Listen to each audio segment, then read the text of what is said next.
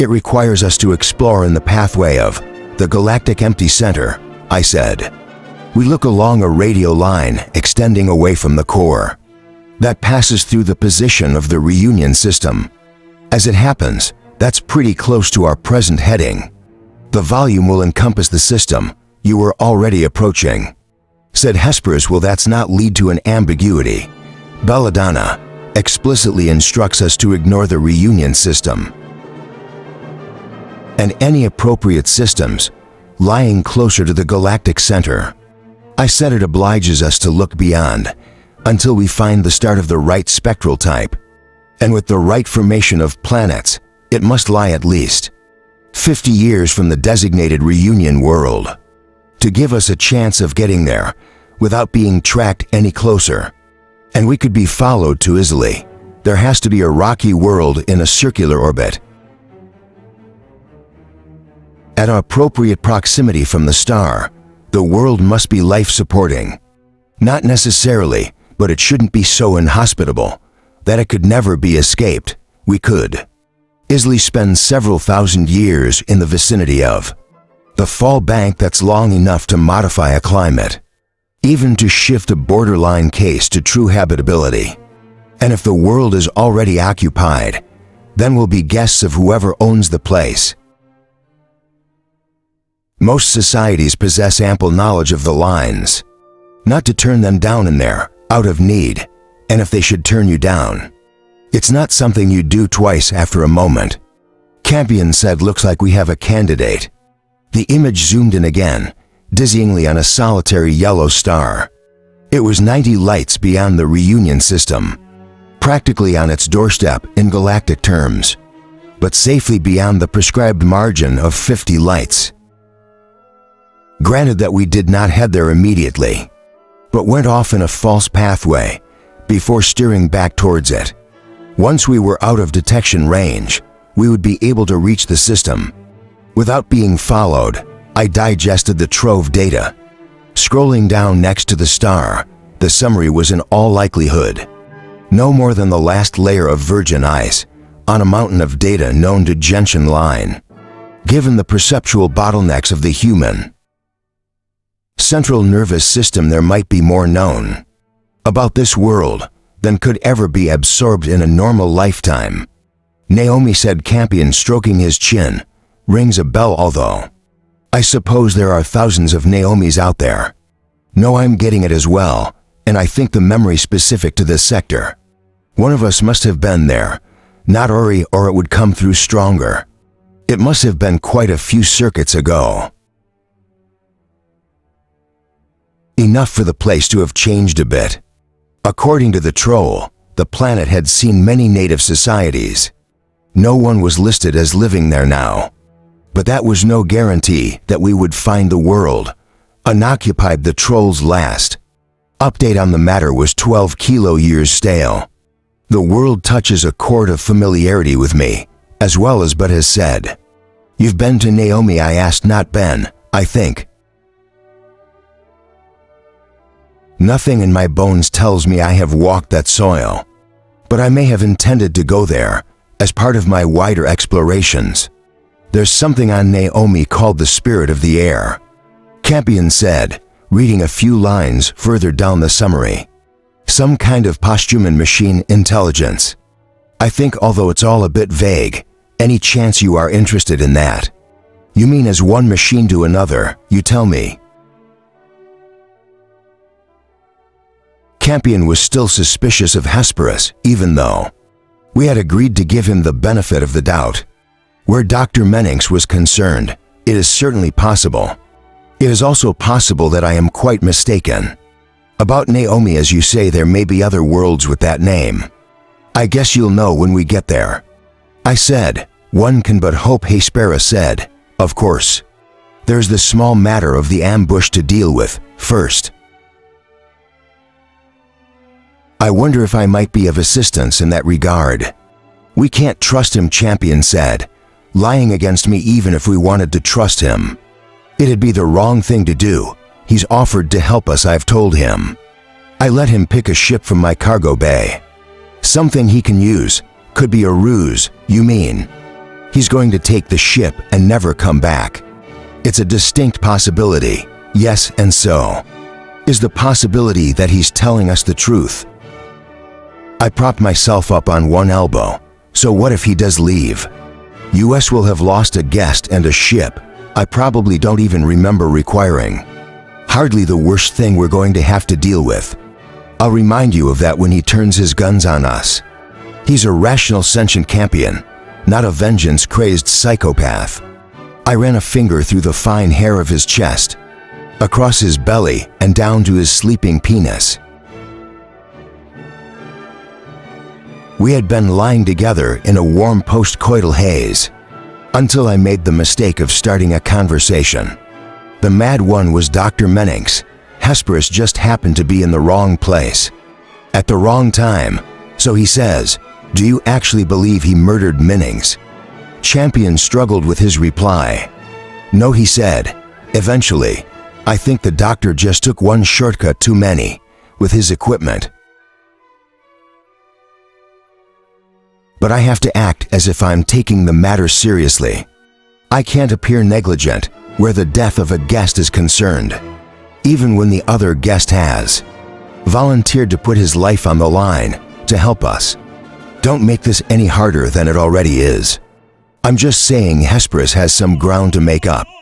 He has to earn my trust again, earn our trust." I caressed him until he began to show faint signs of life. "He's earned mine already. You're the one who needs to catch up, champion." Hesperus ran a golden hand along the golden flank of the little spacecraft he had found tucked in one corner of the enormous room. It was scarcely larger than a whale, more a trinket than a ship. "It's called Vespertine," I said. "That's about all I remember. I think someone may have given it to me as a gift. I can't record the last time. I had to use a shuttle to move between vessels, rather than just whisking over. Been a while since I dealt with an entry-level civilization. This is more than a shuttle." Hespera said, still stroking the little ship's skin. "What are we dealing with then?" "A true interstellar vehicle purslane. I believe that. The lateral bulge conceals part of a small parametric engine or something, employing similar principles." I shrugged. "Doesn't change much. There are other interstellar ships in here. I keep them for trade." We were in Silver Wings, main storage cargo bay in the aft third of my ship. The bay was a rectangular pressurized space 8 kilometers long, 3 across and nearly 2 in height. We had entered through the cliff, like edifice of the forward wall, and followed a series of suspended walkways through the chamber winding between the many ships and ship-sized artifacts that formed my private collection.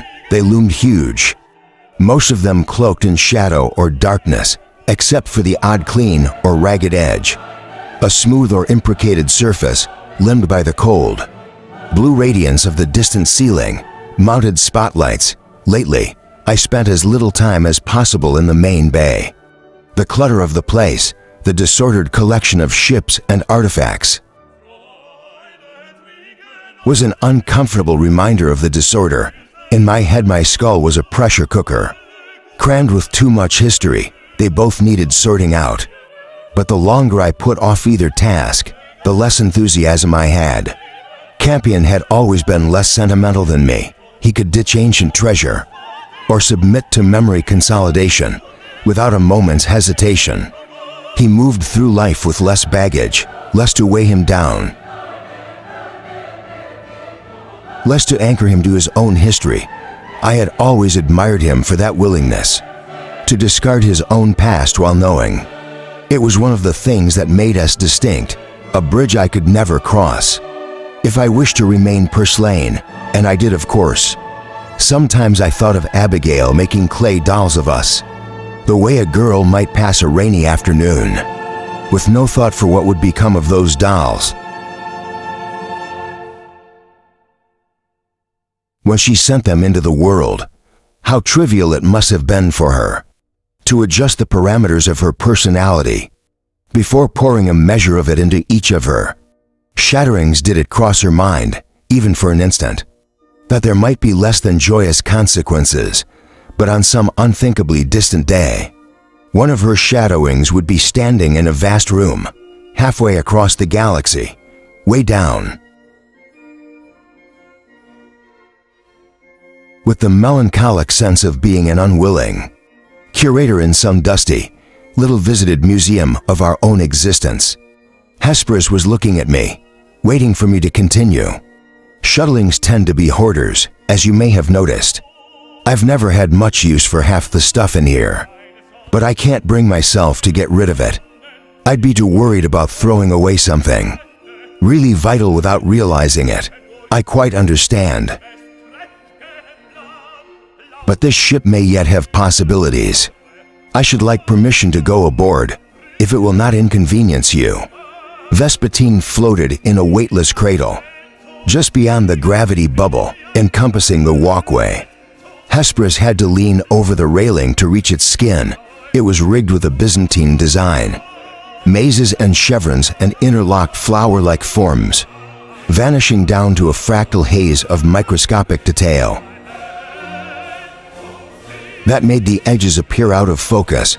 I presume the design served some arcane, field-modifying effect, much as the roughened skin of a shark. Assisted it in swimming. Is there something in particular about the ship that interests you? I should like to see if it is functional, and whether it will accept me as a pilot. I don't blame you for wanting to leave us, Hesperus. Not my intention. I am considering how I may be of practical assistance during the forthcoming encounter. But this is just a tiny little minnow. Size may well be the issue here, but not in the sense you are implying. A ship as small as this one would be limited in its agility, not by the power output of its engine, but by the strength of its dampening field. But I am not human. Unbalanced forces that would reduce you to red jelly. I am sorry to be so graphic, but it is necessary to make my point. Would register with me only as a mild impediment to free movement. Being able to move fast isn't going to protect you from everything that might be hiding in that cloud. My mission must have been evaluated as a high-risk enterprise from the moment I left machine space. I would have gone into it knowing that there would be moments of crisis and uncertainty in that respect. Nothing has changed. Did Campion show you the structures?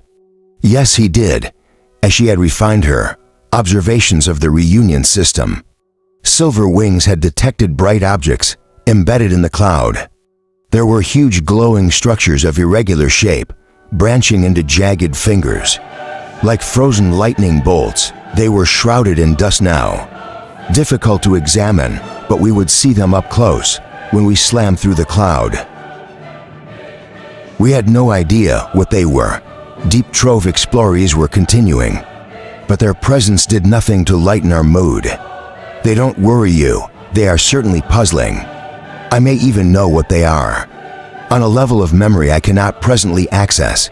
I also have every confidence that I can steer around them without coming to harm, despite everything that had happened. The weight of knowledge bearing down on me. His bravery stirred me. What I said earlier still applies. If you want to leave, you can take any of these ships. I won't hold it against you, and neither will Champion. I am still in your debt. I have no intention of leaving until that is settled. Now may I be permitted to examine the ship, if I am to make the best use of it. I may wish to modify some of her control systems. I know there is still time, but the sooner I start the better. Champion and I will be going into a band shortly. We'll come out when we're closer, about to begin slowdown.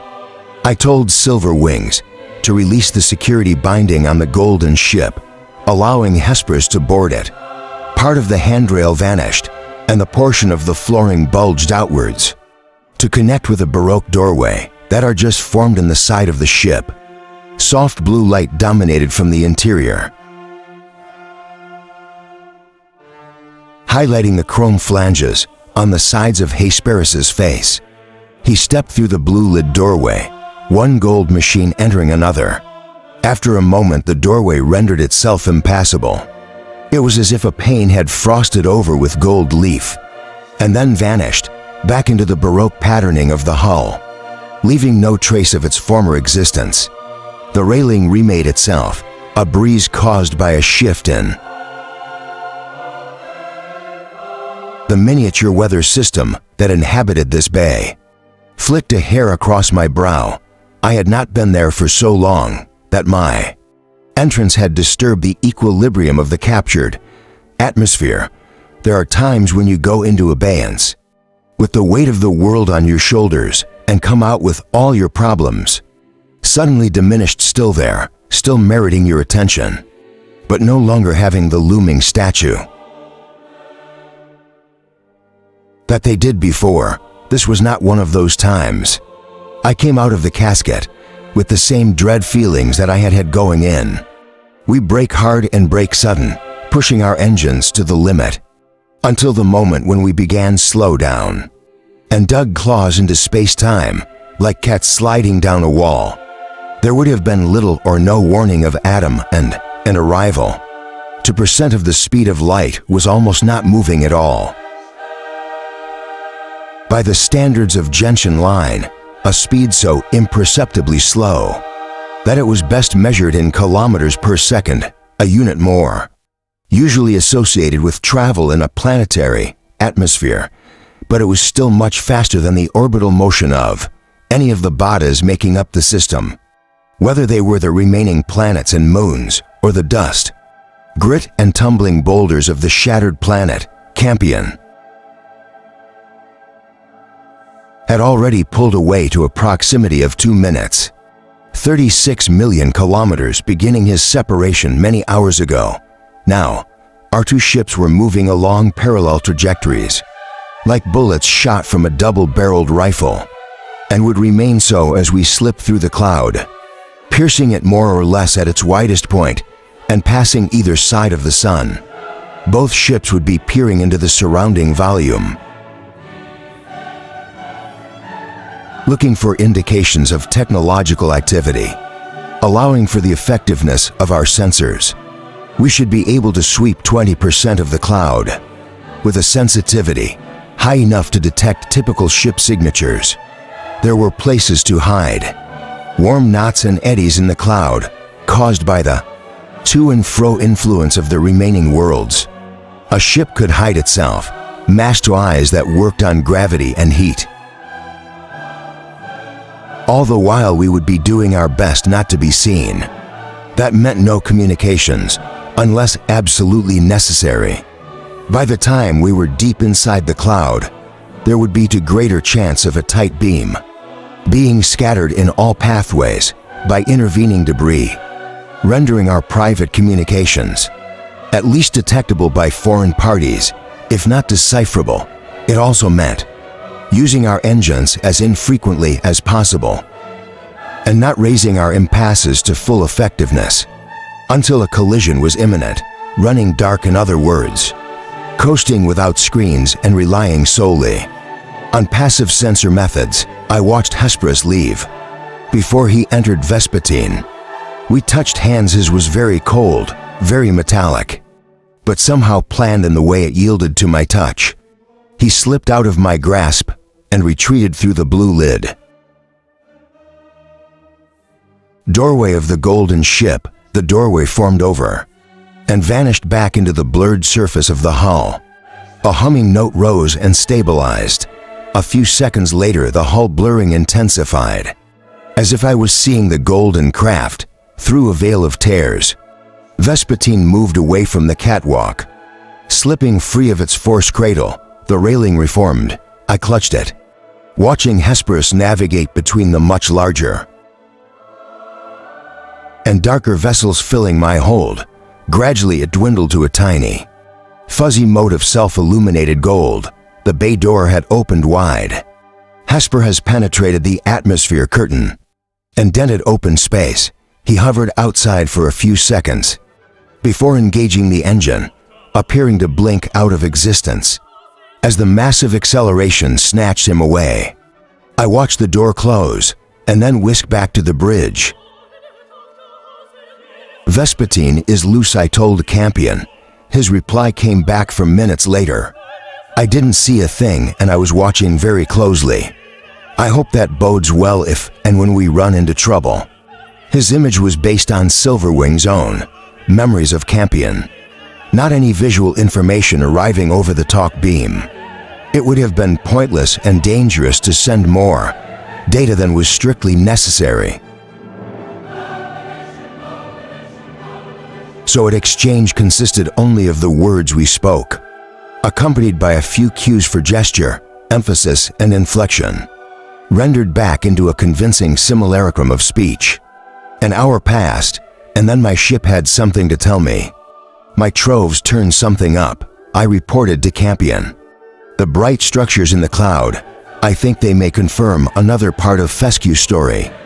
The trove thinks they may be lesions, the kind of residue left over from the use of homunculus weapons. That's not good news, obviously. Not only would it mean we are dealing with H-guns after all this time, but it also means someone's used them more recently than 34 years ago. Lesions have a decay half-life, even in hard vacuum. They wouldn't last long in this kind of environment." Champion came back agreed. "It's not good news, but at least it means someone had a reason to fire those weapons relatively recently, unless they were just firing them for the hell of it. It could mean they were trying to eliminate survivors still hiding out in the cloud, or shoot down latecomers who had the chrome-plated balls to come through anyway, despite first-use warning." Cummins smiled grimly. "There's that as well." Then he glanced aside at a readout. "Dust is starting to thicken. For me at least, I'm going to have to not chop my impassive effectiveness before it gets any worse. Suggest you do likewise." I said the necessary command to Silver Wings raised. "Can you still hear me?" The image flickered, crisscrossed with pink and white static lines. "Yes," Campion said, his voice throaty. "You're coming through. I can see your bubble, though you're beginning to scintillate. It helps that I know exactly where to look. But you're more visible than you were a minute ago." He meant a minute by his reckoning. It was still taking 2 minutes for light to creep between us. I could see Dalliance's impasse flickering on and off as it interdicted incoming matter, though the effort taxed my senses to the limit. I had sometimes chastised him for using such a small ship, but now his size gave him a clear edge over me. The surface area of his bubble was 120 times smaller than that, enveloping the Silver Wings, making it much less likely that he would run into any given piece of debris. 2 hours in, and I could feel the effect of those collisions as well, as the ambient dust thickened as we pushed deeper and deeper into the cloud of planetary ashes. So Silver Wings registered each impact with a tangible jolt as the impasser soaked up the momentum of the incoming particle and then transferred that impulse to the ship via the generators. The dampeners were doing their best to cancel out any shifts in the local gravity, but because they had little warning, they had to cut in sharply, with a perceptible lag between effect and response. I felt like the captain of an ocean-going ship grinding against an iceberg. Each jolt the twang of a hull plate being ripped away. It's rougher than I expected. Campion told me the scratchiness of his image and the metallic timbre of his voice, Silverwing's way of telling me that the data transfer was becoming problematic. It'll smooth out though, once the impacts start coming in close together enough. That took another hour. Silver Wings was now driving hard into a state of debris, and the momentum transferred become first a drum roll, and then a rumble, and now little more than a faint, ever-present vibration. The downside was that the collisions were sapping my speed. I had to engage the engine just to maintain the percent of light, and I could only run the engine in the instance when the impaso was down.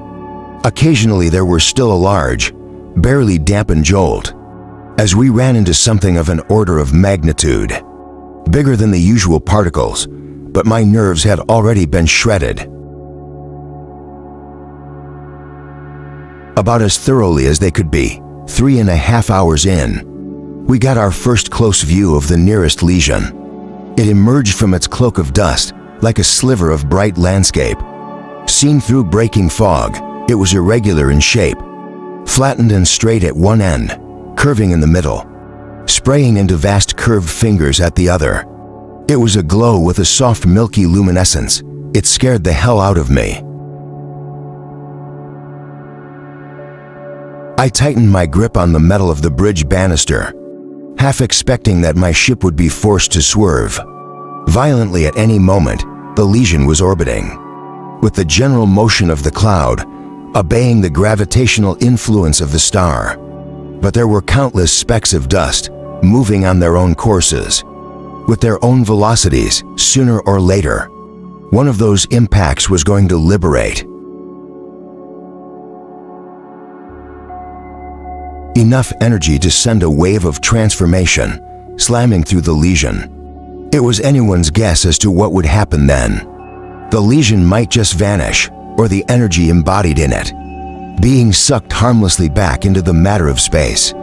Time from when said it come, or it might explode, liberating in an instant enough destructive force to rip the crust off a planet. The safest thing was not to be anywhere near the lesion. We should go dark from now on, Campion said. Too much chance of scatter.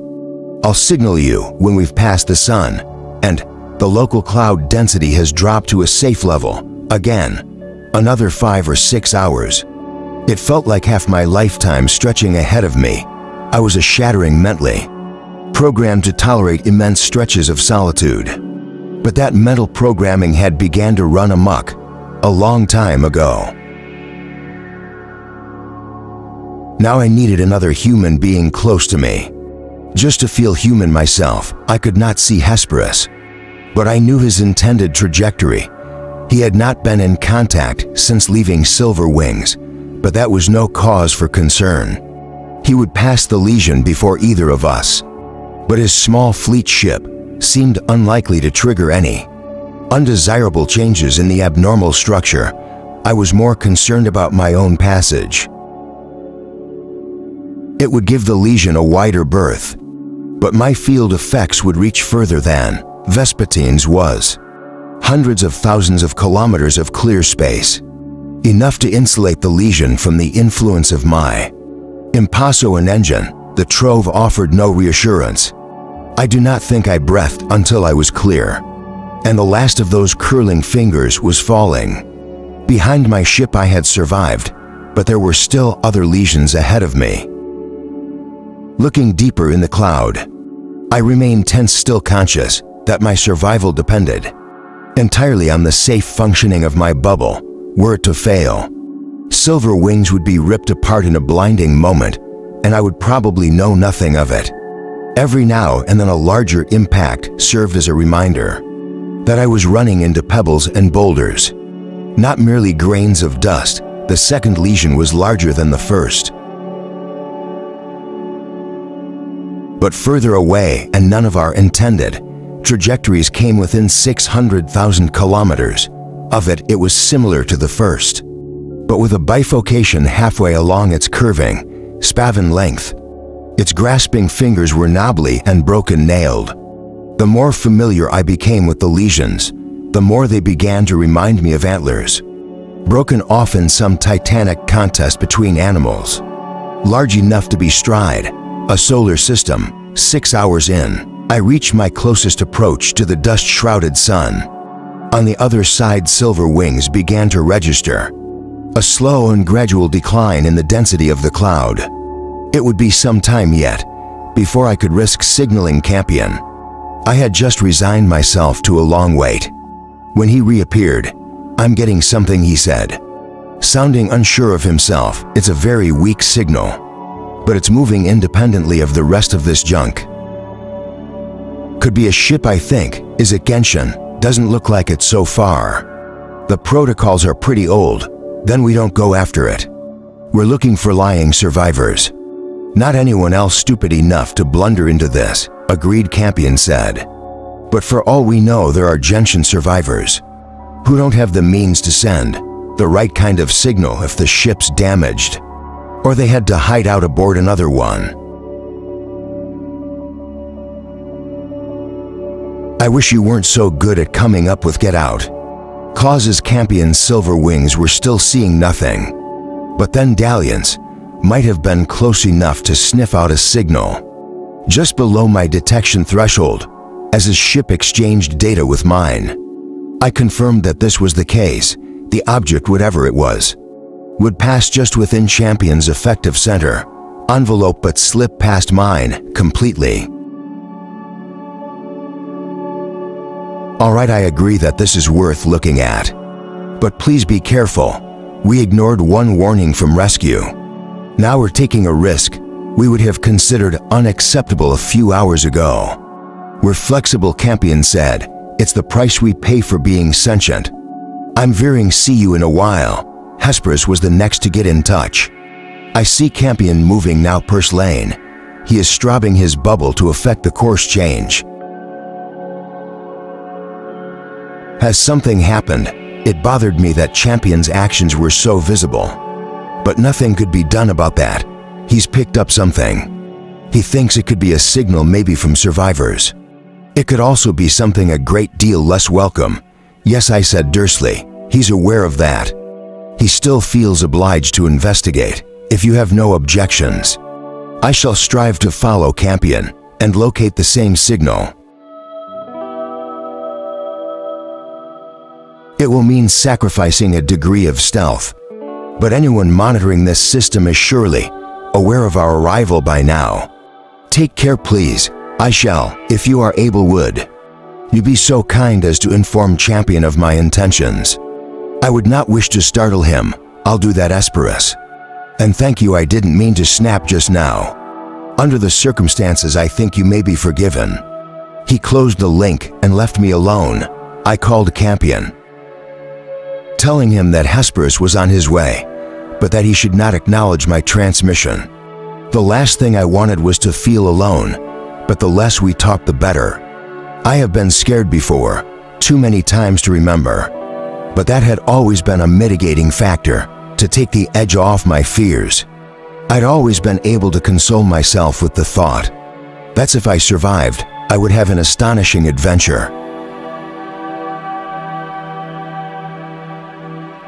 To braid into my strand, something that would guarantee a day or two of dreamy celebrity, even if I had no interest whatsoever in winning the 1,000 Nights, and even if I should die in such a way that my strand never reached the line, I would still be commemorated. When the fact of my death was certain, plans would be laid for a commemoration of my life, something to weigh against 6 million years of existence. Am I ditch my face across the surface of a planet, or blow an image of me into the gas of a nebula, or even shape a supernova remnant into my likeness? It had all been done before, and at the next reunion and the one after that, all the way down the line, until attrition waters down to the last living, shattering the last pale memory of Abigail Genshin. There would be an evening during the 1,000 Nights when I would be honored, as if I still walked amongst the living. I would be dreamed into life again, if only until morning. But now there would be no more 1,000 Nights. Never another reunion. Some of us might have survived, those of us who had arrived late, but we would never feel safe enough to stage another gathering. The best that we could do to safeguard the memories we already carried would be to go off in different pathways and find somewhere to hide, living like hermits until time wore our enemies to dust. The fact was, in this hour, when I most had need of that consolation, it offered me nothing. Chapter 11. When the attack came. I do not suppose I was entirely surprised. We had been aware of the possibility of ambush before we even entered this system, and even as I raced towards it, I had my doubts about the legitimacy of the distress signal. But there was still no warning. When the weapons opened fire, fortune smiled on me, however, for I had just disengaged the engine, using friction from the debris cloud to effect my final slowdown into the rest frame of the signal. Had I still been making the course change, I would have been fatally weakened during those instants when the field was diminished, instead of incinerating dalliance in a few moments. The assault merely tested her defenses to the limit. More energy was pumped into the bubble in a second than it had absorbed through all the collisions it had sustained. Since entering the veil, emergency measures snapped into immediate effect. Before I could even think of giving an order, throughout the ship Impassos created secondary bubbles to encase vital systems and cargo, including myself, even if the main bubble collapsed and the ship was ripped apart. Some of those interior bubbles might still survive. It would be like a fish spilling eggs from its gut, even as it was torn asunder. I had a few numb seconds during which to wonder how long the main bubble could hold before collapsing. On the console floating over me, a red line was creeping inexorably to the right. If the beam maintained its strength, dalliance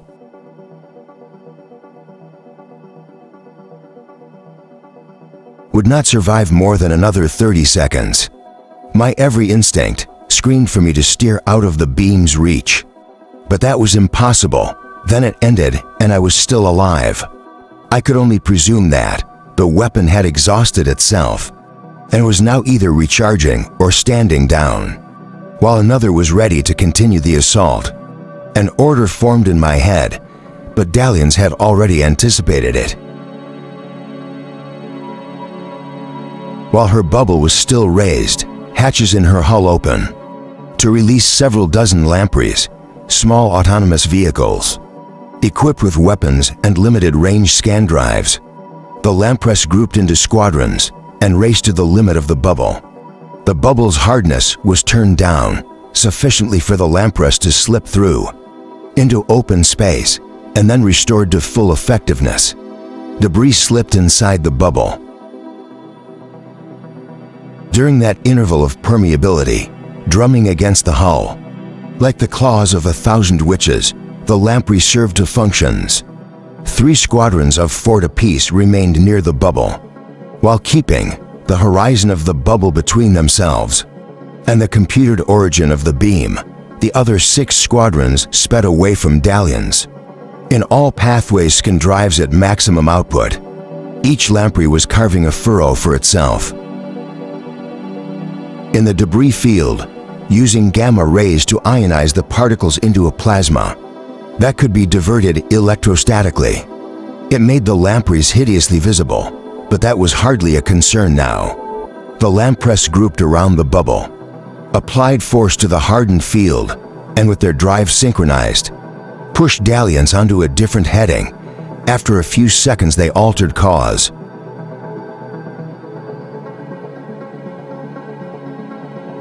Denying the enemy any hope of predicting my movements. The combined effect of the lampreys could never be as powerful as the main engine, but the acceleration was still violent enough that I was at the mercy of the dampening field. Then the weapon found me again. The bubble had barely had time to recover from the last onslaught, and now that red line was beginning to creep to the right again on another part of the console. I witnessed the demise of 2 of the nearby lampreys, caught by energy re-radiating from the surface of the bubble. The remaining 10 was still capable of pushing dalliance, but my evasive swerves and feints would be more sluggish than before. By then the other 24 units had begun to fire at the source of the beam, using the same gamma cannons that had cleared their paths through the debris cloud on the main screen. The one that occupied the entire width of the bridge I could even see their beams, etched bright by scattered and downshifted light. As they gouged their way through the cloud, they formed a pattern like the spokes of a wheel, converging on my hidden assailant. I stared at the advancing red line on the console, conscious that the swerves were doing little to hamper the enemy. He was close enough that light speed.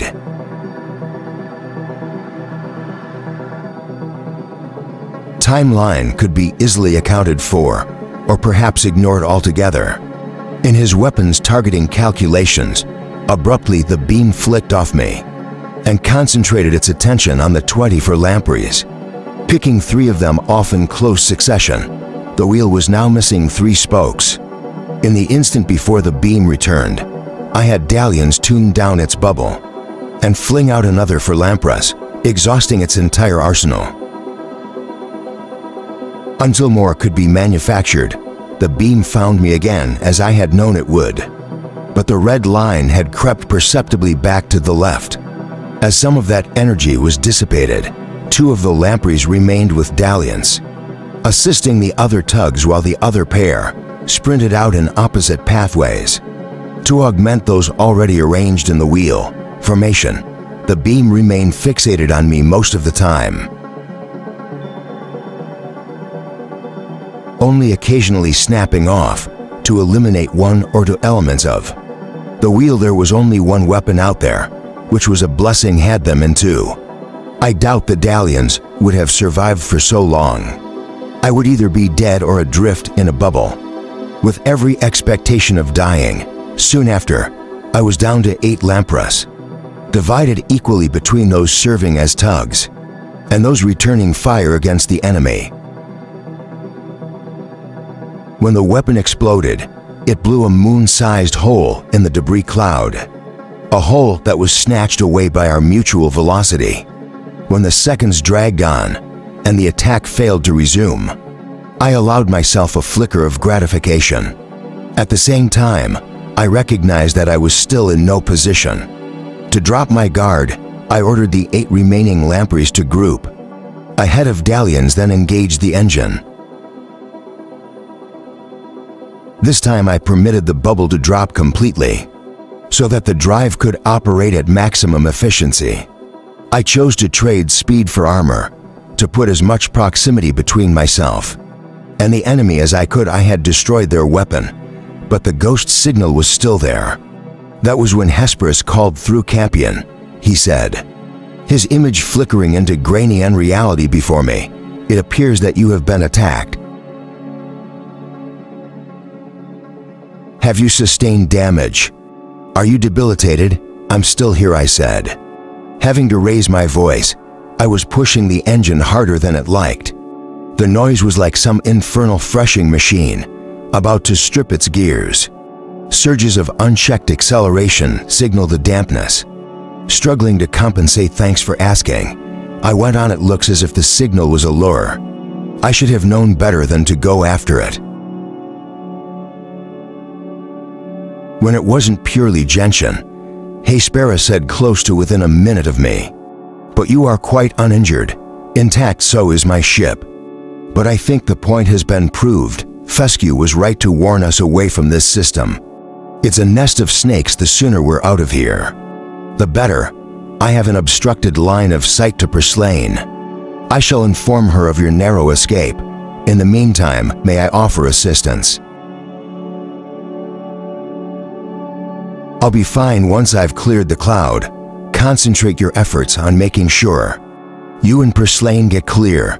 Tell her to ignore all signals. You are certain there are no survivors. Look at this place, Asphalus. It was wishful thinking all along." But even as I was answering him, there was a chime from my console. I glared at the readout, in no mood to deal with another piece of news. Dalian suggests detected another signal. It was coming from a different location than the last one. It was stronger, powerful enough to suggest someone was tracking us and aiming a signaling device. It was also unambiguously gentian. My hand hovered before the console. Reason compelled me to ignore this new signal, especially given what I had just told Hesperus. But I could not bring myself to dismiss it. Campion, there's a new signal, it's Gentian. Using the most recent protocols, a distress code. Yes, if an ambush happened here, it might not be unreasonable to assume that distress signals would have been sent from many ships. Can you be sure that the enemy did not intercept such a signal and is now simply duplicating it? If they could do that, why didn't they start with a true Gentian signal? I have no answer for that. Hespera said quietly, but I would still urge a caution. Should I inform Purslane of developments? Wait, I said, my hand still hovering before the console. Dalliance was now telling me that it had detected a second layer of embedded content in the signal. Not merely a distress code, but a modulation on that transmission that could be interpreted as an audio-visual image. My hand still hovered if I opened the message. It might be persuasive. I might not wish to be persuaded. I could turn around now and argue that all I had done was ignored a second lure, albeit one constructed with more care than the first. Perhaps the enemy had only switched to a Gentian format when they concluded that I was likely to be a shattering of that line. Campion Hespera said, forgive me for taking this liberty, but I decided to inform Purslane of the message. I was more bewildered than angry. I told you not to. I felt that the information was too important not to disseminate. Purslane now knows that there's an agency in this system capable of imitating Gentian signals. That agency may be Gentian, but equally it may not be. Now she has that information, and it may help her even if we are destroyed. I did not have the energy to argue with Hesperus, especially when a begrudging part of me knew he was right. Did you say anything? Purslane was of the opinion that it would be wise to ignore the message. She argued to this point most strenuously. I smiled. I had no doubt that Hesperus was understating the matter. At the same time, I ordered Dalliance to play the audio visual transmission, projecting it into the air onto a flat surface. Just beyond the circular disc of the control platform, her face appeared. I knew her. Her name was Mazarian. She was one of us. I hope I'm talking to Campion. She said, I think I must be that ship of yours. I'd recognize it anywhere. I must have told you to get rid of it a dozen times, but I'm so glad now that you didn't. I'm sorry you were attacked, but I didn't notice you until then. Please don't respond just yet. Not until we're closer. I could see you from half the system away now, but I'm still camouflaged, and I hope no one is listening in on this beam. Mazarian licked her dry, colorless lips as if she was thirsty. She was a plain woman by the standards of the line. The most attractive Gentian attributes, the cheekbones, the mismatched eyes, the shape of the mouth had been toned down, almost as far as they could go, without vanishing altogether. Her hair was tied back in simple fashion, pulling the skin on her forehead drum tight. She wore a purple dress or blouse that left one shoulder bare, and the readout crammed wall behind her told me she was speaking to me from inside the ship. I guess you know something about the ambush by now, she said. I was in a band's prime to be woken if anything went off. When they opened fire with the spitting cobra, I knew someone must have arrived. A sudden savage anger transformed her features. They didn't get us all. There are other shatterings with me. A handful I managed to pick up while all hell was breaking loose. And I'm sure there are more, hiding out around the system. And there are our prisoners, but we can't move, we can't leave. I don't have an engine anymore. I could crawl out of this cloud, but they'd catch up with me sooner or later. I'm out of the question, half whispered. What do you want me to do about it? Missouri unbreathed and heavily. Time's running out for us.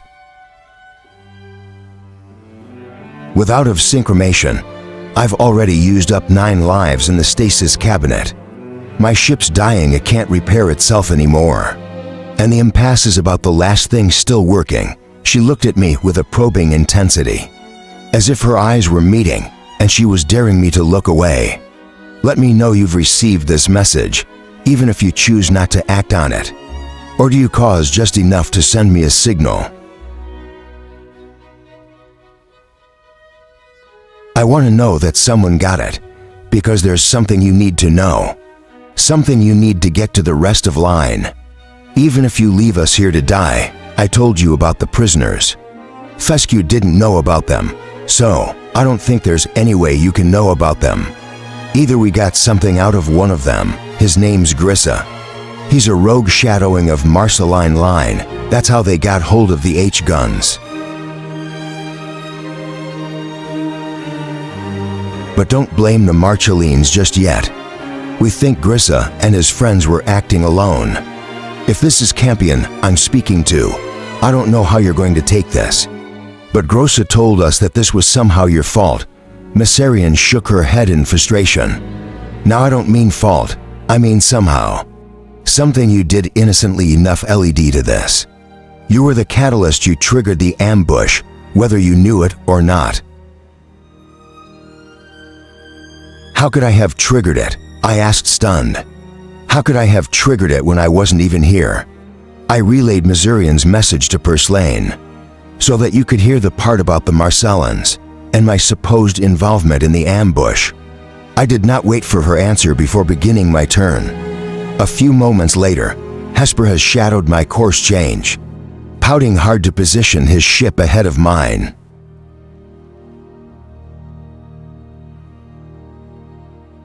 He must have been notching close to 5,000 Gs, far beyond the capabilities of any dampening field I had ever heard of. Messarian was not long in responding. Thank you, Campion. I hoped you might turn, but I didn't dare count on it.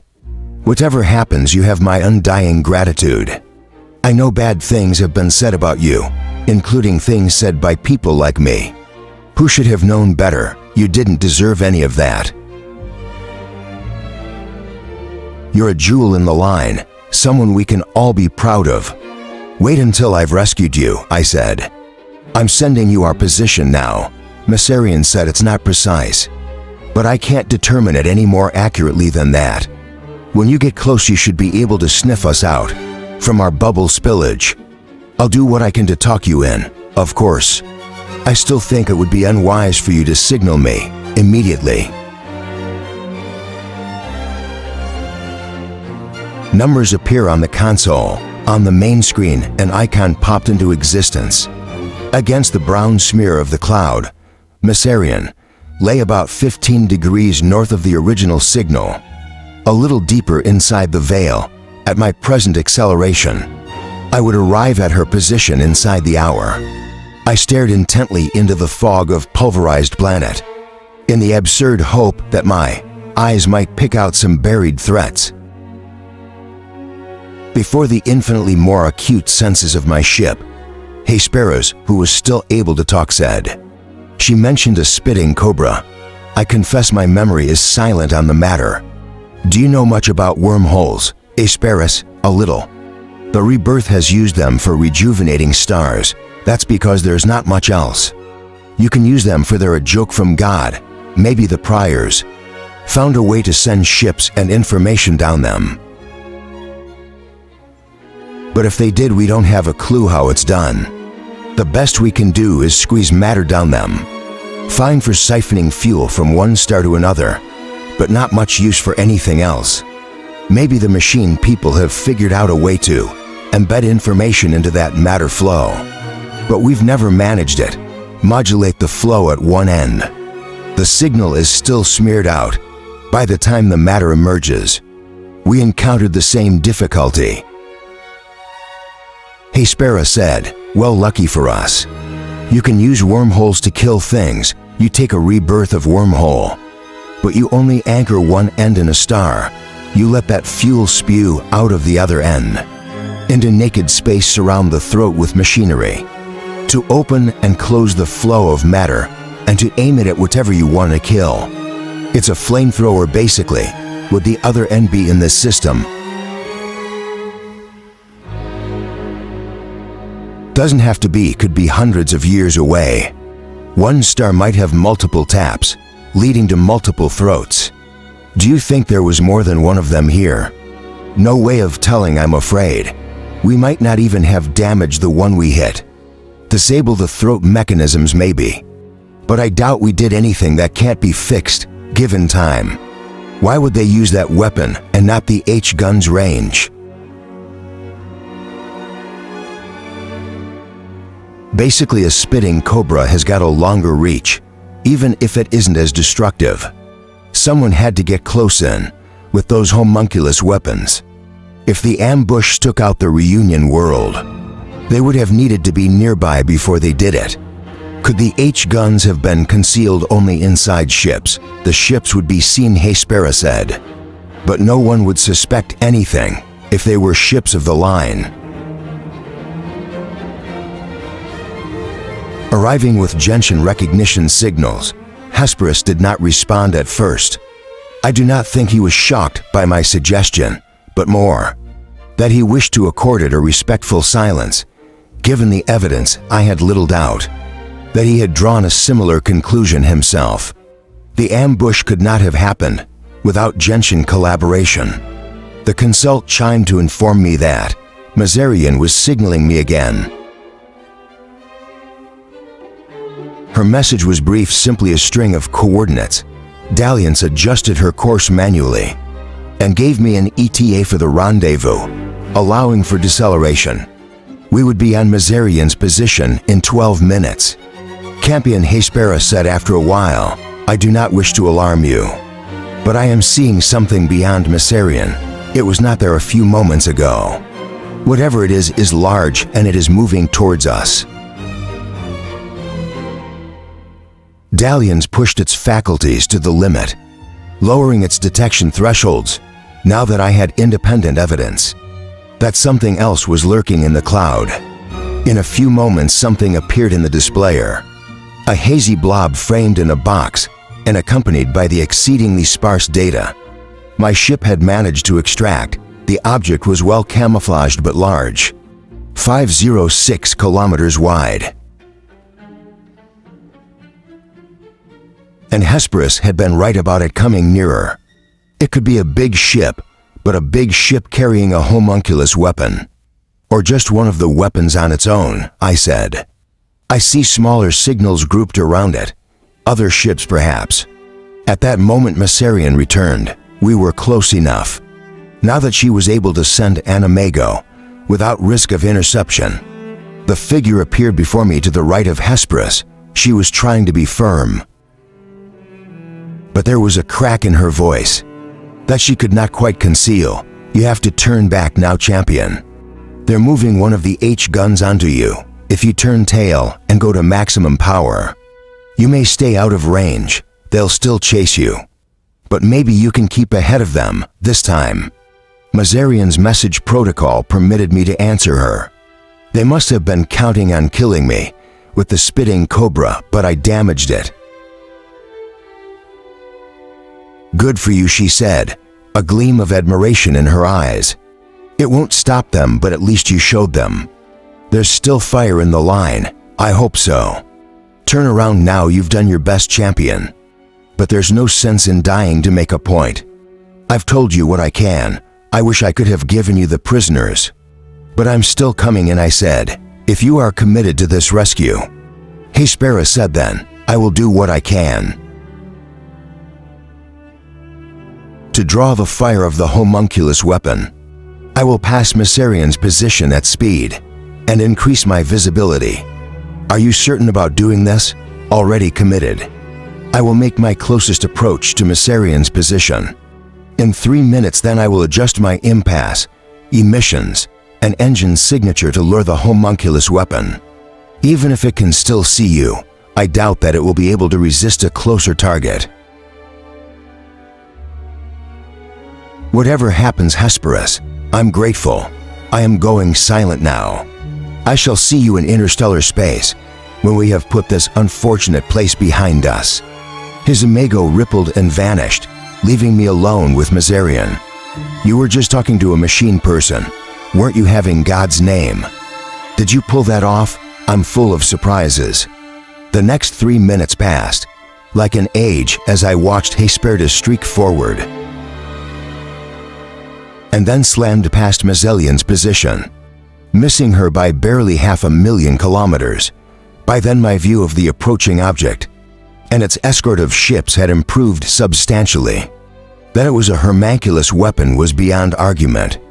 I was seeing it from a foreshortened perspective, but Dalliance was able to extrapolate its true form. And the delicate, slender, stalked flower-like shape, it's more a coronet of diaphanous petals, veined like dragonfly wings, was an uncanny match against data in the trove. It must have arrived, hidden in the belly of one of our ships, but there was no need to conceal it. Now the slender form might have looked vulnerable, but that fragility was deceptive. The field reinforced, field-armored weapon was being propelled by tugs. Much like my own lampress, they were clamped onto the stem like thorns, and had sharp scandrive signatures. Once he had passed Mazzellian, Hesperus began to tune his howl. To make himself more conspicuous, he fired his own weapons against the homunculus device and its escort vehicles, not with any obvious expectation of doing harm, but in the hope of goading it into a response. His driving missions became noisier. Hesperus could have been tracked from across the system.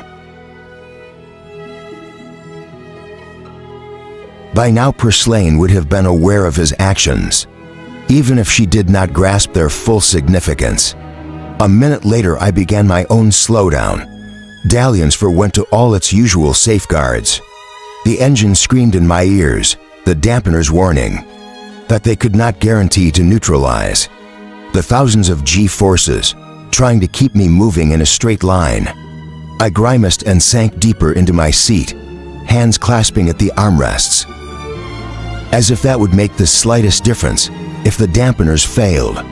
As the proximity between Dallian's and Mazzellian's ship dwindled to thousands of kilometers and then hundreds, I got my first clear look at the vessel I had come to rescue. Mazzellian had done everything she could to camouflage herself, but she had not been able to work miracles. Her ship was a wreck damaged beyond obvious repair. It was a lodgen-shaped hull, just less than a kilometer from end to end, and about 1/5 of a kilometer across. The beam where her engine had been was a perfectly statical hole, as if a giant had taken a crunching bite out of the ship. At the forward end of the ship, the nose was split open like a ruptured seed pod. Evidence of smaller weapon or collision impact peppered the hull, with silvery craters stark chrome flowers. Against the midnight black of the intact parts. But Mazzellian had been inventive. She still had a working impasser, and she had gathered several million tons of rubble inside the bubble with her ship, dressing it around the wreck to form a gauzy screen that would offer some concealment if the bubble failed. Beyond the bubble, several larger chunks of rock had been arranged to provide secondary camouflage. Seen in close-up, it looked unnatural, big boulders apparently coalescing into a baby asteroid, with a glassy marble at the heart of that swarm of rubble. But you must have been counting on never coming. Under direct scrutiny, "I'm very near you now," I said. "Cargo bay is already open. There's enough room for you inside. But you'll have to drop the bubble and lose your camouflaging screen. I'm scared. They're close enough now that if I do drop my bubble, they'll have no trouble finding me again. You told me your bubble was about to give up the ghost. Anyway, you've nothing to lose." As I completed the final phase of my approach, my deceleration dropping down to me, a G's of slowdown, my attention flicked back to Hesperus. He had begun to steer, while still maintaining a steady assault against the homunculus weapon. He must have had some effect, for 2 of the escort vehicles had begun to peel off, to close in on him, but the weapon itself was showing no inclination to follow his bait. The two escort craft were accelerating hard. As they made their turn, nearly as hard as Hesperus himself, Dalian's came to a halt just beyond Mazellian's last layer of camouflaging boulders. Her bubble flicked off, and her ship began to inch forward on impellers. Nosing cleared of the rubble that had been trapped within the bubble. The boulders carved silvery gouges in her hull as they knocked against her.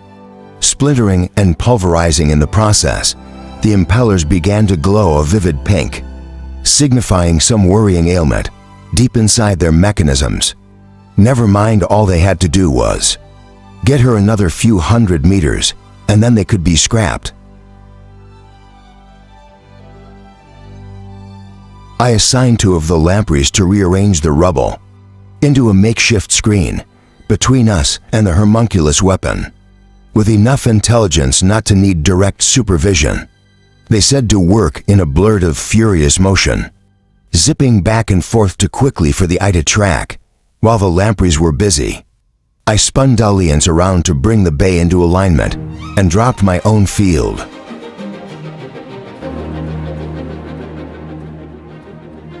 The lampreys buzzed around me like busy fireflies, doing their best to shepherd away the larger rocks that had been disturbed by Mazurian's emergence. All of a sudden, even the wreck of her ship looked too big to fit, as if I had misjudged the capacity of my cargo bay. "Disengage your impellers," I told Mazurian. "You have enough momentum now. I'll take care of the rest." At that moment, it was as if half the sky had been clawed back, to reveal a blinding whiteness beyond it, as if the black of night was just an eggshell, thin layer masking an unimaginably cruel brightness on the console hovering above me. Dalians recorded a litany of complaint, moderate damage sustained across a large acreage of the hull, one of the fireflies out of action. Mazelli and Zamago flickered and reformed. They just used it. I nodded. I had guessed as much for myself. "Are you hurt?" I think the rebel took the brunt of it, was still outside its effective kill range. "Did you take a hit?" "Nothing that can't be fixed, and nothing that will stop us getting away." I did not care to think about what would happen when that weapon came closer. Technically, it did not even touch us. My hands trembling, I watched as Mazurian's ruined ship began to drift into my cargo bay with what appeared to be no more than angstroms of clearance in any pathway. Dalian's clan, there's something knocked against it. But the slow drift continued, switching to an internal view. I saw the wreck force its way into the bay, as if some obscene creature was striving to raid. The snug budo of another animal, bits of Mazurian's ship, especially around the existing damaged spots, were ripping away. The sky beyond the sky whitened again, brighter this time, turning the bay and the ship into pink. Edged silhouettes and Dalians let me know that she had sustained more damage. One of the boulders tumbled away from the screen that the lampreys had erected, and it was glowing red on the side that had been facing the weapon. Then Mazurian was cleared of the doors. Grapples moved in to lock her ship into position. I reinstated my bubble and gave the command to move. With fewer lampreys to push her along, Dalians could not sustain her former rate of acceleration. I decided I would risk stuttering the bubble, allowing the engine to contribute to the effort. At 1,000 Gs, the wall of boulders dropped away behind me with disarming swiftness. It was tempting to think that I had already put sufficient safe proximity between myself and the homunculus weapon, but that was not the case. When I relocated Vespertin, I saw Hesperus was taking her towards the weapon, having executed a hairpin turn that would have crushed most ships, let alone their human occupants. "Hesperus," I whispered, "don't do this, we're getting away all right." As if he could have heard me or would have listened. Even if he could, the weapon fired again this time. There was a jagged and asymmetric quality to the wash of light. as it branched across the sky when it debated. Something brachioform and luminous remained. The weapon had made a lesion. They must have been pushing it to its limit. In their determination to kill me, there was nothing more I could do to improve my chances. Dalliance was giving her all to get away as quickly as possible, and my fretting would make no difference whatsoever. Yet I could not turn away.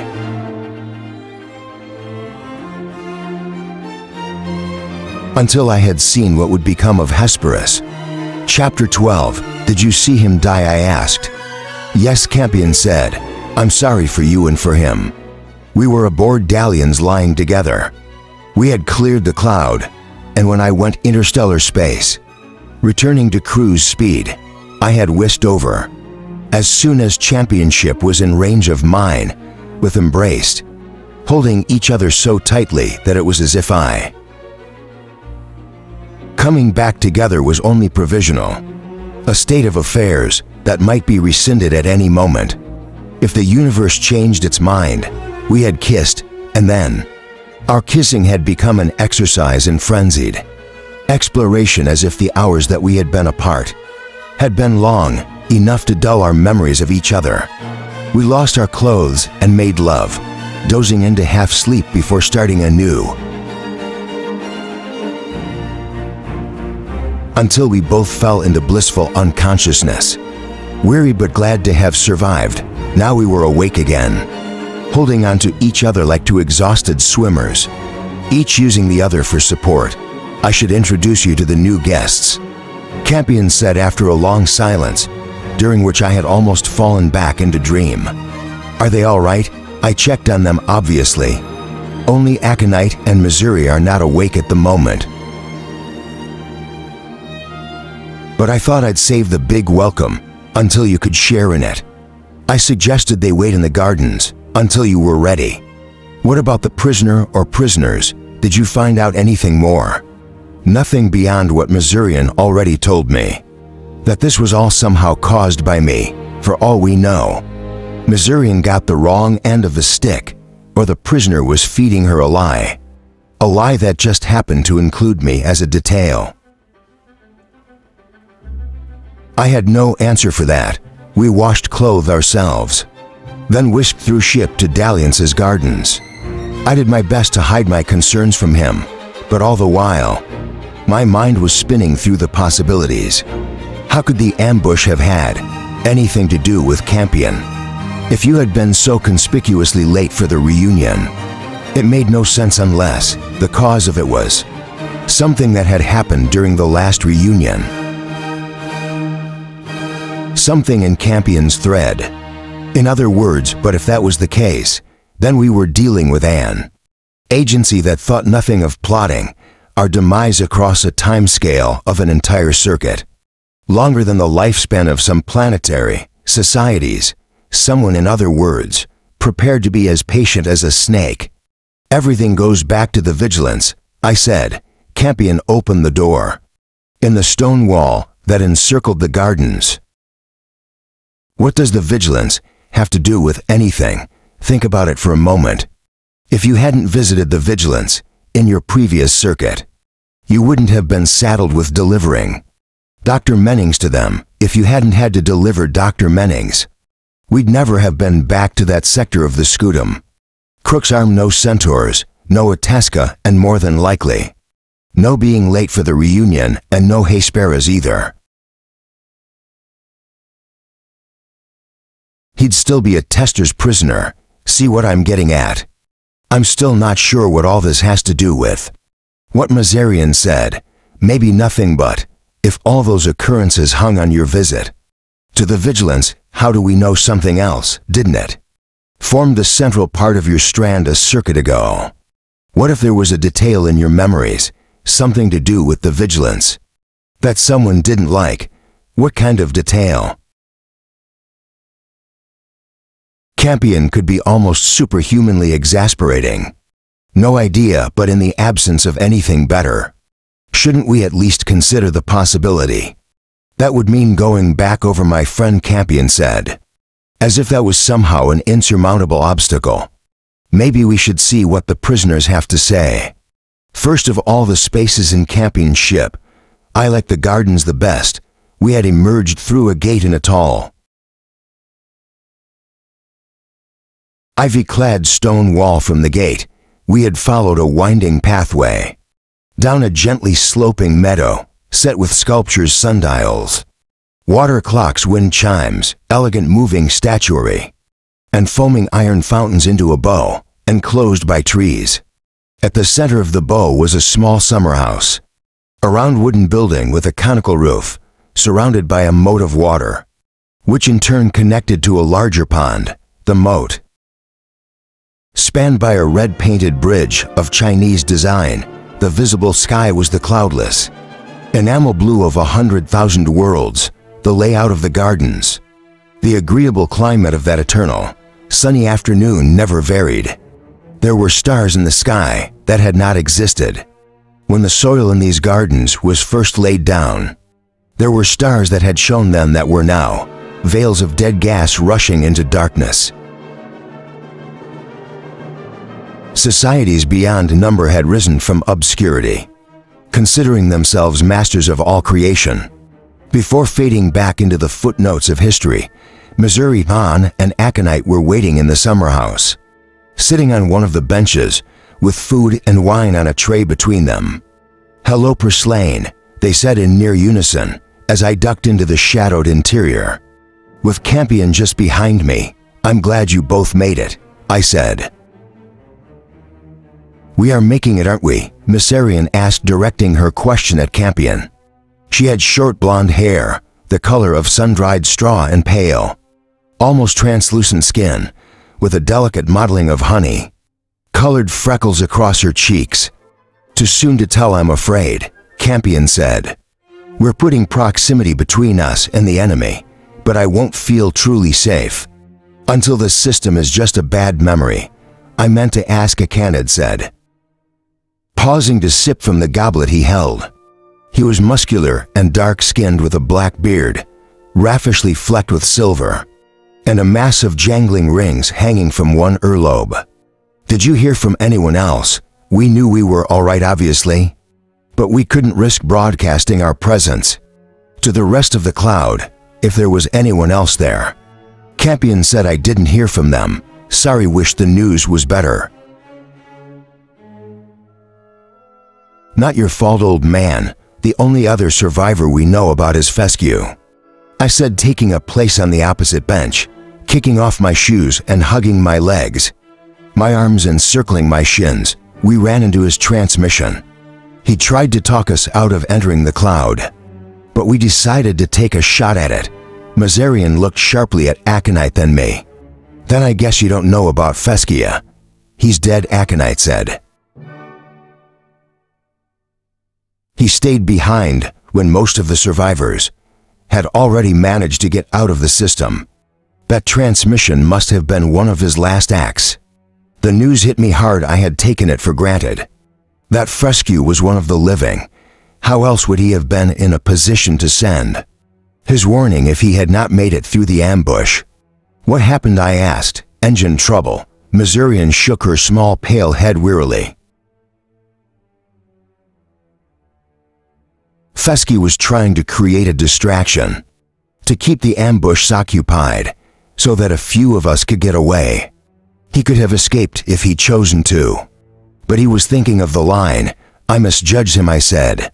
"You weren't the only one," Campion said, looking down shamefacedly. "Let's not get maudlin," Aconite said. "It's enough that we have survived to commemorate him. Burnish his name, and all that stuff will do the old bastard proud." He gave Campion an encouraging punch. "Right, all men, right," Campion said. Missarian poured herself some more wine, while Aconite chewed the end of a loaf of bread. Outside birds tweeted, and breezes stirred the reeds around the summer houses. "Little Moat, are they just the two of you?" I asked. "We're the only ones up and awake." Aconite said, "There are 3 others in abeyance, Lucerne, Melilot, and Valerian. And the prisoners, of course." Champion leaned over to take a grape from the platter. "Is there anything else you need in the meanwhile? Medical attention, anything like that?" Our two new guests looked at each other momentarily. Before Mazarian answered for them, both were fine, it's been stressful. But the ships looked after as well. If there'd been a problem with rations or life support, one or more of us would have gone into permanent advance. Thankfully, it's never came to that. Have you been awake ever since the ambush? I asked. We'd have gone mad from the tension. If we hadn't had a balance, Mazarian said we took turns. The ship was instructed to bring one or two of us out. If it detected something anomalous, it could have been Lucerne or one of the other two. But it was our turn. This may not be the best time to talk about it. Campion said, but it would have been difficult to get one of those weapons close to the reunion planet, unless it was hidden inside one of our ships. Aconite asked, I hate to think it, but you're right. There were 3 of those weapons, and the spitting cobra in the ships of Saffron, Scabious and Tar, but they weren't involved. The ships must have been captured. The line protocols correct back, and I kept looking at Campion, as if there could be no other explanation. That to think otherwise was a kind of heresy that couldn't have been complicit. If that's what you're thinking at this point, we shouldn't rule anything out, Campion said.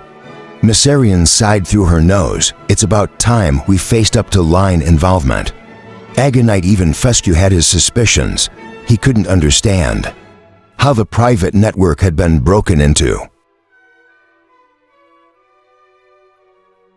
Unless one of us was complicit, involvement doesn't necessarily mean willing involvement.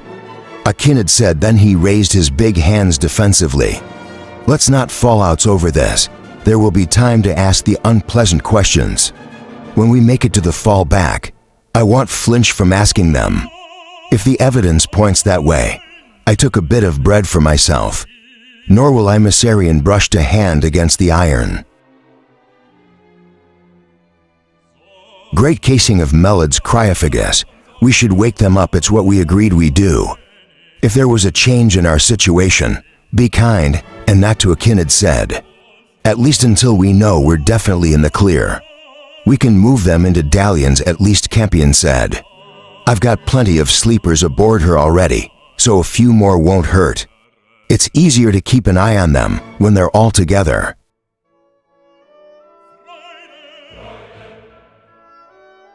Didn't have you down as the guest-carrying sort, Mazarian said with an amused smile. Just the way things worked out, Campion said. The prisoners were in a different room from the Gentian chattelings. Mazarian strode to the first cabinet, worked a heavy clasp, and flung wide the patterned brass doors. Inside lay a scaffold of ancient machinery, a framework supporting an array of impassers, energizing a containment bubble. The bubble's near transparency made it resemble a globe of blown glass, large enough to swallow a throne. Inside the bubble floated another kind of framework, this one supporting time compression mechanisms. They created a secondary bubble, scarlet tinge as if the glass had been stained. Inside the bubble hovered a chair, edges curved to fit inside the confines of the field, inside the high-back throne. Secured against involuntary movements was a human figure. The figure had the deathly stillness of a hologram, but it was neither dead nor holographic. Is this Grilser? I asked, remembering what Mazarian had already told Campion.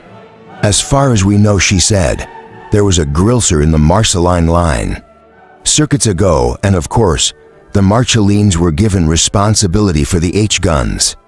But until we can get into his skull, we won't know for sure. How did you catch them? Campion asked. Some shatterings had broken cover and were making a run for interstellar space. Mazarian said the ambush tried to stop them. They really didn't want any of us ever to leave that system. Fescue intercepted one of the ambush ships and damaged it badly, and the other Gentians were able to make their escape. I don't think Fescue ever found out.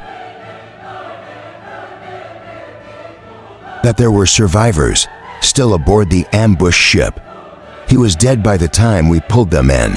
Campion drowned, what do you mean? The damaged ambusher drifted within range of my ship, on the chance that it might contain weapons or supplies we decided to risk dropping the impasser and sending out a shuttle. It was a risk dancing, we didn't argue about it. She looked steadily at Attacker Knight. I didn't approve, I'll admit that, but in the end it was the right thing to do. There wasn't much we could use aboard the wreck. But we got the 4 prisoners, she sneered cards. If they'd had a fucking atom of courage, they'd have killed themselves, rather than run the chance of falling into our hands. We put them into stasis almost immediately. Aconite said the cabinets are old, but they were all we had if we left them in ship time. There'd have been a chance of them escaping, alerting the other ambush, or finding a way to commit suicide. And before you locked them away, I asked, we interrogated them as best we could. He said didn't get anything useful though. Except from Grocer, I said. That was after he went into the casket. Missourian touched part of the casket, to the left of the doors, causing a hidden panel to reveal itself. It was set with heavy brass controls, ornately engraved dials and clocks. The main control was a lever, running in a graduated quadrant from left to right.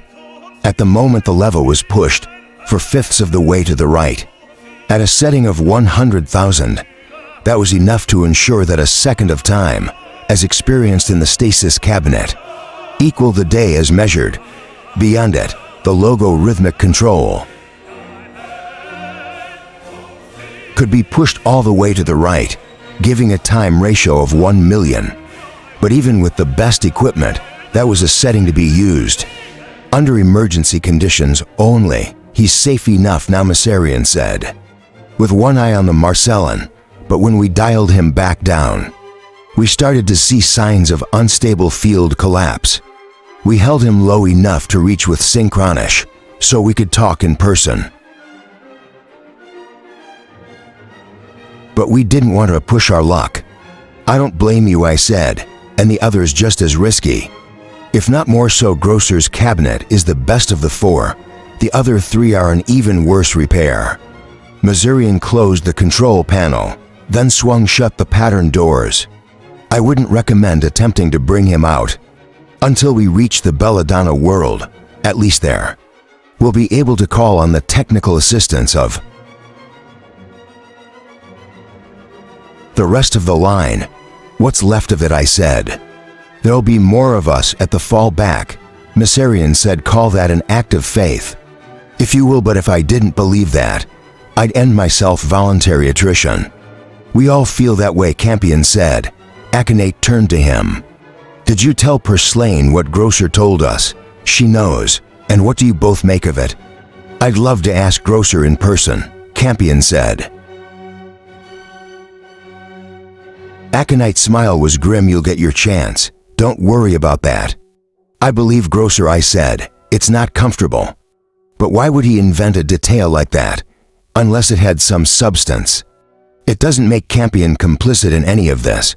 And Dr. Minnings, what does he have to say? Masarian asked. Not a lot lately, Campion said. He died, I said. Tank failure. Aconite winced. Spectacular timing. Old men. Campion raised his hands defensively. It wasn't my fault. I was under strict instructions not to touch his tank, and I didn't. How can I clap them on the back in a comradely fashion? If it makes you feel any better, I'll take a look at the tank. But I can already tell you what I'll find, based on all the aquatics I've known. Some rusting piece of junk with nothing inside. It's newer than 1,000,000 years old, just begging to go wrong. Thank you, Campy, and said, sounding taken aback. See, he does have his uses, Masarian said. That was when Silver Wings whispered into my brain, telling me there was something vital I needed to know. The image was a rectangular volume, divided into cubic cells by a scaffold of fine, Green lines at one end of the volume was a representation of our two ships, close enough together that they almost resembled a single vessel. At the other end lay a halo of smeared light, indicating the heliopores of the system. We had just departed the boundary, where the star's influence became negligible, and beyond which we could consider ourselves to be in true interstellar space. Halfway along the rectangle was a trio of icons, representing the three ships that had been pursuing Campion ever since he rescued Mycerian and the others. We already knew about the three ships back, and I'd said, maybe I'm being dim, but I don't quite see what all the fuss is about. We had wished over to my ship. The four of us were standing on Silver Wing's bridge, grouped around the central displayer. One of the three ships is making headway. On the other two, I said, that's what the fuss is about back. And I'd scratched at his chin. Now you mention it, that is a bit odd. The trio of icons formed an elongated triangle, with a lone ship but the apex. We were all accelerating hard. It was only necessary to look at the image for a few minutes to spot the oozing motion of the grid, from left to right, with the magneto pause slowly disappearing from the frame. If they had power in reserve that have used it already, I said there's only one explanation. I know you thought you saw her being destroyed, Campion, but that third ship can only be Vespertine. She must have survived the attack after all. A direct hit from an H-gun, Campion asked. I'm not saying she's in one piece, but there's been no direct contact from Hesperus himself, Mycerian asked. Nothing, only the agreed distress code installed in the ship. Hesperus is the only one who's supposed to be able to transmit that signal. Could someone have got aboard and cracked the safeguards? Aconite asked. Theoretically, yes, but they'd have to be very clever and very quick, and for some reason Hesperus must not have destroyed the signaling apparatus, even though he would have known he was being boarded. So it could be him, but you can't be sure, Mycerian said. No way to know for certain until we open up Vespertine and look inside. Aconite looked concerned. In other words, let him catch up with us and see what happens. He can't without running him, and short of engine failure, will keep on doing so. He may have some pseudo-thrust in reserve, but given the circumstances, I rather doubt it. Missouri and bit her lip. So it's a lost cause unless we go back for him, Campion said. I nodded. He's sending that signal because he wants our help. He helped Gentian Lion in our moment of need. We can't turn our backs on him now. I'm probably missing something, Aconid said, but if we turn around now or even just slow down, won't we be in danger of falling back? In range of the killers, there are other options, I said. I've got a lot of ships in my hold. Some of them can sustain a much higher rate of acceleration than either Dalians or Silver Wings, not forever, but long enough to get to Hesperus and back. Mycerian still did not look convinced. Can this really be done? I mean, the idea is nice in theory, but you're going to be cutting things very close. It can be done, I said. I'd already primed the displayer. Now it showed an icon. Leaving Silver Wings and racing back towards Vespertine, I had overlaid ovoid volumes that indicated the likely range of the enemy's weapons, assuming they were carrying nothing on the scale of the homunculus device, or the spitting cobra, if Hesperus hold his current rate. I continued, we can reach him without even falling in range of their guns. Then we speed back to Silver Wings and notch back up to maximum acceleration.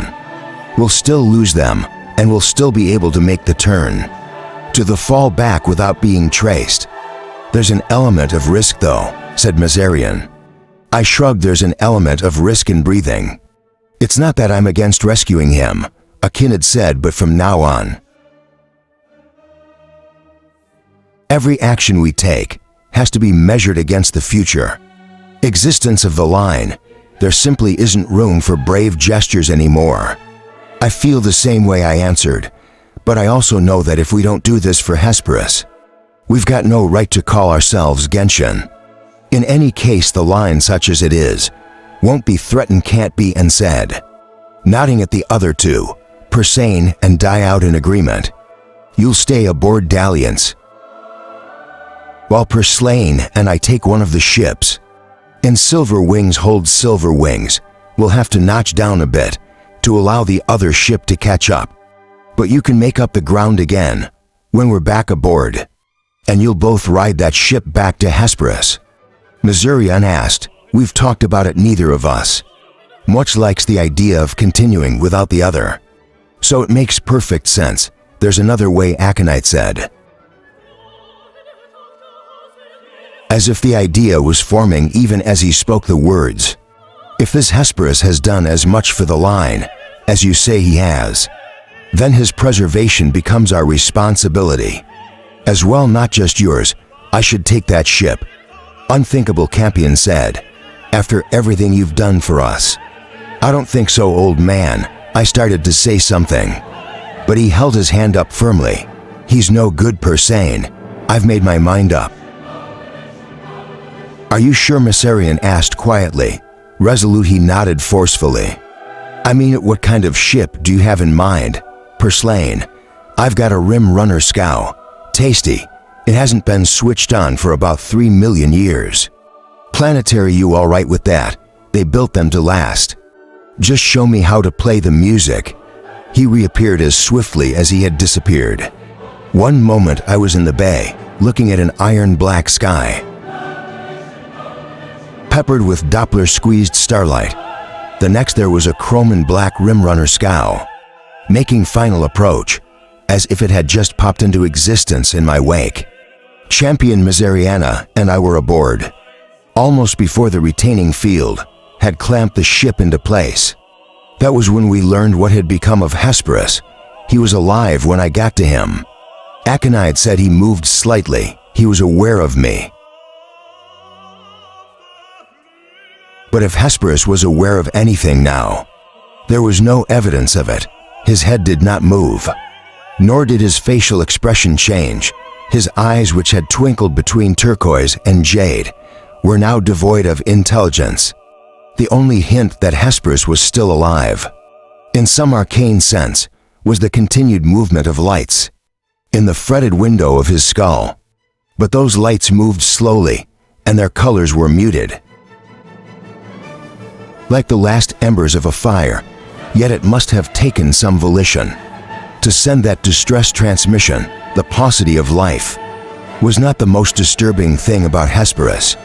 However, even if the lights have been dead, I could have convinced myself that he had placed himself into the machine, equivalent of a deep coma, the better, to preserve his deep functions while he awaited rescue.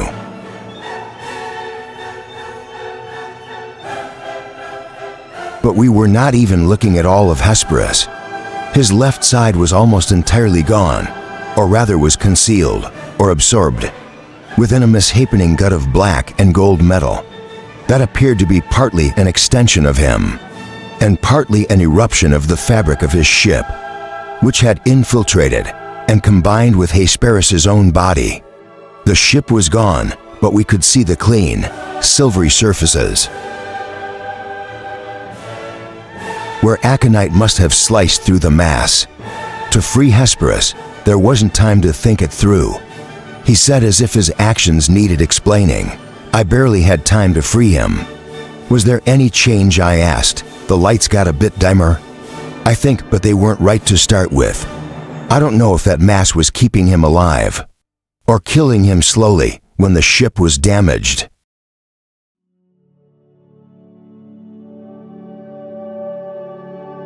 Cambion said its repair systems must have gone haywire. I think Hesperus must have been caught in that. It looks as if the ship was trying to reconstitute him back into its own matrix, mistaking him for some broken component.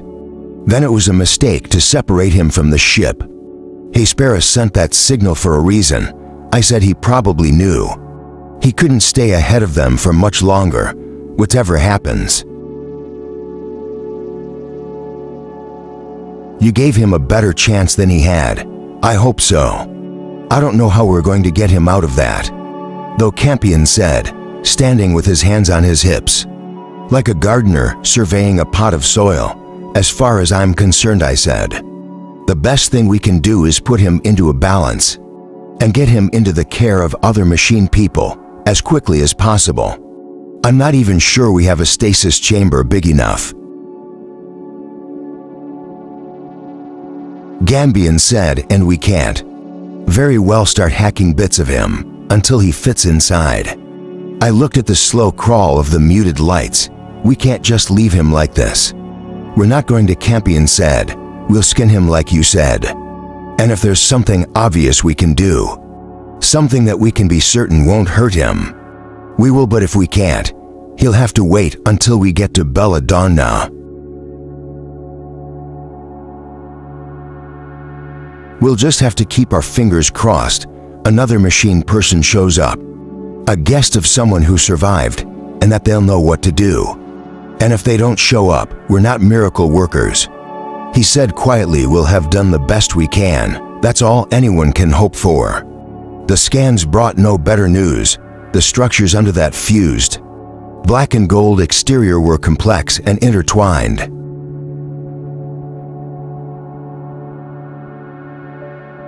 With parts of Hesperus extending deep into the mass, and vice versa, of his left side including the living arm. Little or nothing appeared to have retained anatomical integrity. There was activity within the combined growth, the arterial flow of energy and matter, that indicated ongoing processes. How can I have been fortunate not to sever any of those conduits when he freed Hesperus? But it was distinctly possible that attempting to free him further would do more harm than good. But there was something still thinking inside him, and he did find a way to communicate with us, albeit briefly. It was not long after we had made the turn to Naomi, the Belladonna fallback, confident that the pursuing ships had now fallen too far behind to track our movements. I was the one who noticed it. During one of my periodic and increasingly despondent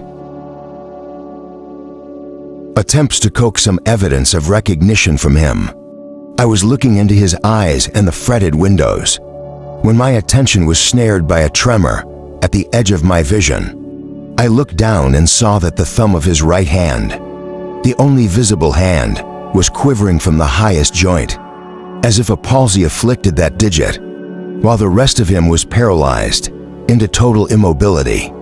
The thumb had not been moving before I stared at it in puzzled astonishment for several seconds, before I remembered what Hesperus had done with the wine goblet. With a pickling sense that this might be temporary, a window of lucid communication that could close at any moment, I dashed out of the room to the nearest maker and had it spin another goblet into existence. I pressed it into his hand so that the thumb lay against the glass.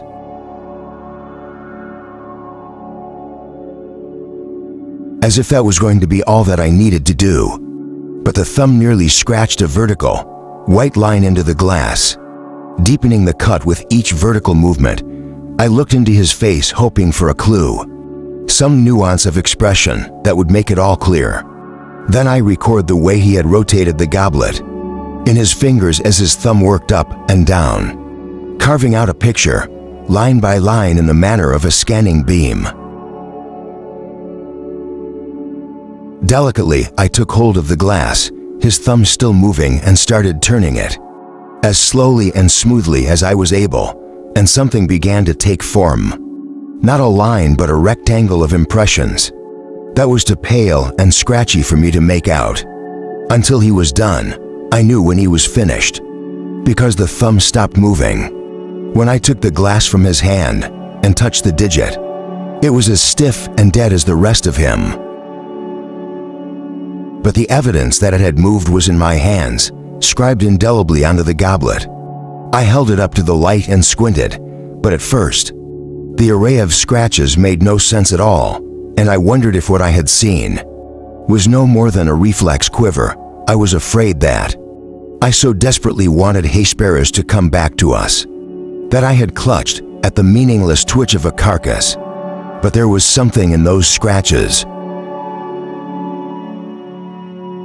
It was almost impossibly faint, nearly lost in the noise, but Hesperus had engraved a design into the glass. It was a circular motif, a rim with spokes, like a wagon wheel with a thick hub.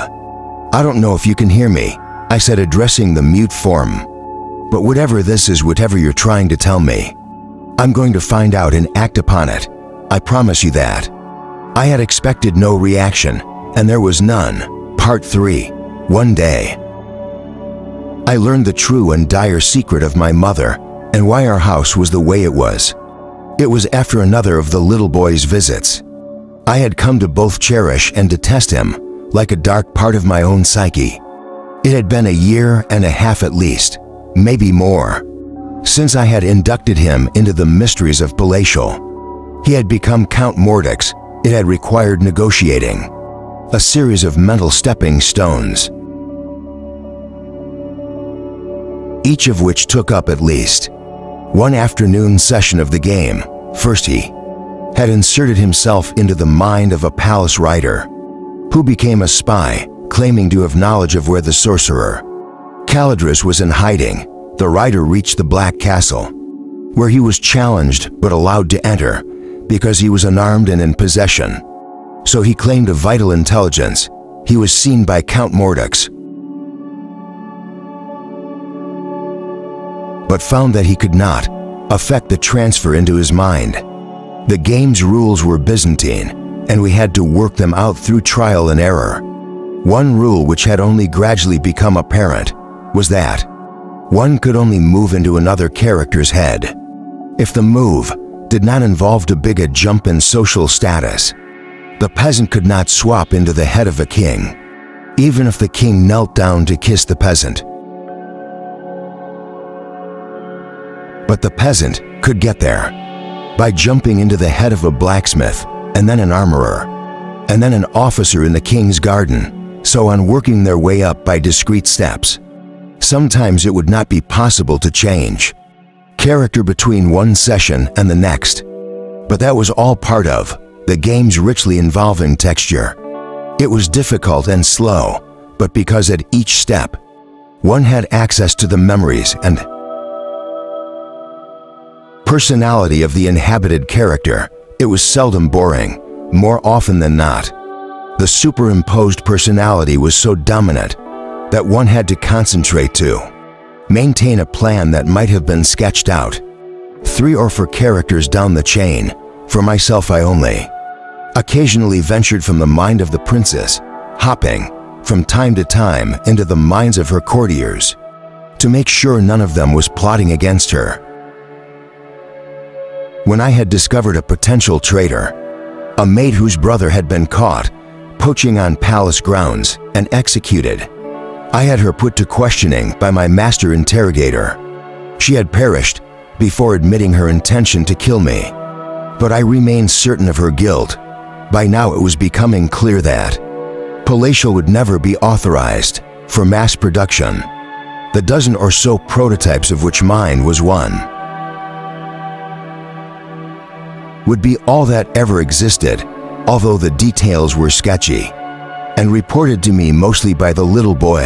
It was said that the games had begun to have an adverse and lingering effect on the mental states of the children who played them. Children were carrying over some of the memories and personality traits of their characters into the real world outside the green cube, even though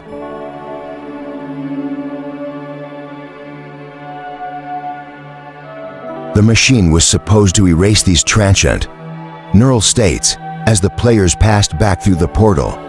That was true for me in Palatial. The princess was as real as anyone I had ever known, more real in some respects since I had become her. But the moment I passed back into the wider volume of the playroom, she seemed to wither away, becoming no more animated than a drawing in a book. Her memories, which had been mine, a sift through when I was in the game, melted away like a dream, whose details I could not recapture upon awakening. I remember the pleasures and frustrations of the game. I remember the objectives and the status of play. But outside the green room, it might as well have been a simple doll's house. The Combine was protected from lawsuits. Associated with the prototype versions of Palatial, the families had all signed waivers. Before being permitted to take part in the trials. But there would be no such protection if the game was mass-produced and released into millions of homes in the golden hour, even if only a fraction of the children suffered delusional episodes. The Combine would be ruined, and so the game's development was abandoned. The Combine tried to take back the prototypes, but they were only partially successful. The children who had been exposed to them were now obsessed with Palatial, unwilling to surrender their right of entry into that fantasy land. A few families let the technicians dismantle the prototypes, but most of them, aided by the fact that the Combine had no desire to court publicity, managed to hold on to their copies of the game. They made it for war, the little boy told me as we stepped out of the green portal. Back into the playroom, you know that, don't you? They made what for war? The game Palatial. He still had something of Count Mordec's about him. There was a haughty disregard in his voice, above and beyond his usual predilection for teasing. It was for soldiers, the same ones your family helped to clone. They went inside Palatial and got memories of being in the war, even though they'd only just been grown. By the time they went into battle, they had as much experience and knowledge as if they'd been fighting for years. I did not know much about the conflagration. It was one of the subjects about which the story cube was less than expansive, but I knew enough to be certain that sorcerers and ladies-in-waiting had not played a very significant role. The conflagration happened in space. I said there were no castles or palaces. The boy rolled his eyes. That's nothing. Just details they put in at the end.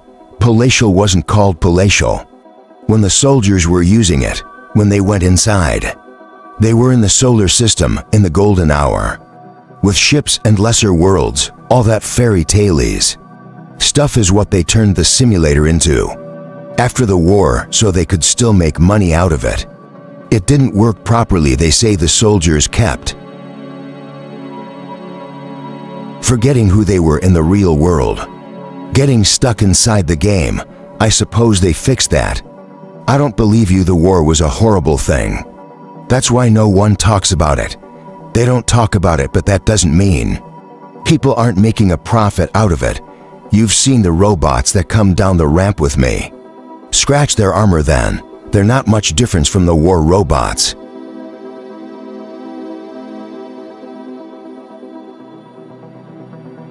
We supplied to our side in the war. The robots still unnerved me in my dreams. I sometimes found myself running down one of the houses, winding, middle-lined corridors with one of those sharp-clawed, slit-faced, mono-wheeled monstrosities gliding behind me, slowly but surely closing the gap. I wanted the conflagration to belong to the past, but it's safely in the back pages of history. I did not like the idea that it was still exerting an influence on the present, tapping fingers on the windows, waiting to be let back in again. There aren't any clones anymore. I said, not if you don't count the nannies. Slave labor that you can't export into the golden hour. But my father says, your household hasn't forgotten any tricks since the armistice. If your side or any side needed clones again, your production lines wouldn't take long to roll into action, with Count Mordec still lurking somewhere behind his eyes.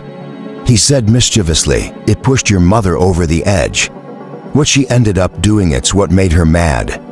But don't you know about that? I have no idea what you're talking about. The princess said, speaking through me, your mother is still alive, but she's quite insane. Or didn't they tell you she is unwell, but you've never seen her? You've never seen or spoken to her immediately. I speak to my mother all the time.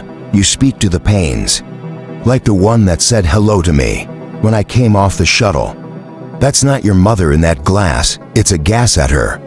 Made by a machine that has been watching over her since she was a girl. A machine that thinks it knows what she'd do and say if she were there in person. Now you're being nasty. I didn't mean to be. I just thought you should know the truth. It's why your house is like it is. It's her idea to keep tearing it down and rebuilding it. It's because she's mad. Because she thinks they're after her for what she did. Of course, if you don't think I'm telling the truth, you'd only have to ask one of the people. Looking after you, you're different, I said.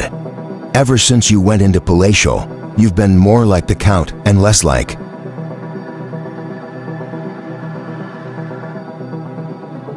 I must have said his name at that point, but I have no recollection of what it might have been.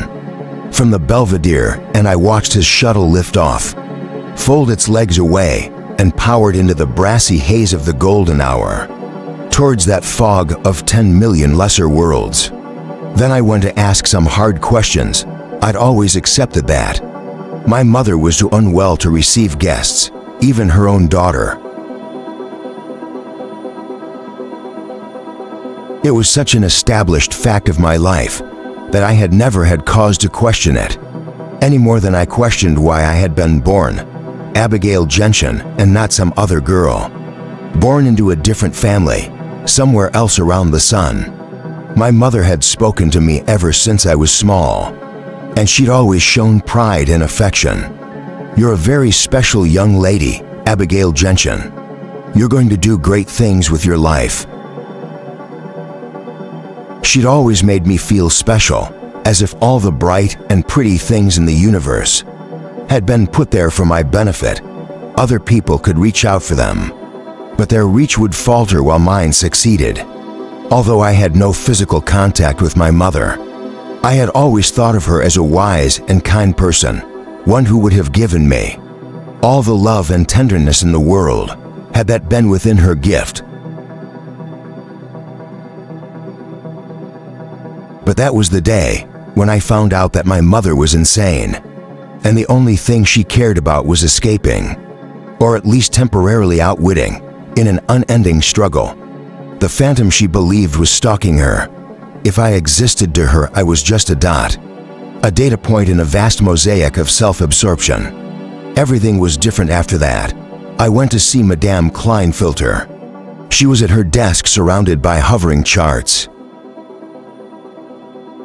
showing the division of labor amongst the house staff and clone nannies. When I came in, she was using a luminous stylus to move work blocks around, tapping it against her lips as she pondered some weighty rearrangement of schedules and duty shifts. "What is it now, Abigail?" she asked, obviously hoping that I would be worn out. After an afternoon in Palatial, is my mother insane? Madame Klein felt to close the charts and put down the stylus. "It's the little boy, isn't it?" She mentioned his name. "Of course, or perhaps his family name. He's been telling you things. Is it true you know your mother is unwell, but you speak to her daily on the pains?" "As do I." "Does she seem insane to you?" "Not exactly." "Does she not love you and tell you how much you matter to her?" Yes, but what, Abigail? Do the pains really show my mother?" The little boy's words were still ringing in my head. Or just what a machine thinks she'd do and say. Madame Klein felt to look genuinely puzzled. "Why would the pain show anything but your mother?" "I don't know, but why can't I just go and see her?" "Because she is very unwell.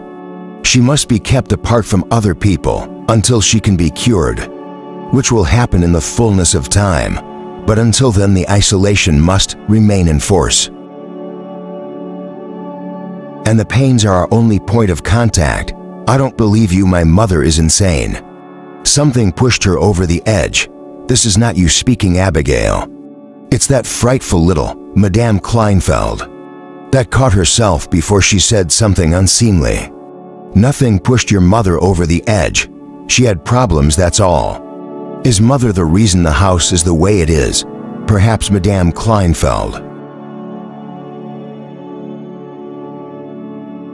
had been hoping I would accept her rebuttals and leave until the moment I asked that question. I could see the change in her face. In her eyes I had crossed some mental Rubicon. Not between childhood and adolescence, but I was still not old enough for that, but between degrees of childhood. Children can know of death and pain and madness, and still be children. I was hoping you'd wait a year or two before asking about that. My guardian said, "I want to know now." I said with a defiance that astonished me, "Then you had better follow me. But you will come to regret this, Abigail. This won't be like one of the memories that fritters away into nothing when you come out of that game. This will leave a stain, you'll carry it forever. When you could have had a few more years of blissful innocence. Are you sure now?" "Yes, I am very sure." So she took me to the forbidden heart of the house, where they kept my mother, and I learned everything that Madame Klein felt at, and the other adults would rather have withheld from me until I was older. My mother was indeed insane, just as the little boy had told me. She had been driven mad by guilt and shame, by the burden of knowing what her beautiful clones had done and what had in turn been done to them. Without the family's expertise in cloning, the conflagration would have played out very differently. The side we had sponsored would have either had to embrace the same kinds of weapons as their enemy autonomous killing machines, or capitulate, surrender, under the humiliating terms of the other faction. Instead, they had been given an unlimited army to send into the fray, each that fresh soldier or pilot carrying an operational lifetime's worth of battle wisdom. The conflagration was brief. It hardly touched the lives of any of the hundreds of billions of citizens who made up the mass population of the golden hour. But still it cost vast numbers of lives during the hot weeks of that war. It was easy to forget that the clones were anything other than a form of organic-based artificial intelligence put into empty ships and suits. The way pigeons were once trained to guide bombs to their targets. 1,000 years earlier, my mother maintained a facade of mental composure during the war, but in the aftermath, as the toll of casualties became apparent, remorse began to chip at the fragile edifice of her sanity. She started dwelling on all the lives that had been created and then lost because of our family's ingenuity. Some of her clones had lived only weeks or months, yet they had gone into battle with memory, stretching back subjective years. They had felt themselves to be fully formed human beings. My mother's guilt took a peculiar and morbid twist. She began to insist that the souls of the dead were coming after her, determined to wreak vengeance for the parody of life she had inflicted on them.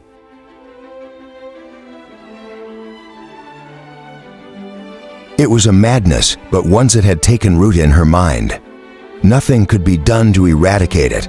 The best psychosurgeons in the golden hour brought in to try to cure my mother, but each intervention only seemed to push her deeper into mental infirmity. They took her brain apart like a luxurious, difficult parlor puzzle, polished each segment, and then reassembled it piece by piece. They gave her a comfort blanket of false memories. They tried to delete all knowledge of the war. Nothing worked. Madame Klein felt that. Brought me to a room with a wall that leaned outward. There were shutters on the windows. She worked a lever and bade me stand next to her, looking down at the room that contained my mother. She floated in a tank, suspended upright in blackish pink fluid. I had already been told that I could not go down into the room itself,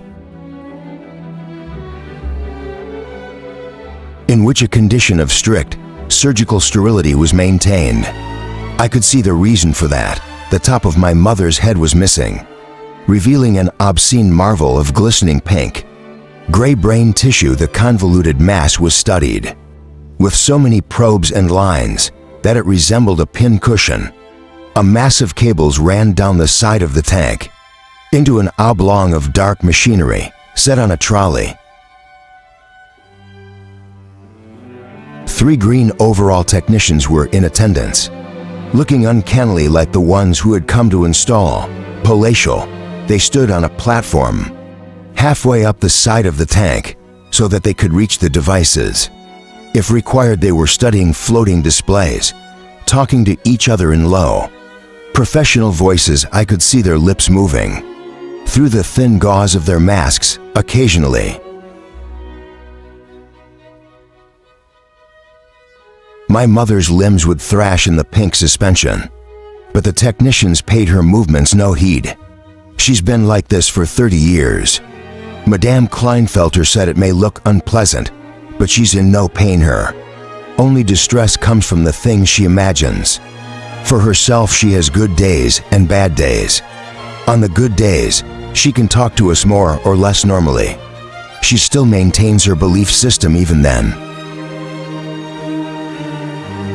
But she has enough focus and concentration that she can discuss the family's affairs, contribute to policy decisions, and make further plans for the house.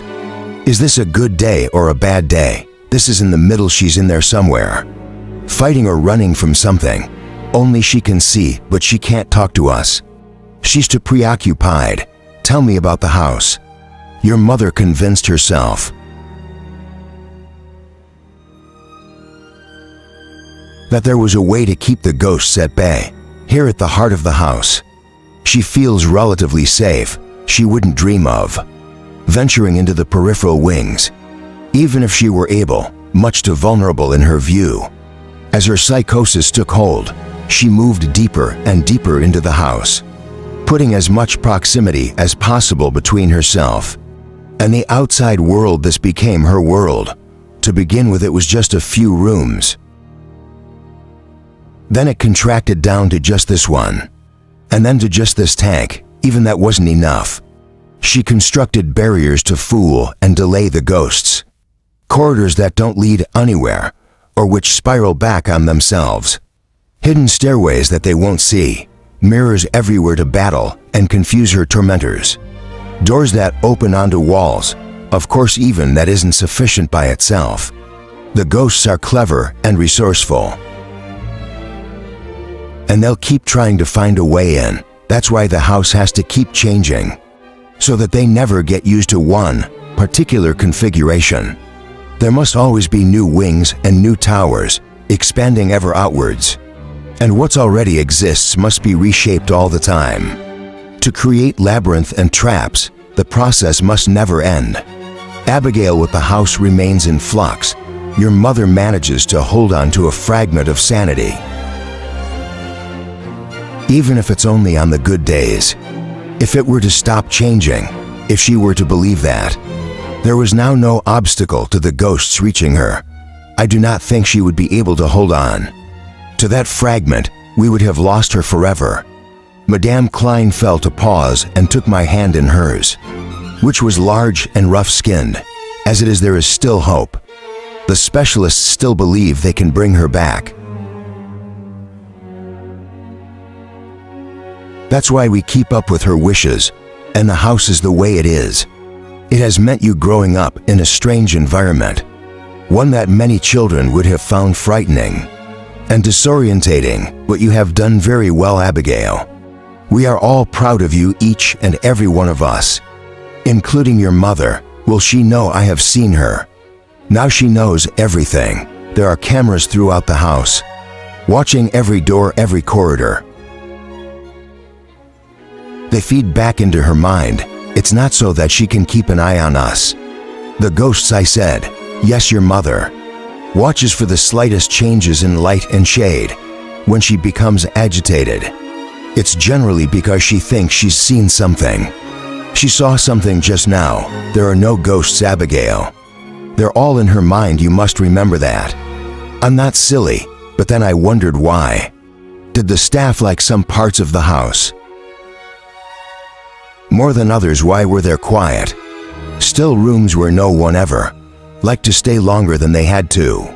If not because of ghosts, was it because my mother's disturbed imagination was seeping out through those cameras like a silent, invisible nerve gas? I've seen enough, I said. If I could speak to that little boy, it's not his fault. He only told me what I had to know. Eventually, Madame Klein felt and nodded kindly and drew the metal shutters on my mother. I wondered at the awesome relief she must now feel. How long she had been dreading this encounter. The weight of it pressing down on her like an iron spike. Through all the decades since I had been born. Chapter 13. We had company. From the moment we entered the Belladonna system, a ship arrowed in and tracked us.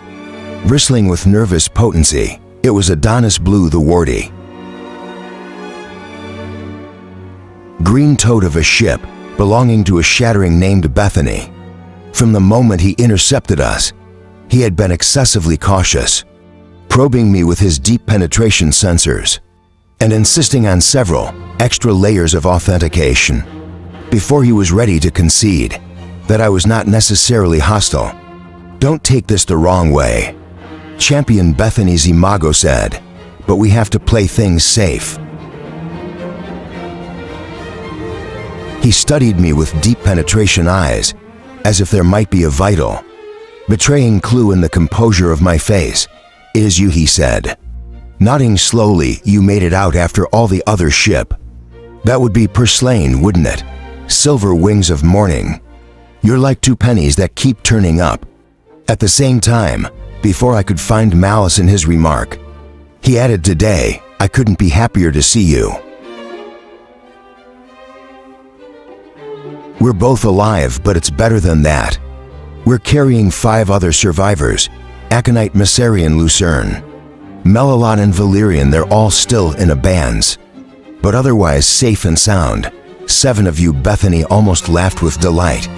That's wonderful news. It's been so long since anyone else showed up that we'd all but stopped hoping. Do you have news about anyone else? I can't say for certain,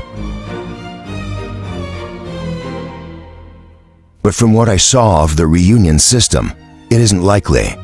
All of a sudden I felt the rush of emotion. Bethany had never been one of my favorite amongst the other shatterings. More than once I had seen him as an understudy, de fescue, plotting and manipulating for influence within the line. But if I had been wrong about fescue, then it was entirely possible that I was wrong. About Bethany, all the old grievances and suspicions felt like baggage I could ill afford to carry. It's good to see you, Bethany, I exclaimed. I'm almost too scared to ask. How many others are with you? There are 45 of us. You 7 take the total to 52. There may be some more out there still on their way, but I'm not optimistic. 52, I said, numbed in a way I had not been anticipating. I had considered worse scenarios than this, up to and including the possibility that there might only be the 7 of us, but in my heart, I had clung to the hope that there might be more than 100. I know, Bethany said, acknowledging my thoughts as if he had read my mind. It's not many, but we have to count ourselves lucky that anyone got out at all. And it is more than 50, which means we have a valid quantum. We wouldn't have let that stop us if a decision needed to be taken. But it's good to know that we can still do things by the book. Abigail had never specified what would happen if there were fewer than 50 line members.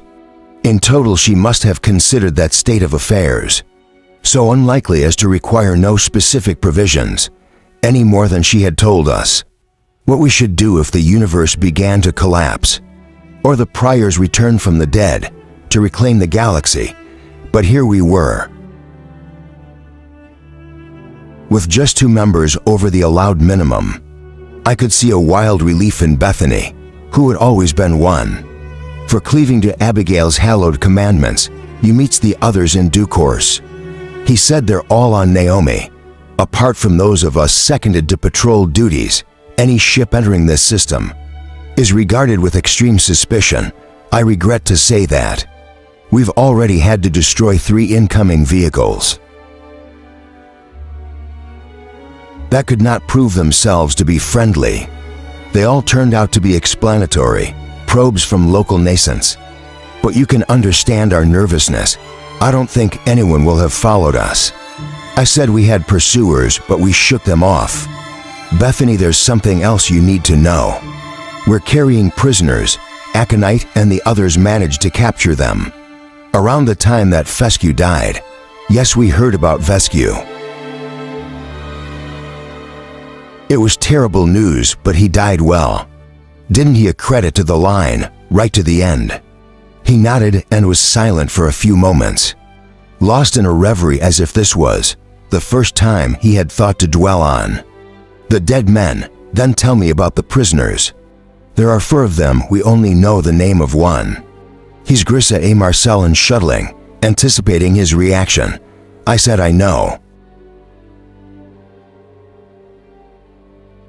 We've never had problems with Marcellin line before. Maybe Grissa was acting alone. He was supposedly lost to attrition 10 or 11 of their circuits ago. Have you interrogated him? Aconite and Missourian got what they could out of him, but didn't want to kill him. They reckoned it was best to wait until we landed on Naomi before pushing him harder. They did the right thing. If these prisoners are our only link to the ambush, we must treat them as if they were the most precious things in the universe. In our case, they may well be, but there will be no landings. I'm sorry to say we're ever not local custom. The troves were a bit out of date by the time we arrived. There was a civilization on Naomi again, and the locals don't want us to land. Oh, they wouldn't mind. They've nothing against the lines or our ships. We've been made more than welcome. As a matter of fact, the complicating factor is the fractocoagulation, also known as the spirit of the air, the posthuman intelligence.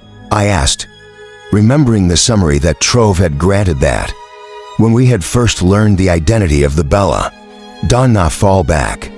Bethany looked pleased. You've done your homework. The spirit's been here for millions of years, longer than any tenant civilization. The locals are very protective of it. As well they might be, given that it's about the only reason anyone ever visits. They study it and worship it. And sometimes you can't tell the difference, but what they're very clear on is that they don't want anyone or anything upsetting it. And the intrusion of 50-kilometer-long starships into its atmosphere very much falls into that category. Then we'll whisk down, I suppose. No vacuum tiles. Champion, you'll have to come down in shuttles. I'm afraid Hope that won't cramp your style too much. We'll manage. I don't doubt it. Is Persuane awake as well? She be coming around about now. In any case, Silver Wings is programmed to follow Dalians. Unless I do something really stupid, follow me and we'll find you somewhere to park your ships. I can't promise much of a welcoming party. The collective mood's taken a bit of a battering lately, but we'll do our best. I'm sure you will, I said. Bethany's green toad of a ship spun around and kicked space-time in my face. You're sure it's him and not a trick by the ambush? Yes, I said, with supreme patience, for she had asked me this 5 or 6 times since her emergence from the cryophagus, each time listening to my reply and deeming it sufficient. If it isn't better me, someone's broken so deeply into Gentian secrets that we may as well give up now. Yes, she said, that sounds reasonable. Perslane still had a sleepy look about her, the stiffness in her movements, and the lack of focus in her eyes. She had whispered Dalians. As soon as the casket released her, after a little while her eyes became sharper, and her mental gears found their normal mesh as the foggin is cleared. I told her what I had gathered from Bethany. I need to see Hesperus, she said suddenly. I want to know if the lights are still on. The lights were still on, but I could not swear that they were not dimmer than. Slower than before we had gone into abeyance, I held my tongue, not wanting to say so in Purslane's presence. Behind the threaded stained glass windows of his skull, they orbited like the planets and moons of a clockwork. Arari that had nearly run down to stillness. There's still something there, I said, trying to strike a balance between optimism and pragmatism. It may not be much, but don't try to cheer me up, Campion. I know he's worse than he was before, but he's still there. Whatever made that mark on the glass, it's still inside him. I had neglected to ask Bethany whether the surviving shadowings had brought any guests with them, and of those guests whether Anywhere machine people. All of a sudden, it did not seem very likely. We'll get help for him on the Ume. There's a culture down there. They may know things we don't. They've been studying a machine-based, posthuman intelligence. That's like saying that man studies water lila, so we can set my broken leg. I'm just saying we're not out of avenues to explore. After a silence, you said, "Have you seen Naomi yet? Bethany's guiding us into orbit. I thought I'd wait until you were awake before taking a closer look. We're not landing. There are issues. Best not to get on the wrong side of the locals. If we can help it." I wasn't expecting locals.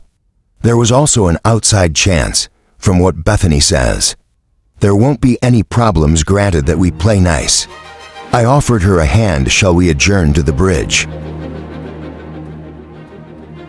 Some of Purslane's warmth had returned by the time we whisked up ship and stood before the displayer, our arms around each other, and Purslane's head lolling against my shoulder, as if she was only a yawn away from falling asleep. Again, I was glad that I had waited until now. Dallians could have granted that me with a magnified image of the world hours ago, but I had preferred to delay until we were only seconds out. Decelerating hard in preparation for insertion into a polar orbit. When the screen activated, we were passing through the planet's equatorial plane, the world growing visibly larger by the second. Bethany's ship was a green dot in the center of a blurred circle. Several thousand kilometers ahead of us, Naomi was a dry world, about as far from the Centaur's Panthalastic as it was possible to get. I script the planet at the poles, but the rest of it was as added in silver gray as pumice. The daylight face shone back at us, but it was the reflection of sunlight on crystal dunes, promising only the parched already of a desert. And yet, the presence of an atmosphere was evident even now. A cool thin halo drawn around the edge of the planet. There were even clouds in the atmosphere.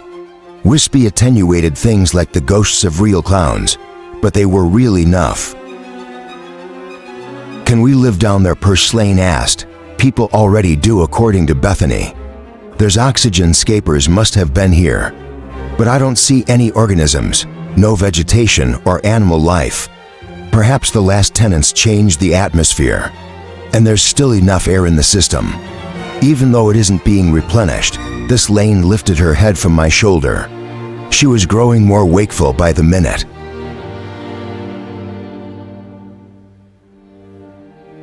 "What's that line across the equator?" "A ring system." "Not rings," I said. "Some kind of orbital structure." "I think looks ruined," Purslane said, as the angle changed and the line became a battered, jagged-edged band thrown around the planet. It was obvious now that the band had been a single structure circuits ago. At one time there would have been perhaps a dozen elevators connecting the planet's equator to space, radiating out from Naomi like spokes until they met the encircling band, 10 or 11,000 kilometers above the ground. Though none of the elevators now reached the surface, some of them still pushed down towards the atmosphere or extended further out into space. The broken spokes were barnacled and fared like the whiskery growth of an ice crystal. They had either succumbed to some corrupting rot or had been built on by another tenant civilization. Hesperus knew this place, Purslane said. What? Her hand tightened around mine. Don't you see it? See what has designed the cartwheel. We're looking at it. It's a picture of Naomi from space. In a blinding instant, I knew that she was right. But I could still not understand what it meant. Why Naomi? I asked. Because he knew we were coming here. Because he knew something of this world. Deep in his memory, because he only had time and energy to send us one message before he went into deep shutdown. I still don't get it. Why send us a picture of Naomi? We already knew we were coming here. So it's not just a picture, it's something else, a message. It's telling us what he wanted us to do. We left our ships in polar orbit. Even without trying, I recognized some of the others. Yellow Jester, Midnight Queen, Paper Courtesan, Steel Breeze. Each ship guaranteed the survival of a specific. Shattering. My heart gladdened when I saw Syphal's Fire Witch. I really wanted her to be amongst the living. We all shared a shuttle down to the surface. By then, Aconite and Mazarian had returned from Abions, and the 3 other Gentian chattelings would be brought back to life. Once we were on Naomi, the shuttle also contained the 4 stasis-bound prisoners stowed in an aft compartment. Purslane had decided against moving Hesperus. For the time being, in case we did more harm than good, we followed Bettany's shuttle into the blue skies of Naomi. His was a chrome teardrop tapering at the rear to an almost impossibly fine spike. Our shuttle, which belonged to Purslane, was shaped like a deck of cards, with a slanting roof perfect for aerial sightseeing. An observation lounge faced the sloping window, raked at an angle that offered an unobstructed view of the ground. Tables and chairs were set around, but none of us was much interested in sitting within. Against the polished wood railing before the window, craning for the first glimpse of the tenant civilization. I'd better fill you in, said Bethany's imago, beaming in from the teardrop. He wore a long green gown, purple trousers, and heavy black boots, striped up the sides with platinum fluting. Naomi is an old world, and it's seen a lot of history. We're only 4,000 years from the old place. Settlers were here, barely 20 to kilo years into the spacefaring era. Do you remember the Commonwealth? Of the radiant expansion, the slain nodded dimly. I have a feeling I should, I said. Well, you were never match one for ancient history. Even the bits you lived through, Bethany said. Beyond the window, an endless sea of silvery dunes reached to a pale horizon. Still curved by altitude, but it's no crime. I had to bone up on the Commonwealth myself. Didn't help that it was over. Undone by the 30th millennium, and never extended beyond. More than 50 or 60 settled systems, depending on which troves you believe. From what we can gather, no one was here before. That they found a handful of prior artifacts in the comic cloud. But that was as far as it went. Did the Commonwealth escape? Purslane asked. I was thinking of the atmosphere had a girl. But the ecosystem collapsed before the work was completed. You have to skip forward another 30,000 before anyone else arrived on Naomi, by which time the planet had reset itself. The bright efflorescents were the next tenants. They made a decent fist of it, lasted 45,000 and managed to escape not just Naomi, but 4 or 5 other planet class bodies in the system. Naomi is the only one that survived though, more's the pity. If they hadn't got into a micro with the red star, Imperium, they might have achieved something. And after the brighter fluorescence, I asked, skip another 250,000 years, and in comes the high benevolence.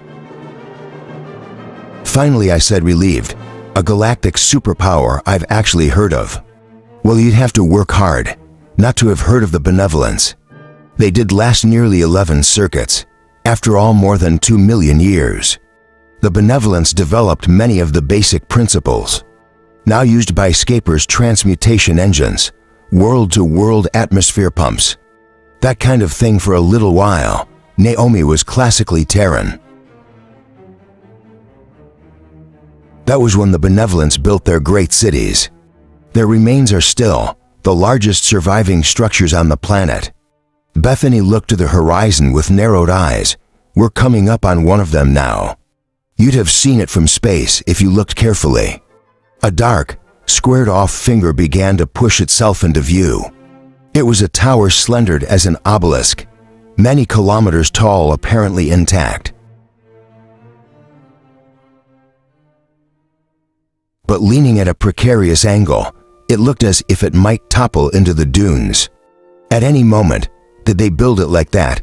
Aconides asked. No, Bethany said. But it's been like that for at least 1,000,000 years. And it should be good for a few million more. It won't snap, and it's anchored so deep into the crust. It won't ever fall. We could build cities like that if we wanted to. Myssarian said, her tone petulant. But we haven't, and the Benevolence did. And now they've left their mark on deep time. Whereas we'll be doing well, to be remembered a circuit from now. Our shuttles descended further, until we were skimming the dunes, at an altitude of only a few kilometers. Low enough that we would have seen people, had anyone been abroad. But the endless glittering dunes were lifeless. Bethany steered his vehicle. Under the overhang of the leaning obelisk.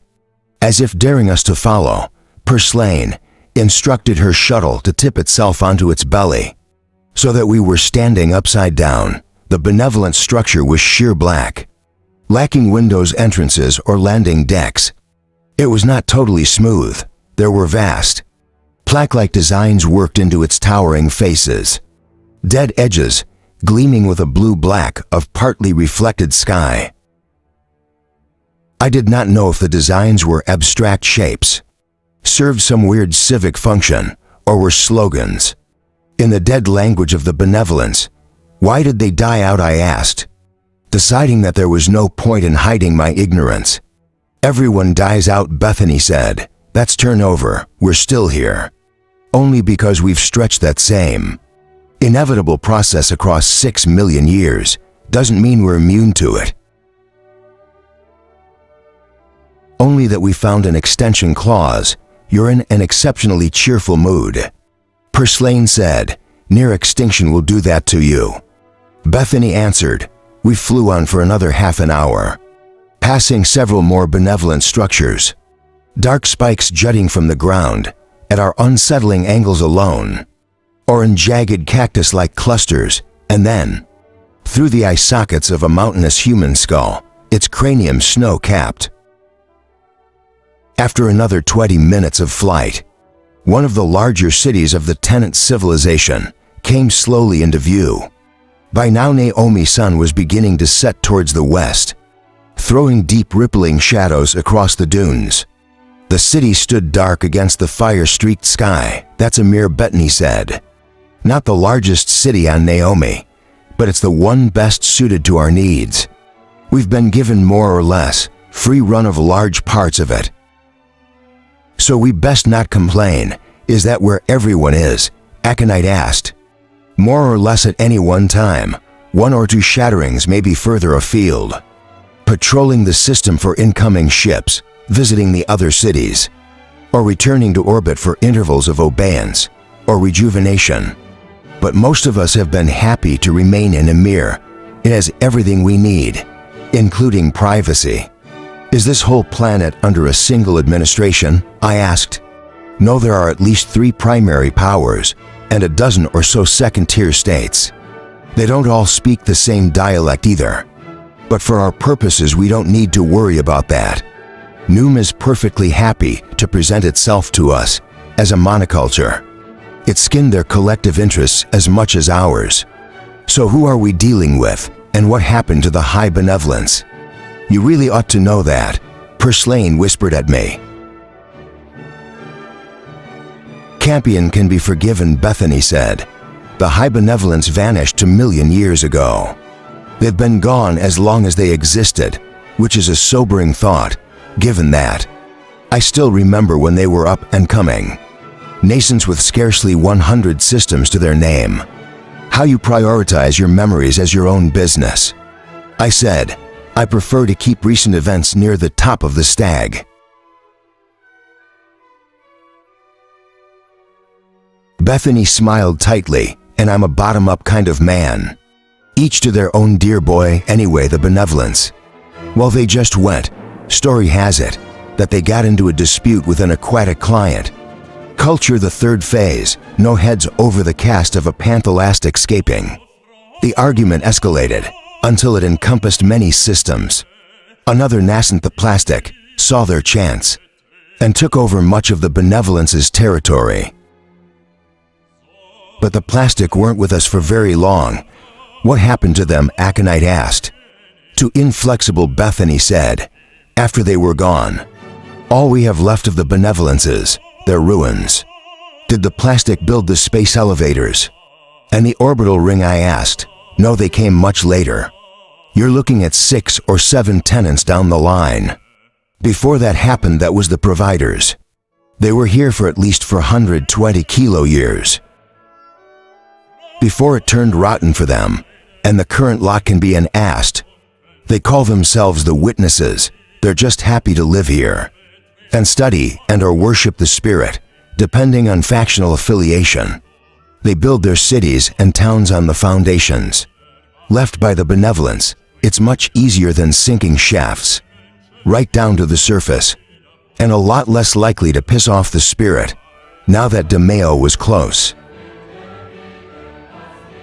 We could see what he meant, for stiff black fingers reached from the dunes, each an obelisk of the benevolence, each tilted halfway to the horizontal.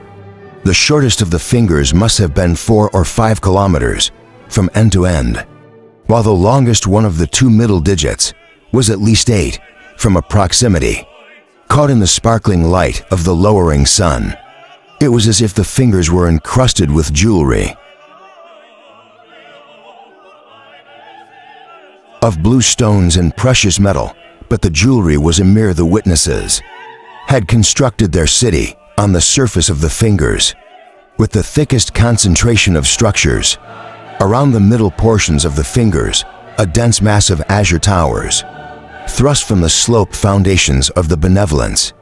Relics floated and spiraled, like the shells of fabulous sea creatures, agleam with gold and silver gilding.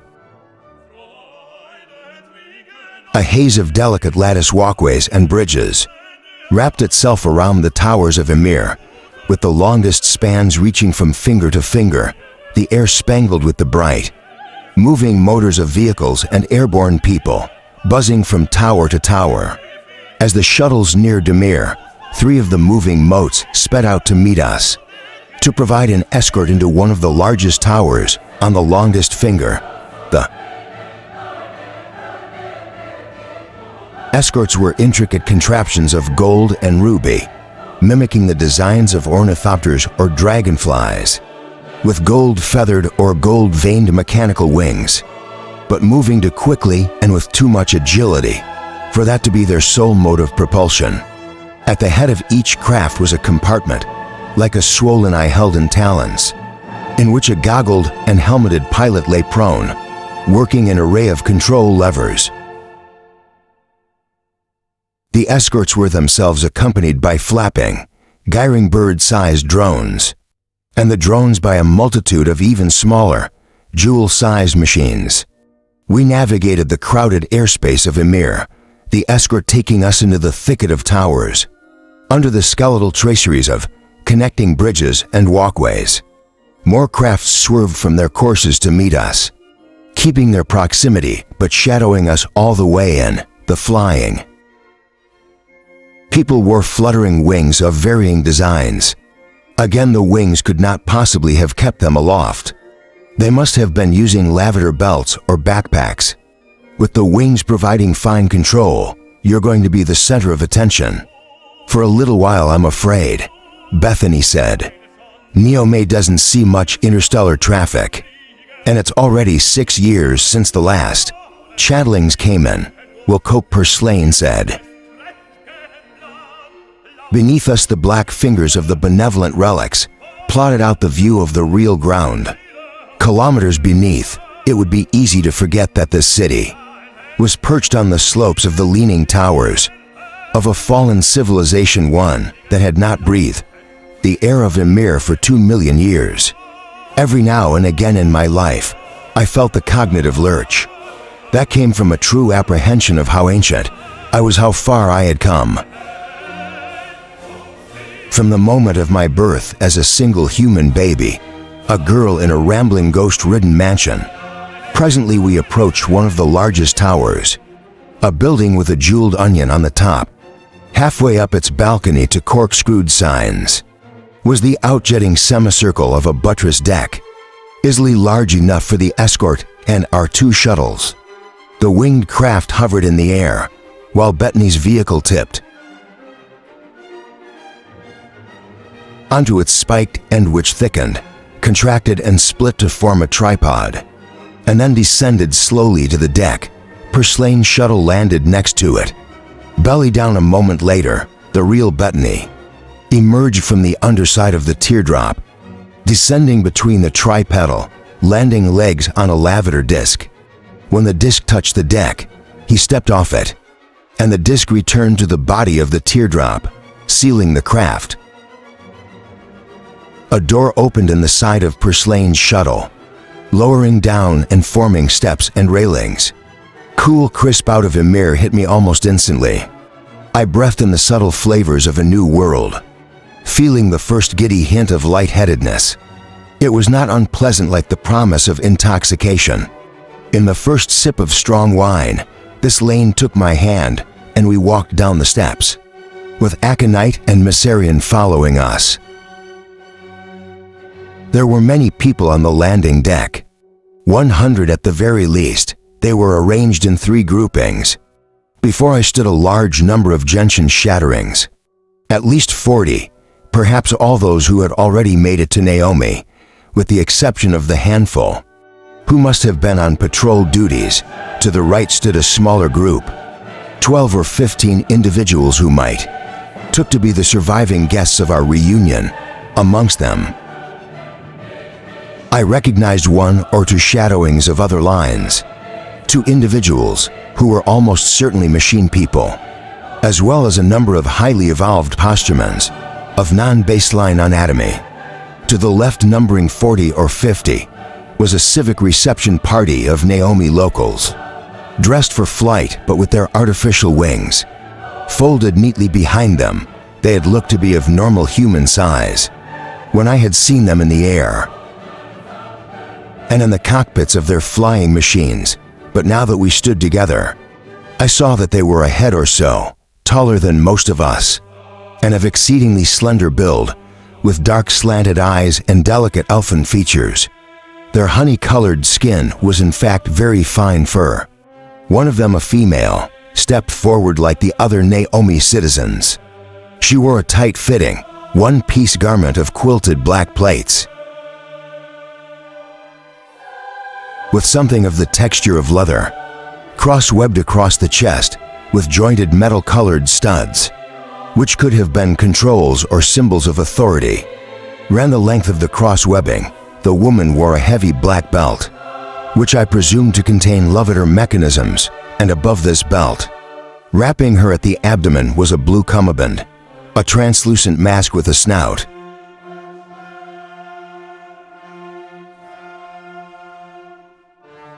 And goggles hung on straps under the creature's chin, ready to be snapped into place, I presumed, should it be necessary, to fly into the thin air above Vamir.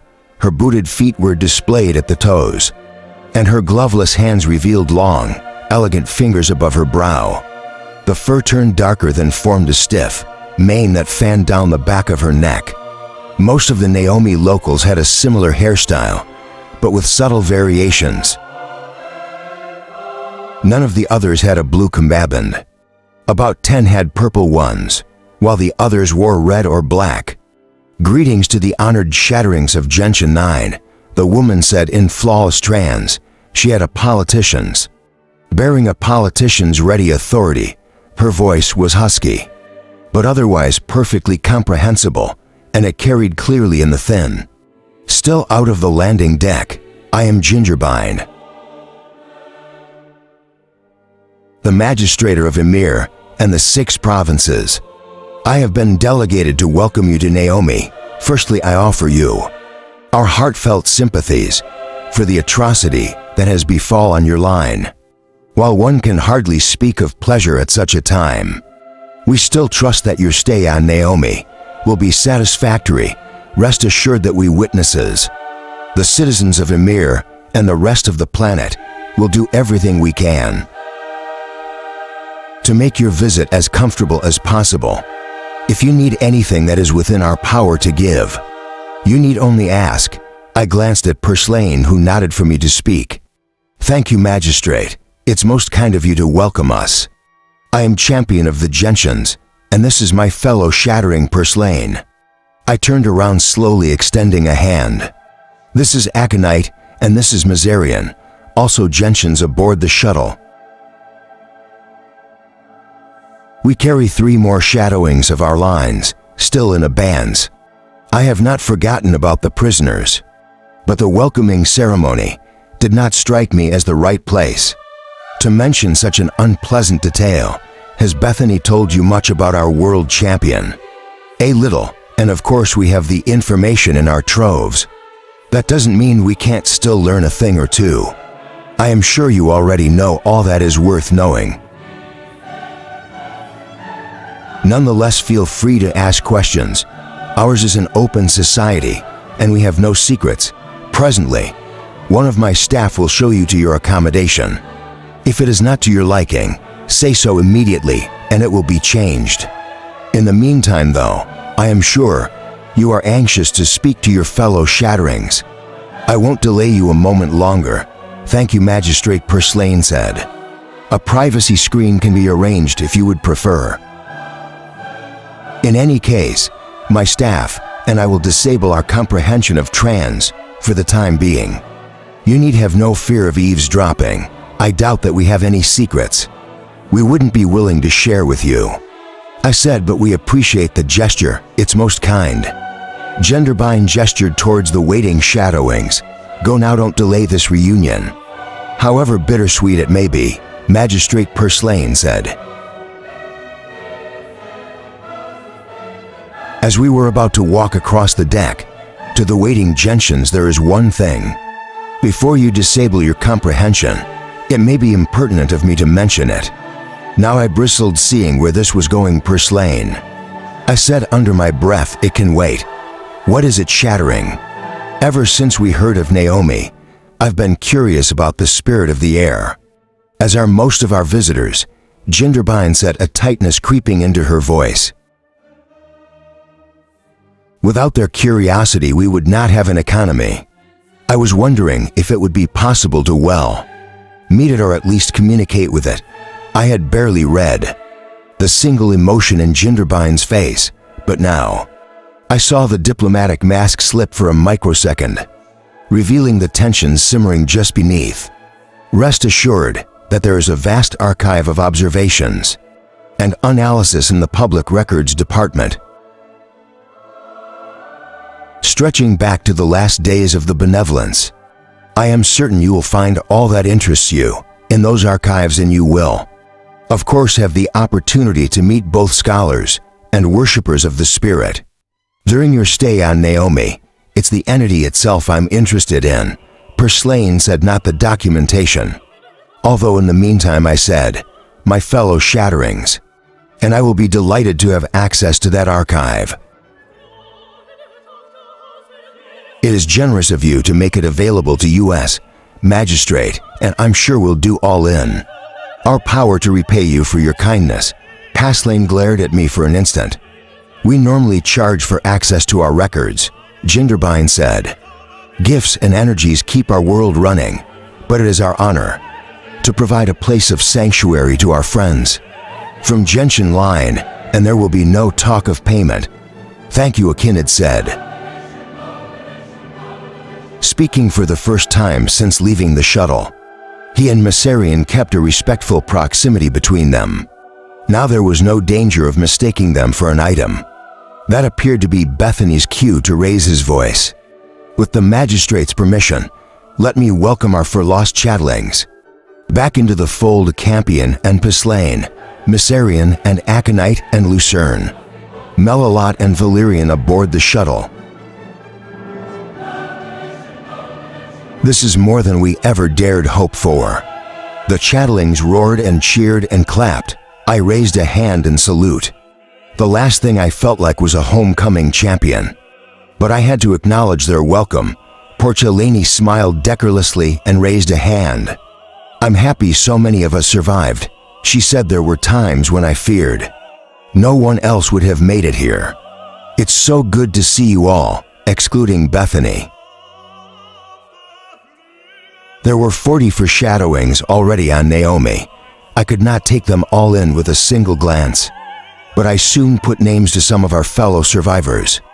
There was willowy Seifel looking as beautiful as Emma, her hair the blue-white of moonlit snow. There was this worthy Charlock, never a man I had counted as an ally, but who now met my gaze and gave me a nod that said, all that was behind us now. There stood the Avajacular Weld.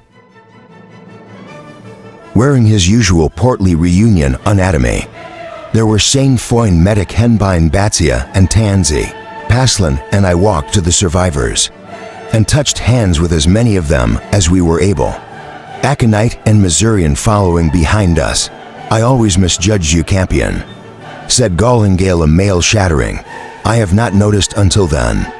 Who was now reaching over Tansy's shoulder to take my hand. I'll never forgive myself for that.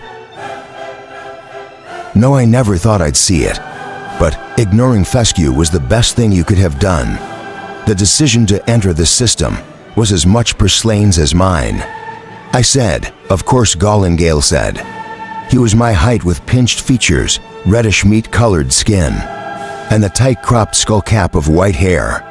Gollingale affected an artificial eye, replacing the green one that, with his genetic birthright, he had lost the real eye, and much of the left side of his face when he had played tourist in a brutal micro-war.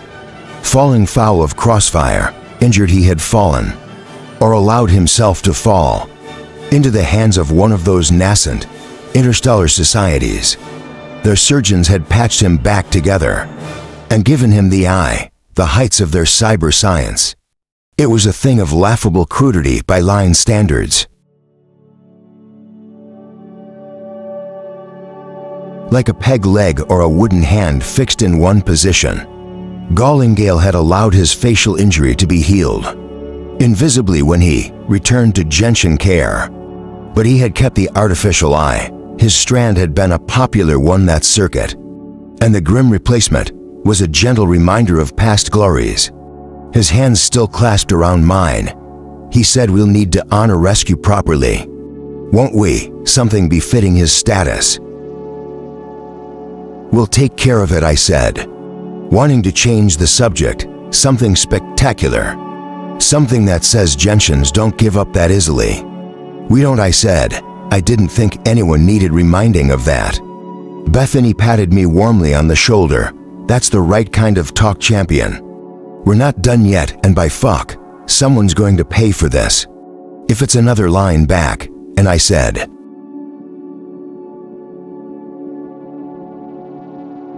I say we take them down to 50 to living survivors. See how they like it. Why stop there? Gollingale asked. They wanted to wipe us out completely. It's only good luck that any of us escaped. I say we push for terminal electrician. The complete extinction of a line. If it's as a line, I said.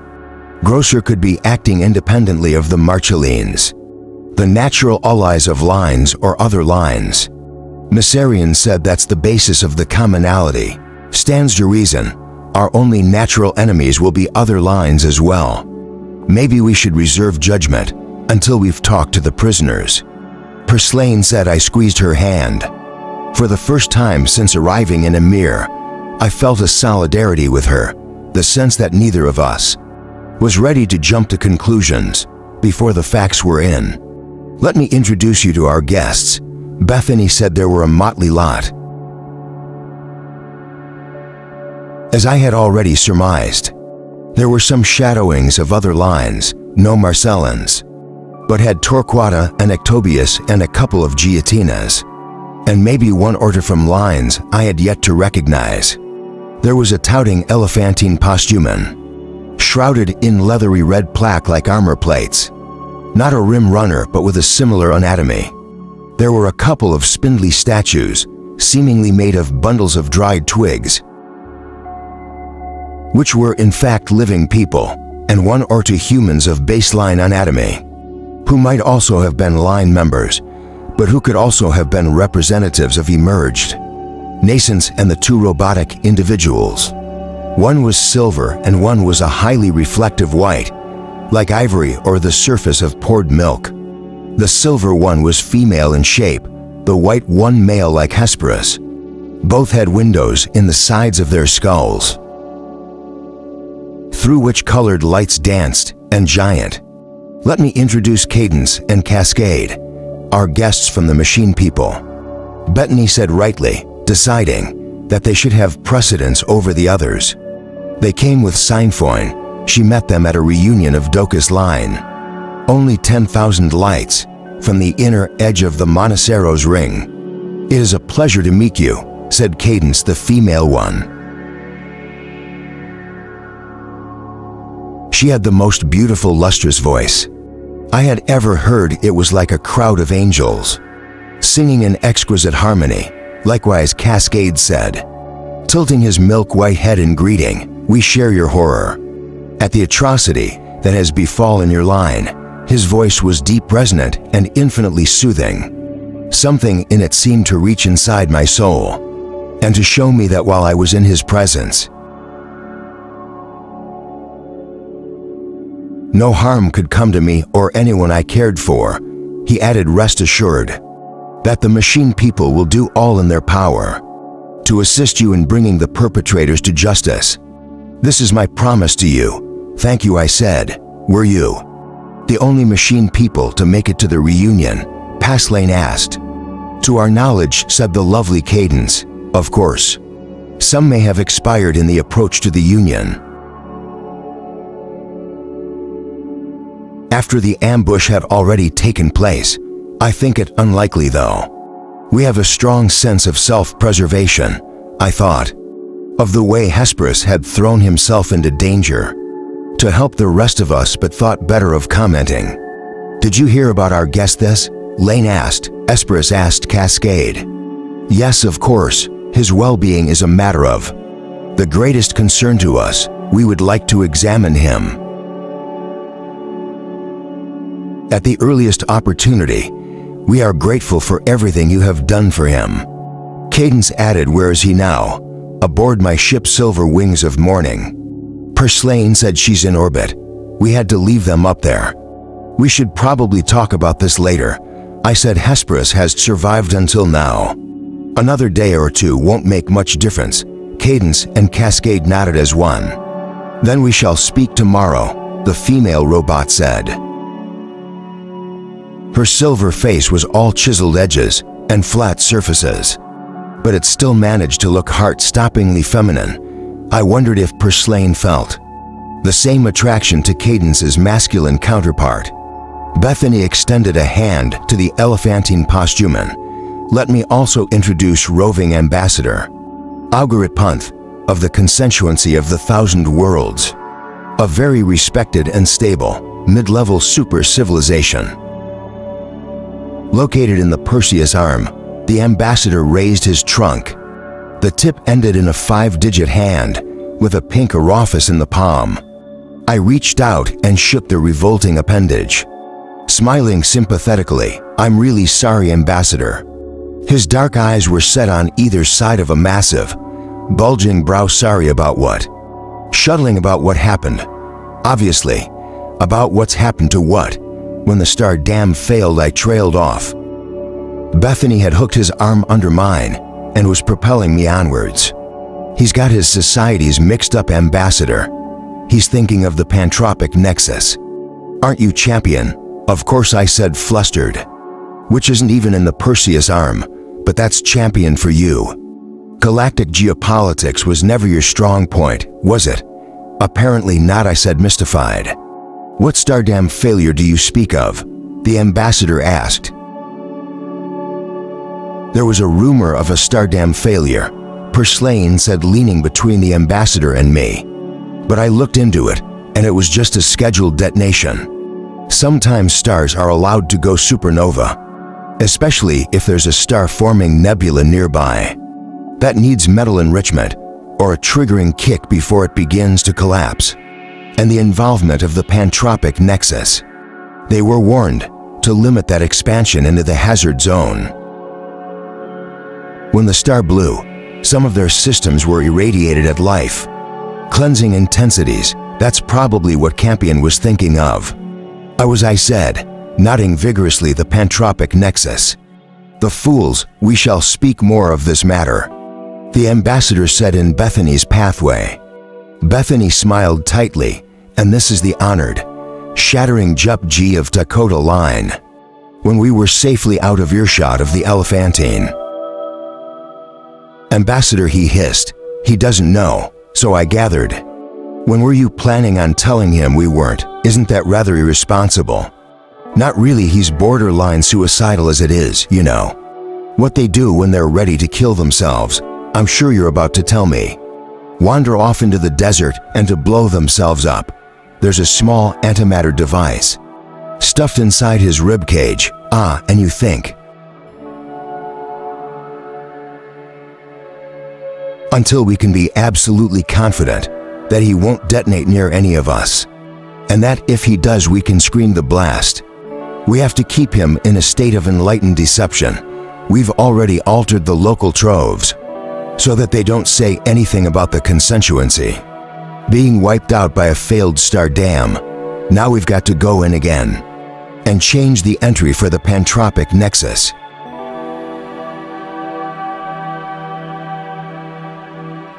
I'd be depressed if I thought everyone was lying to me. Everything was just fine until you blended in and started commiserating with him. Maybe you should have told me first, instead of relying on telepathy. I did drop a fairly broad hint when I introduced him, you know. The fact that I wasn't talking about his civilization.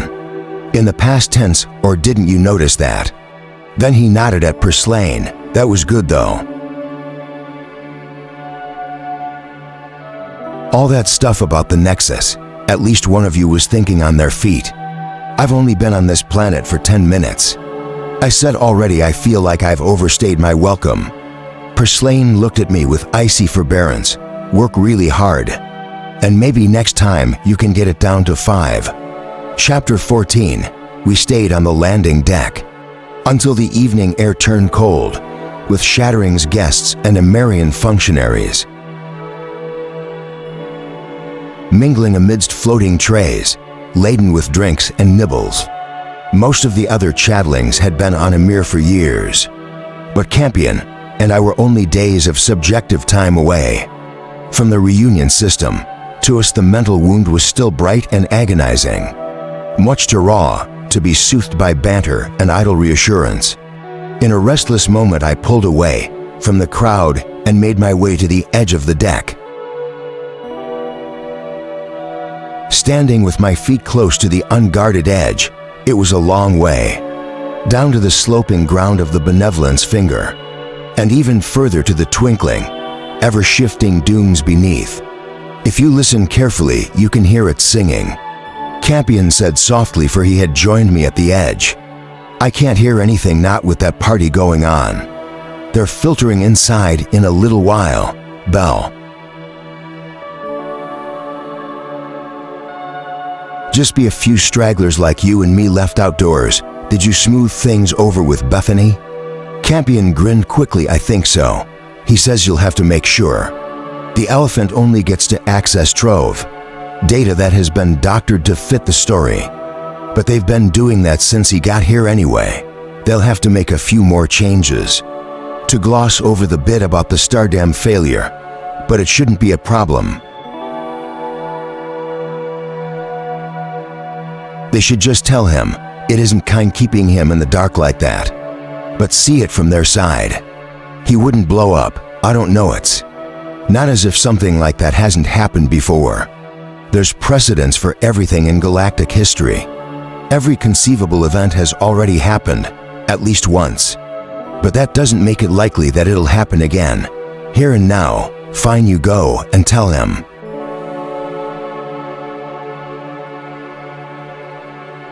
I'll take a trip back up to orbit and watch the fireworks and abandon me down here. Campion closed his hand around mine. Not really. After a while I said, "What did you think about the robots? I'm glad they're here. Now that Cadence and Cascade are involved, it means it's more than just Gentian line. That's been attacked. If the machine people feel aggrieved, we'll have their power backing us all the way.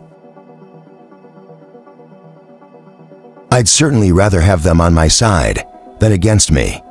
I was thinking more about their attitude to Hesperus. In what way do you actually think they want to help him? That's what they said, isn't it? I pulled my gown tighter against the chill. I don't know, how can we be sure they're not just going to dismantle him? Rather than making him well again, if making him well isn't an option, dismantling may be the only alternative. At least that way they'll be able to access the information he accumulated before. His amnesia, but he's our friend Campion. We can't just hand him over like some worn-out thing to be stripped down and recycled. He's a machine, that's what happens when they break down. Possibly the coldest thing you've ever said. It's not that I don't care, Campion said hastily, but we have to be realistic. Who stands a better chance of fixing him? The machine people, the civilization he came from, or some nebulous entity called the spirit of the air, about which we know almost nothing. He shook his head. Anyway, aren't we being a little premature? They haven't even seen him yet. Shouldn't we wait to hear what they have to say? After that, Cadence and Cascade are just robots. They might know how to fix him, but that doesn't mean they have the resources.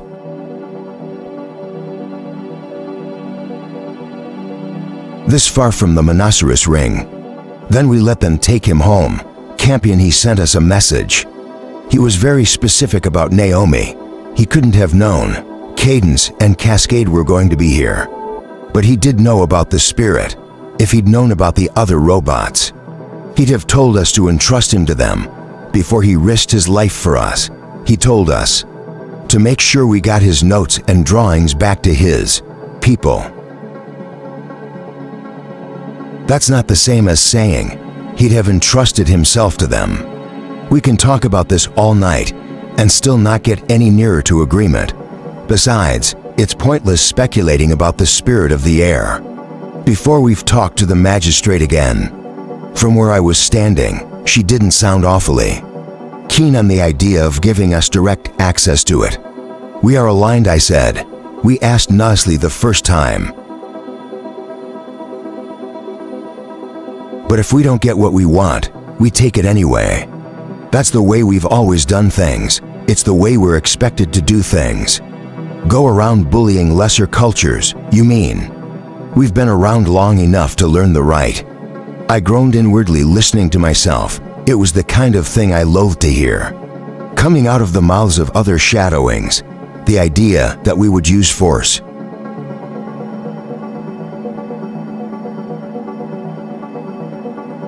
The instant diplomacy and persuasion failed us. Bully our way around, in other words, just as Campion put it. But I was only thinking of Hesperus. I did not want anything or anyone to stand in the way of bringing him back to life. Listen, Campion said. It's starting. What? The music, the song of the dunes. I heard it then, although the sound must have been rising in intensity for several minutes, pushing itself into audibility. Campion was correct that most of the celebrants had moved into the tower, leaving only a dozen or so people on the deck, most of whom were silent. The noise was low and alien, a mournful bass, rich drone that rose and fell in pitch like a deathly, slow siren. Is it the wind? I whispered, hardly daring to speak. Not the wind, no. It works best when the air is almost totally still. You haven't been here before. but I've been on worlds with dunes before. So have you, but probably never at the right time. Face it. There are a lot of experiences neither of us have had. Yet it's why we keep living, so if not the wind. It's all down to avalanches, Campion said in the same respectful whisper. Sand grains start sliding downhill, just beneath the outer membrane of the dunes. Actually, the technical term is Balkans. Those are the sinuous dunes. Where you get the right conditions for the singing, the avalanche in grain. Set up some kind of resonance with the outermost layer. It starts oscillating, rippling free like a vast drum skin. The oscillations feed back into the avalanche in grains. Forcing them to synchronize themselves, the membrane vibrates even more strongly and sets up excitations in the surrounding air mass. You get something like music. After a pause, he said, "Wonderful, isn't it wonderful and a little spooky? Like all the best things in the universe." After a pause, he said, "I was talking to Sci-Fi just now. You always did have an eye for her. I looked, but I didn't touch. The point is, she said something that made me think. We've a lot on our minds at the moment, Hesperus. The other robots, Grillser, and the other prisoners, where anyone would want to destroy the line. And what will happen if they find us again? Enough worry for a lifetime. Even by lying standards, but despite all of that, we're still alive, And we still have friends and somewhere to stay. And it's a beautiful evening, and the dunes of Naomi are singing to us. Those dunes aren't just any old dunes, you know that. The shattered remains of the provider megastructures, after their culture fell out of the sky. We're being serenaded by the twinkling remains of a dead, super civilization. The relics of people who thought themselves gods, if only for a few instants of galactic time. Now how does that make you feel? Like I've overstayed my welcome, I said. The line was in private session, for breakfast on a terrace, near the top of the building's onion-shaped summit. The terrace was partially open, with one half covered by a domed roof. Emir crowded away in all pathways, with vehicles and citizens, fleeting between towers in ceaseless, dizzying motion. There were colored flags on the bridges, and aerial promenades. The air was cool but invigorating, and I felt refreshed after the night's sleep. The world's rotation had been adjusted to align standard day circuits ago, and because we were near the vernal equinox, Emir had enjoyed nearly 12 hours of uninterrupted darkness. Campion and I arrived at the breakfast table together.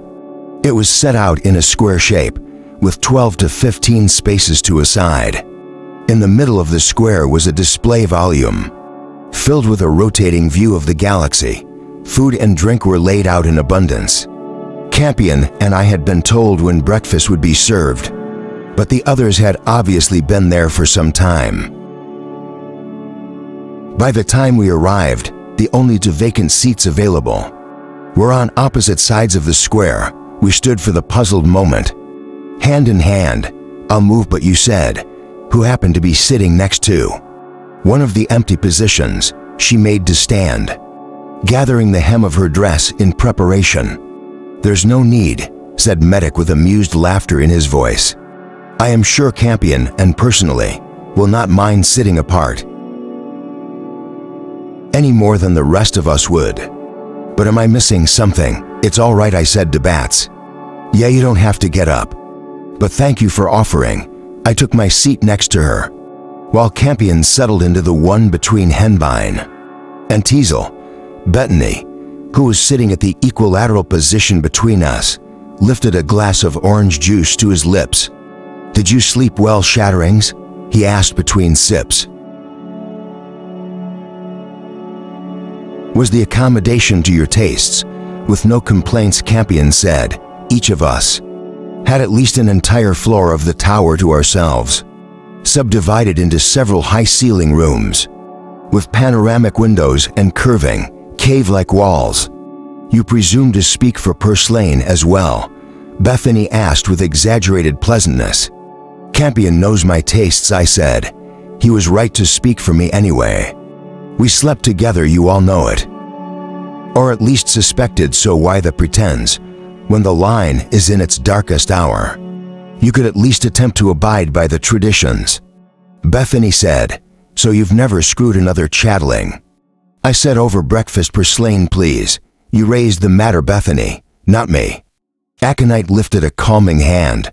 Let's cut them some slack. Shall we? We might not approve of every detail of their relationship, but the line still owes them a considerable debt. Bethany looked disappointed, but said nothing. If you're going to centuries, now would be the time, Campion said nonchalantly. He reached for the crust of bread and tore off a corner. He was so cool about it that I felt a shiver of almost indecent pride. However, I think you're all far too sensible for that. Yes, we broke the rules, but the rules don't mean a damn now. Gentian line, as we know, it is over. We might build something from the ruins, but let's not pretend. It's going to have much to do with the institution. Abigail created 6 million years ago. The line still has legitimacy. Gallingale said without any particular rancor. But I take your point, Campion and Porcelain aren't the only shuttlings to have flucted. With an ocean of consulting during circuits they may have taken. Rule bending farther than most of us. But there have always been others, nobody sitting around this table. Bethany said. Gallingale scratched at the metal border of his artificial eye. It was like an iron badge glued to his face, with the small red gem in the middle. Perhaps not, but the time may still have come to let bygones be bygones. What's so harmful about a little screwing around between friends? It's not what Abigail wanted. Bethany said, a harmless fuck here and there. During the 1,000 nights, that's different, the occasional orgy. Yes, but we don't consult. We don't fall in love, have children, live happily ever after. That's not what Abigail made us for. Abigail believed in flexibility as well. Gallingale said if she was sitting at this table, she might very well have come around.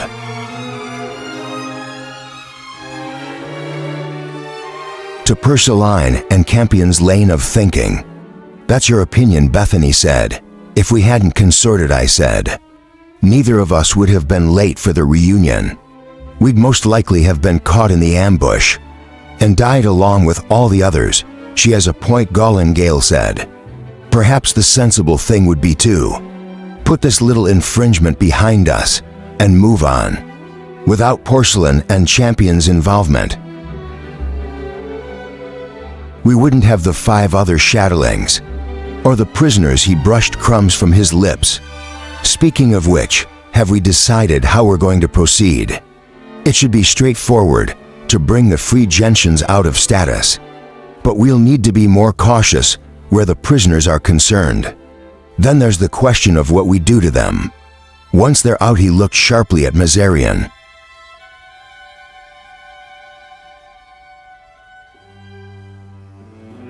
Who was sitting on the opposite side of the table. From Aconite, as if the two of them had barely spoken. With the sanction of the line, I would like to lead the interrogation. Mazarian said under due scrutiny. Of course, but there are prisoners.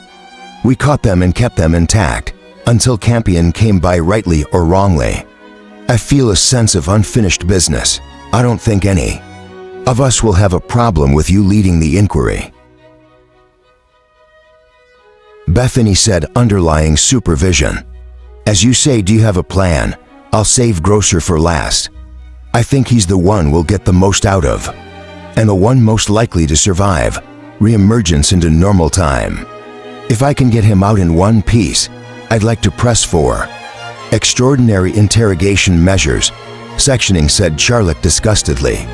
It's another tool in the arsenal, Mazarian said with an easy shrug.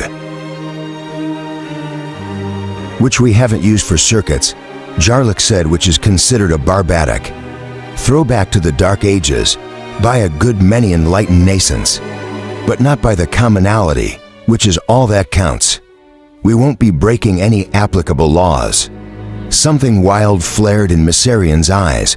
We were the ones who were ambushed and pushed to the brink of terminal attrition.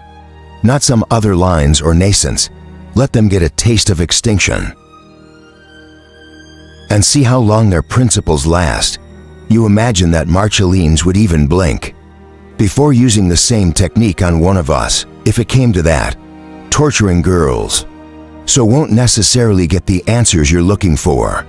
Charlotte said, it isn't torture. Torture involves pain. We won't hurt him at all. Aside from the ethical issues, do we even have the means? Bethany asked, steepling his fingers under his chin. The apparatus can be constructed very easily, Mycerian said. Any one of our troves should carry the maker templates. Judging by what I've seen of Emir, we could do it, even if we had to rely on local resources. She sprinkled sugar onto a piece of fruit on her plate. She had already sliced the fruit into translucent slivers, as if rehearsing the act of sectioning. Let us agree that Mycerian will lead the interrogation, Bethany said, looking around the table for signs of dissent. Aconite, I presume you'll wish to be involved. We'll get the other 3 shadowings out of abeyance as soon as possible and give them the option of joining the interrogation. Party the rest of us meanwhile. We'll perform the necessary oversight and scrutiny, but we won't place undue limits on Mycerian's authority. Most of us either avoided the ambush entirely or escaped it at the time of the attack. Mycerian and the other survivors were there for years, surviving by the skin of their teeth, their owed a crack of the whip, anxious to turn the conversation away from torture and interrogation. I said, given what you've learned since arriving on the, you may have, any of you, come to any conclusions as to why we were ambushed. What can it be other than a simple grunge? Asked Bethany. We are not the strongest line in the commonality, and we have much less leverage over dominance, nascents than some of the other lines. So it can't be that we were attacked out of jealousy, or because of some underlying political motive. For 6 million years, we have been content to mind our own business, doing good works well appropriate, providing the occasional star dam here and there, but otherwise standing aloof from the integrity of turnover. We've seldom dirtied our hands with galactic affairs, preferring to witness and record rather than intercede. Any enemies we may have made have most likely been extinct for circuits. I'm hearing a lot of reasons why someone wouldn't hold a grudge against us, Campion said. Bethany looked sympathetic. Then you misunderstand human nature, my dear fellow. People will hate us simply for being what we are, a force for good, for benign non-interference. The mere fact that we haven't dirtied our hands, that we've maintained an unblemished reputation, that's enough to make someone detest us. Another line, I asked. Bethany nodded. That may well be so, Purslane. Certainly a line might have the wherewithal to assemble the weapons that were used against us, the Marcellans in particular. The Marcellans have been our allies since the Golden Hour, I said. We gave them cloning expertise. They gave us ships, and all that time, there's never been a hint that they held anything against us. It's often the close friend who's the first to stick the dagger in, Bethany said. What if we were attacked for another reason entirely? Campion asked, nurturing a theory. Bethany asked. Campion glanced at Aconite. Maybe you should tell him, if you still think it's relevant. Aconite coughed and took a mouthful of water. The only concrete thing we got out of Grosser, before we had to dial him back up, was that he claimed the ambush was somehow due to Campion. Bethany squinted. Campion, that's what the man said. He could have been lying. Champion leaned forward. We thought it over. The only thing that makes sense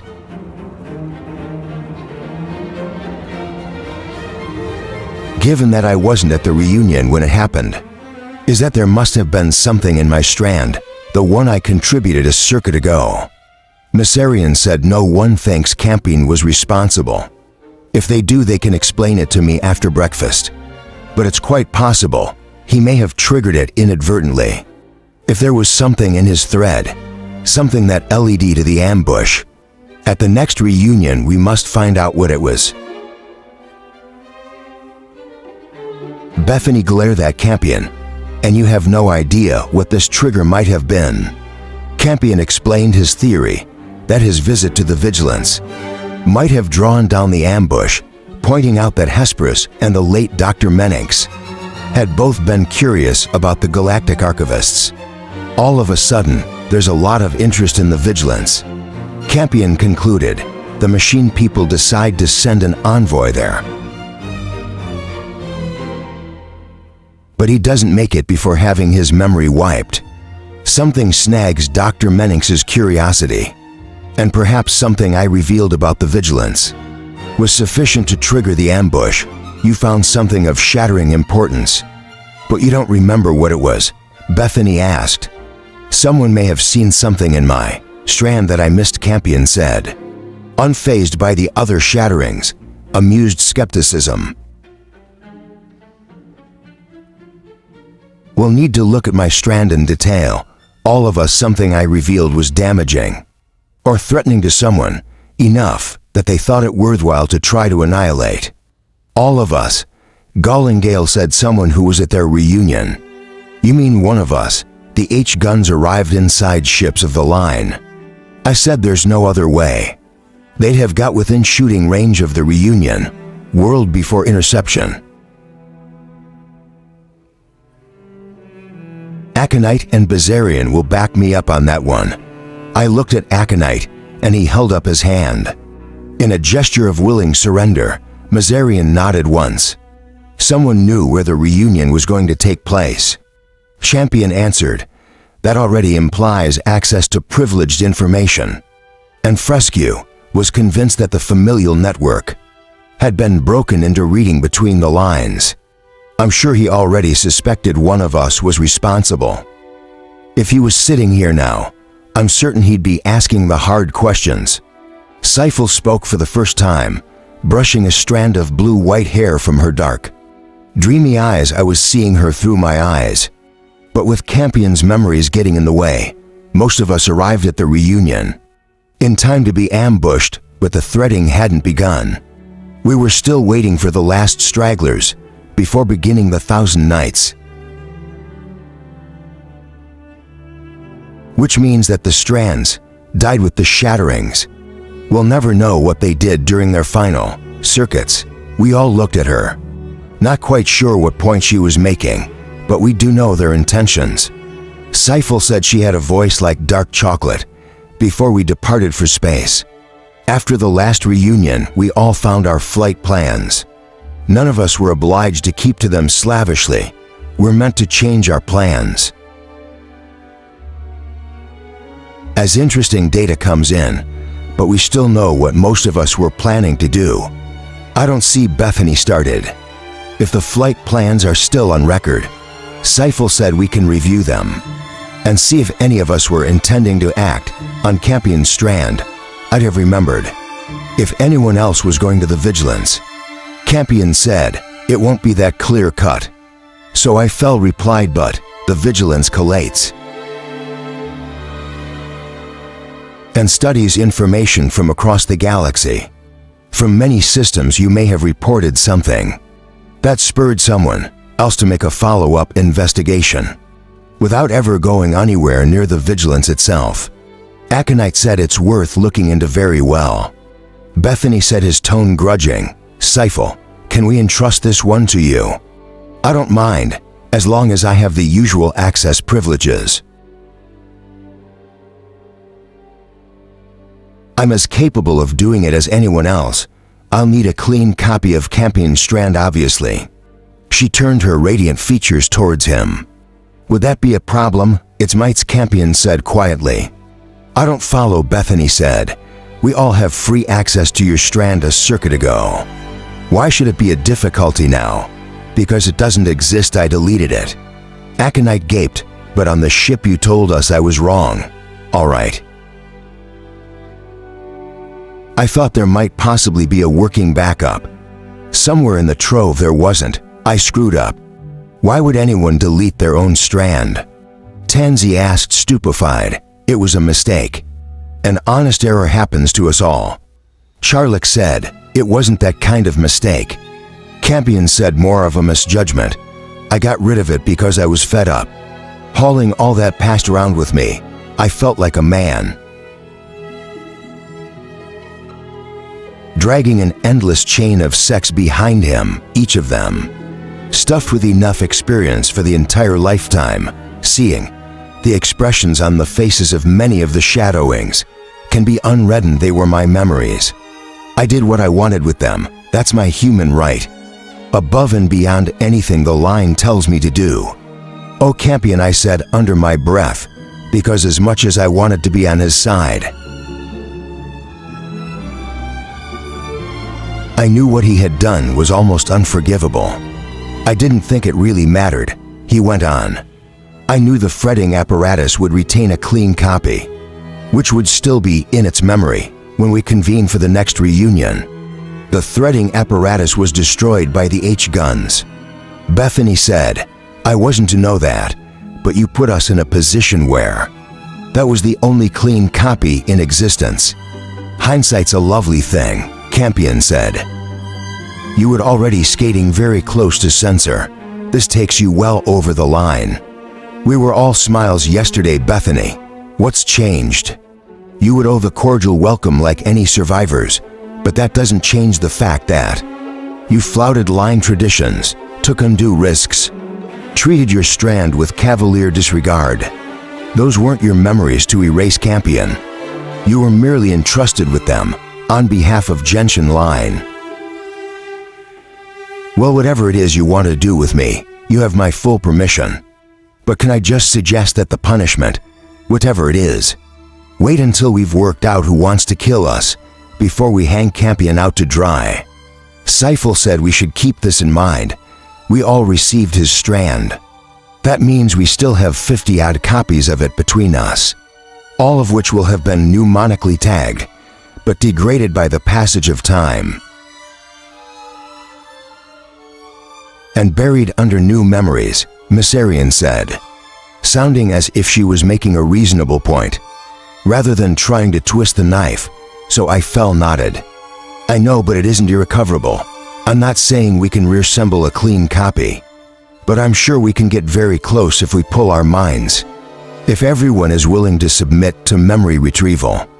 Again, I can extract the individual versions of Campion, strand and cross-correlate them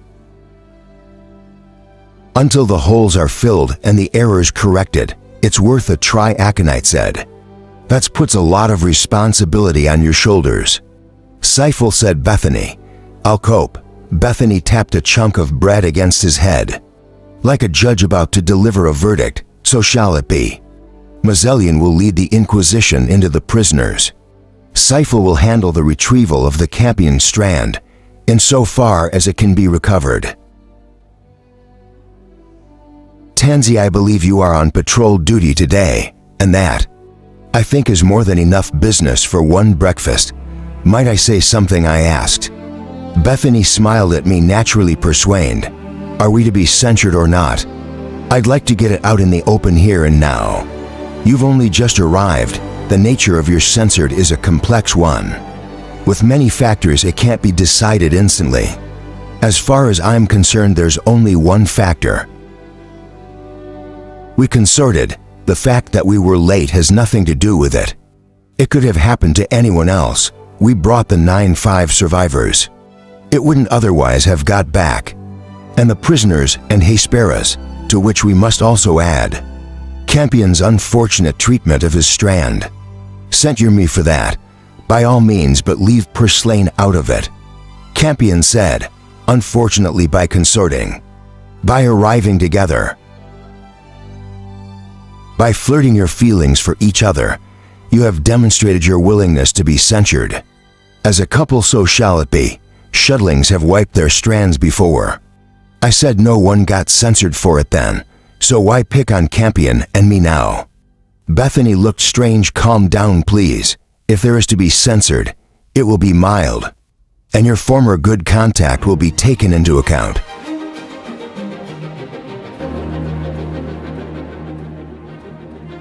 There will be no talk of excommunication from the line. Nothing you have done even begins to warrant that, but there must be discipline.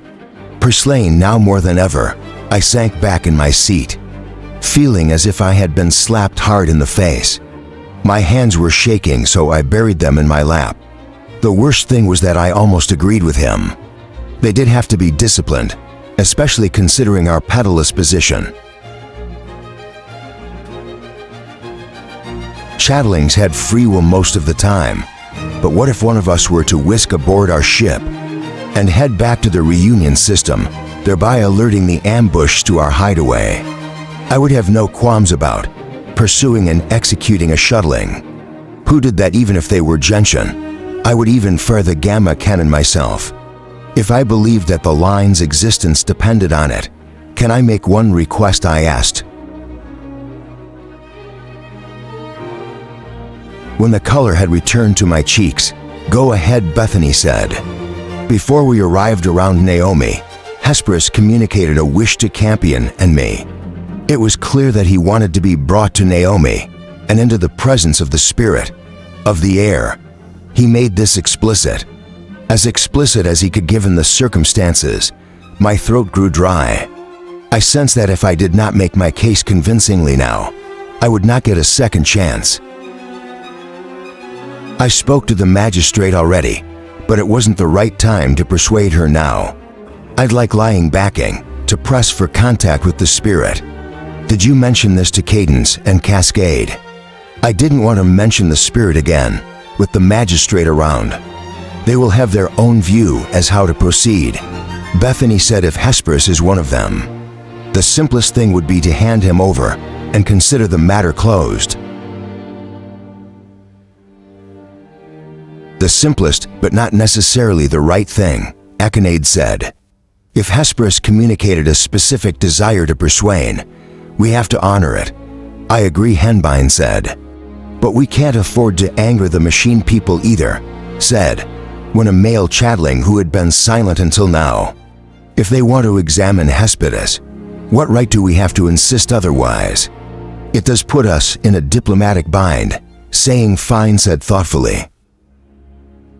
But as Alling, our responsibility has always been to our guests. Above any other concerns, if Hesperus did make this request of Purslane, we must honor his wishes. That doesn't necessarily imply a confrontation. With the machine people, Kittens and Cascade have been more than understanding until now, and I don't expect that to change.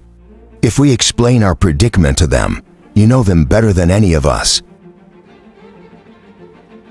Bethany said Desane Fine, the chatteling who had brought the robots to the reunion in the first place. They're reasonable, she said. They'll see our side of things. But that doesn't mean we should ignore any suggestions they make. Akinade said, you have my unconditional backing, Purslane. For what is worth, mine, to Messarian said. And you can include Valerian, Lucerne, and Meloduct. They'll back you all the way. When they learn what Hesperus did for us. Thank you, I said. Count me in, Henbane said. Before the murmur of approval turned into a storm, Bethany nodded once. Very well, Purslane has line. Authority to petition the Naomi administration for access to the spirit of the air. But before you take the matter any further, Purslane, have you the faintest idea what you're dealing with? Campion came to my room later that morning.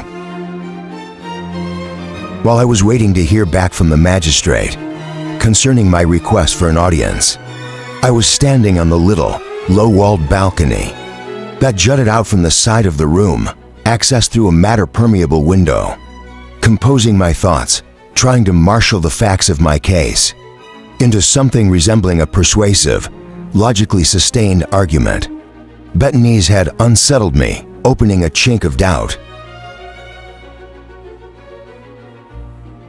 where before that had been only neutron, dense certainty, I had gone into the trove and learned that the Spirit's displeasure had brought down entire societies, but we also have the Spirit to thank for the fact that anyone could live on Naomi in the first place, in the absence of any large-scale organisms.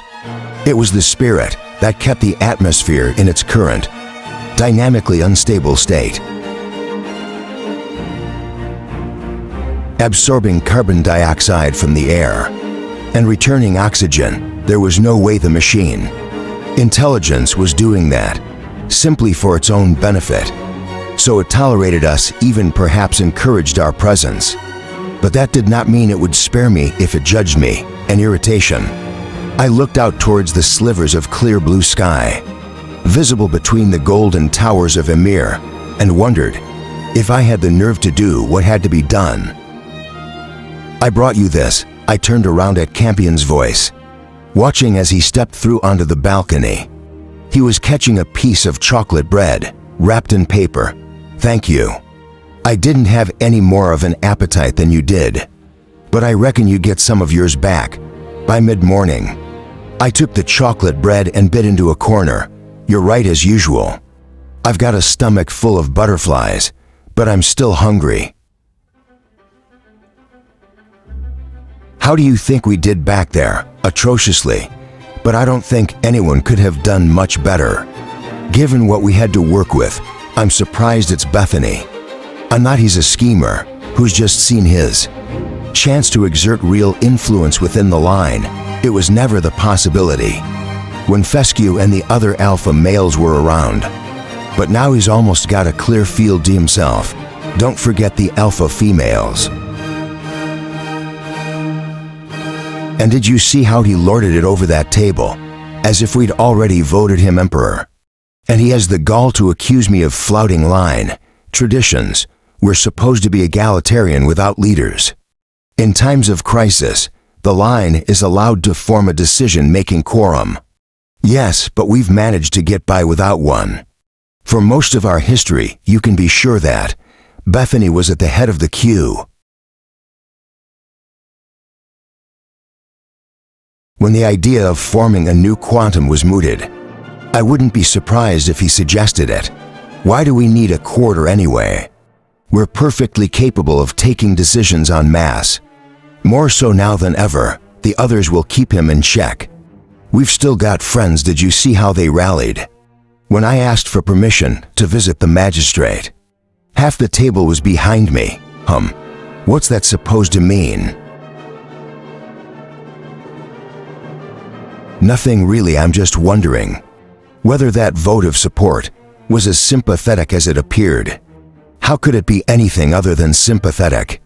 Some of them could be hoping that you fall flat on your face. By being denied access, I wouldn't even be surprised if one or two are hoping you do get access and then make a fool of yourself with the Spirit. No one wants me to die though, no, Campion said. They're not that bad. Some of them may not like us, but we're still keen. I wouldn't wish death on another gentian shattering. And I don't think the others are any different. I'd like to think so. I'm still worried about this sensual thing though. I feel as if there's a sword hanging over me. If it works out with Hesperus, all our problems could be over. All of them. All right, Champion said.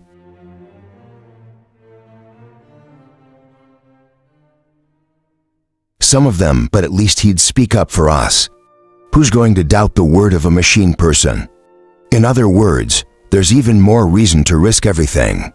With the Spirit, that and the fact that he's our friend. And it'd be great to have him back. I've been doing some reading.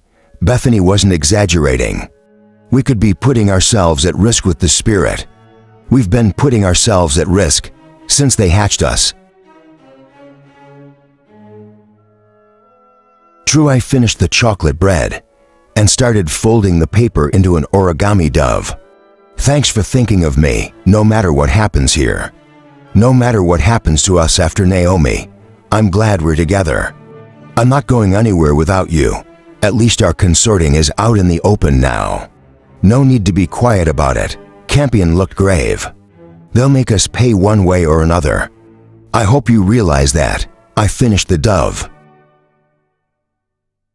It gained a pair of almond-colored eyes and water-colored feathers and started flapping. I released it into the air and watched it fly away into the proximity. Heading off to be recycled, Campion and I held hands, then pulled ourselves close to each other. Let them do their worst. I'm ready for it. Presently there was a chime from my room. Ginderbine's office was on the very summit of her building, in a four-sided cupola, affording excellent views in all pathways. Wings hung like ceremonial sabers, decorated the walls between the windows. The glassy facets were stained in ruby green and blue, and inscribed with wavery lines of Immerian script. There were also photographs, and a couple of strange ribas, like Naomi art pieces, all of which resembled the blueprints for fiendishly difficult garden mazes. 3 of the bulbous convex windows revealed only a dense cityscape of golden spires, but the 4th, westerly-facing window looked out to the silver desert, where the endlessly shifting Barkans reached in serpentine waves. All the way to the horizon, it was a clear, still day, and I could see a solitary, white tower at the limit of visibility. This is an extraordinarily unusual request, Ginderbine informed us when we had taken seats facing her desk. You must understand my natural skepticism. Jensen Line has never shown much interest in this world. Yet all of a sudden, you want access to our deepest mysteries. There was a complicated, hooker-like apparatus perched on Ginderbine's desk, a painted kettle hissing and burbling, festooned with pipes and valves. Now and then the fine third magistrate would inhale from a mouthpiece on the end of a segmented hose. Campion and I had been given 2 cups of watery, ginger-flavored tea. The crockery kept shrinking in our hands. You flatter us with your attention, Ginderbine went on, but I can't help feeling like a woman receiving insincere compliments because she has something someone wants. What do your troves tell you about the spirit? That is also known as the fractal coagulation. I said that it is an airborne entity, composed of many individual elements, that it was once a human mind, a human being, a man who may once have been called Valmik, who was alive in the golden hour. Then it would seem that you are wasting your time. Campion spoke now. The Trove also tells us that the spirit of the air has occasionally interceded to raise the dead, both biological and machine. It has also killed many individuals who were not dead to begin with. But the Trove also says that many of the incidents could be blamed on provocation by the involved parties. Campion replied, by them, acting in a way that was known to irritate the spirit. No one went to the spirit intending to provoke it. Shuttling, they all thought. They were being cleverer than those who'd come before. We don't, I said. We're fully aware of the risks, and that we might not survive a direct encounter. But we still have to do this. We owe it to our friend. Gingerbine sucked on her pipe. The kettle bubbled furiously. The machine person. Shouldn't he be entrusted to Cadence and Cascade? They'll be consulted, obviously. I said, but Hesperus must have known that. The spirit offered his best chance of survival, not his fellow machines. Gingerbine scratched the honey-colored fur on the side of her cheek until the lights caught her. At a certain angle, the fur could have been mistaken for human skin. You put me in an invidious position. All what asking for is the same access, privileges, that have already been granted to countless travelers. In the past, I said, times were different then. The spirit was more predictable. Lately, I'm talking of recent centuries. Not years, it has grown more capricious. There were some unpleasant incidents. The Scientific Council convinced the combined authorities that there should be no more casual encounters so far. The spirit has confined its displeasure to individuals, or small groups of individuals, but what if it should tired of human presence? On Naomi they say it brought down the plastic, and later the providers, if it didn't want your company. I imagine it would have got rid of you already. Campion said, easy for you to say you're just guests here. You can leave anytime you want. You don't depend on the spirit for the air you breathe. We understand, I said soothingly. We're making an unusual request, and you're perfectly entitled to turn us down. But I promise you that we won't do anything without the guidance of the scientific council. If there is any hint that the spirit is being displeased, we'll stop immediately. You know I cannot refuse you, Genderbind said. Of course you can, I said, really with the full weight of Genshin line, watching my every move. There may be fewer than 50 ships in orbit around Naomi, but we all know what those ships could do to Naomi if we refuse to cooperate. You could turn these towers to dust, scarred everything. Back to the last relics of the benevolence. It isn't like that at all, Campion said. We didn't come here to bully our way into anything. You may not think so privately. It may even be true, but you are a lion, a member of the commonality. The lions always get what they want. There are never exceptions. But we asked, I said plaintively, in the full, uncertain knowledge of my eventual compliance. Not Yenzen line, Campion said. That's never been how we do things. Then if I refused, that would be an end to it. Campion and I exchanged where he looks yes. I said absolutely. You have sovereignty here. We don't. Shattering Bettany as a determined man. If you took news of my refusal to him, how do you think he'd respond? Not well, I suspect. You may have principles shatterings, but acting collectively you are monsters. I have seen it from other lines. We are not monsters, I said. If you don't believe me, turn us down. I swear no harm will come to you, and 1,000 years from now, 10,000 nothing to you. Everything's different now, Campion said. Even if we did act like that in the past, we're not the same now. Gingerbine placed her mouthpiece in the clawed hook of a malachite desk. Stand to go now, she said, picking up a sheet of paper from her desk. You will have word of my decision later today. Cadence and Cascade met me on a private balcony of the tower, where we had our rooms. It was noon. Campion reclined in a low chair with an apple in his hand, saying as little as he could get away with, "Thank you for agreeing to come," I said, nodding at the two flawless creatures. Cadence, the silver one with the female anatomy, nodded.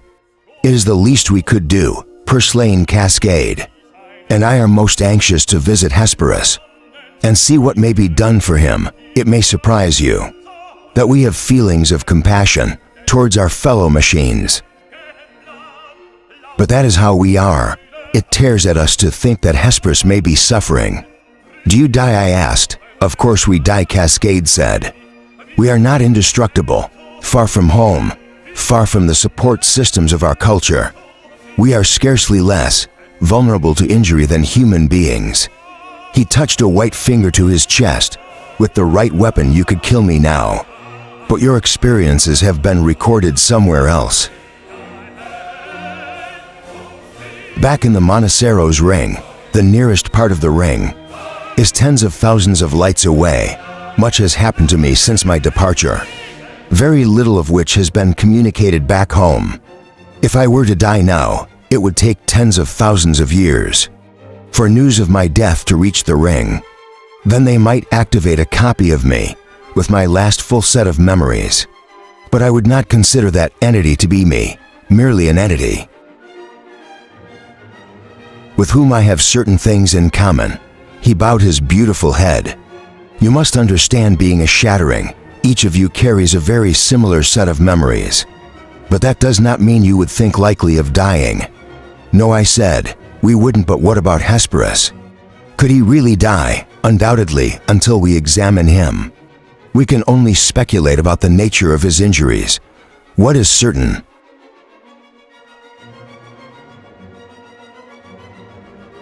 is that his chances of being repaired will be greatest. If he has returned to the ring, we would need a ship for that. Caden said, "You don't have one." Sane Fine brought us here. We have no vehicle of our own. Campion crunched noisily on his apple, the ancient human sound punctuating my thoughts. He was observing things very carefully. Though giving every impression of studied indifference, you must have had a ship at some point. I said once. Caden said offhandedly, "It was destroyed. Long before we reached the darkest reunion. Since then we have been at the mercy of human charity." The robot waved a hand as if to wipe away the problem. It is of no matter, ships are mute machines. With no more sentience than a pebble, they have no intrinsic value to us. It would be good if you could look at Hesperus, I said, at the very least. Help me to get him down to Naomi in one piece. I'm afraid of moving him now. There's no need for him to come here. Cascade said, "Whatever we can do for him, we can do aboard your ship. You don't need the resources of Ymir," I asked. Cadence made a tiny clucking sound, which I took to be the machine. Person equivalent of a derisive snort. The citizens of Naomi mean well, but using their machines to repair Hesperus would be like trying to perform brain surgery on you. With a few pieces of flint. If flint's all you have, you go with flint. Cascade's ivory mask shaped a thin smile. But we can do better than that. We are flexible machines. The humanoid forms we assume now are mere conveniences. It would be a simple matter for us to form the necessary interfaces to assist Hesperus. But first we must be aboard your ship. That can be arranged. But I'd still like to bring him down to Naomi. There's no need, Cascade said again. For me there is. It's complicated. But Hesperus asked us to do something for him. I took a deep breath. You've already spent time on Naomi. Doubtless you know of the spirit of the air. Yes, Caden said guardedly. Have you had contact with it since your arrival? I couldn't help but think of the machine as a. She shook her slim-necked imperious head. None at all. There has been no need. It is not a true machine intelligence, and therefore of only passing interest to us. Does that apply to people as well? Quite the contrary. We find organic intelligence is infinitely fascinating. Or that slippery Grammy emulating consciousness. What is there not to be fascinated by? The spirit, Cascade said, represents an intermediate stage of sophistication. Between human and true machine consciousness. Its origin is obscure, its nature unstable. There are too many variables to make it amenable as a study subject, and I thought quietly, you might fear it a little as well. If it scared humans, then it might hold similar terrors for machine people. Campion caught my eye from across the balcony and winked once. Well, I'm interested in it. I said. Hesperus was fully aware of our destination. It is our belief that he wished to be brought into the presence of the spirit. What purpose do you expect that to serve? Cascade asked. There are documented instances of the spirit interceding to heal injured pilgrims or repair damaged machines. I said it's not beyond the bounds of possibility that the spirit will do something similar for Hesperus, or take him apart, in which case he'll have communicated part of himself into the memory of the spirit. He must have been willing to take that chance. This is most unorthodox, Caden said. Being here is unorthodox. Having an injured machine person for the guest is unorthodox. Nonetheless, there was a silence. The machines stood still, but the lights in their heads flared and spun. Like demented fireflies, I had the sense of some vast, inscrutable conversation taking place before me. At a speed I could scarcely comprehend. Those seconds of silence might have consumed subjective years of frenzied debate. In the accelerated time frame of machine consciousness, they are cleverer than us. I thought, clever and stronger and faster. And soon it will come to a head, us or them. We will journey to your ship and inspect Hesperus, Caden said. Cascade added, we will attempt to establish a communication link with him. If that fails, you may bring him down to the surface and present him to the spirit. I felt dizzy and delayed in equal measure. I could not begrudge them a chance at communication. First, at the very least, it might enable Hesperus to clarify his wishes. Thank you, I said, when I had gathered my thoughts again. I'm enormously grateful. You were expecting obstruction, Cascade asked mildly. I wouldn't have been offended if you'd refused. He's our guest, but he's your fellow citizen. If you felt that you had a better claim over him, I wouldn't have argued. But you would have been sad, Caden said. Yes, I do. Felt as if we'd let him down. We would not want that to happen. You have taken care of him until now, and we are grateful to you for that. Cascade turned to face his silver companion, then glanced back at me. When may we visit your ship, Purslane? As soon as I have authorization to take my shuttle back into orbit. That shouldn't be a problem, but it may take a few hours. Cadence bound, then we shall await your instructions. Chapter 15. In the early afternoon of our first full day on Naomi, the other 3 shatterings we had transported were released from Ambayans by the time they emerged into daylight. On the large landing deck, where we had gathered the night before,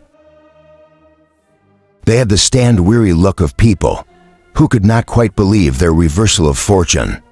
It was as if they had woken from one dream and could not quite shake the sense that they were now in another, from which they might be roused at any moment. When they had met the customary grouping of chatlings, guests and civic dignitaries, fewer in number than the evening before, not that Lucerne.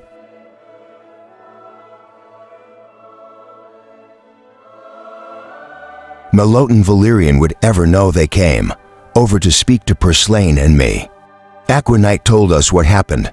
Campion Melod said to me, we can't ever repay you for what you've done for us. You'd have done the same, I said.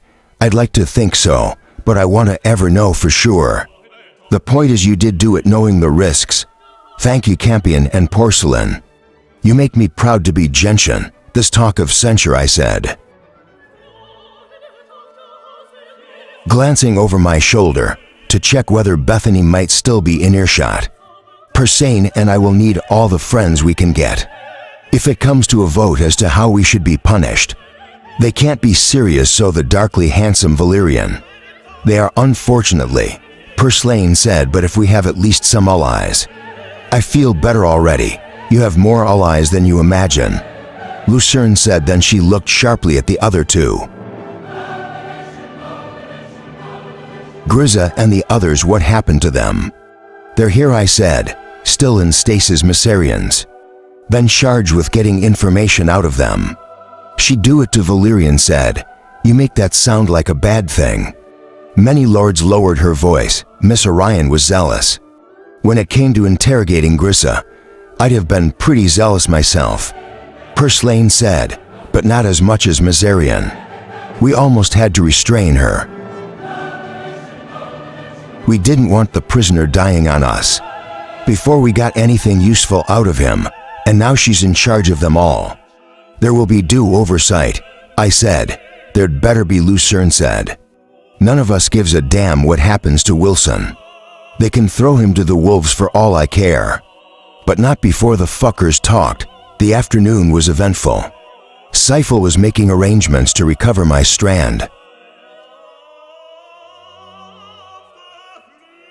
from the heads of the surviving shadowings, which meant each of us submitting to a delicate, time-consuming memory read. The hard part was not preparing the equipment, for the machinery was easily fabricated from standard maker files, but organizing us all so that the work could be accomplished in days, not weeks, as a token of goodwill, and to show that I was not purposefully concealing anything. One offered myself up as her first subject. I can skip you, Campion, Sci-Fi said. When we were alone in the room assigned for her work, It's kind of you to offer, but there will be interference between the strand and your own based memories of the same experiences. I've never understood why the line insists on each of us receiving our own strands. Tradition, I said, and a safeguard against sabotage. If I decided to plan something nasty in the head of every other shuttling, I couldn't do it without infecting myself. You could take precautions if that was what you intended, but it would be more complicated and therefore more likely to go wrong or the same. I suppose the tradition is more symbolic than practical. Do you want to skin me or not? Yes, assuming you've got nothing better to do.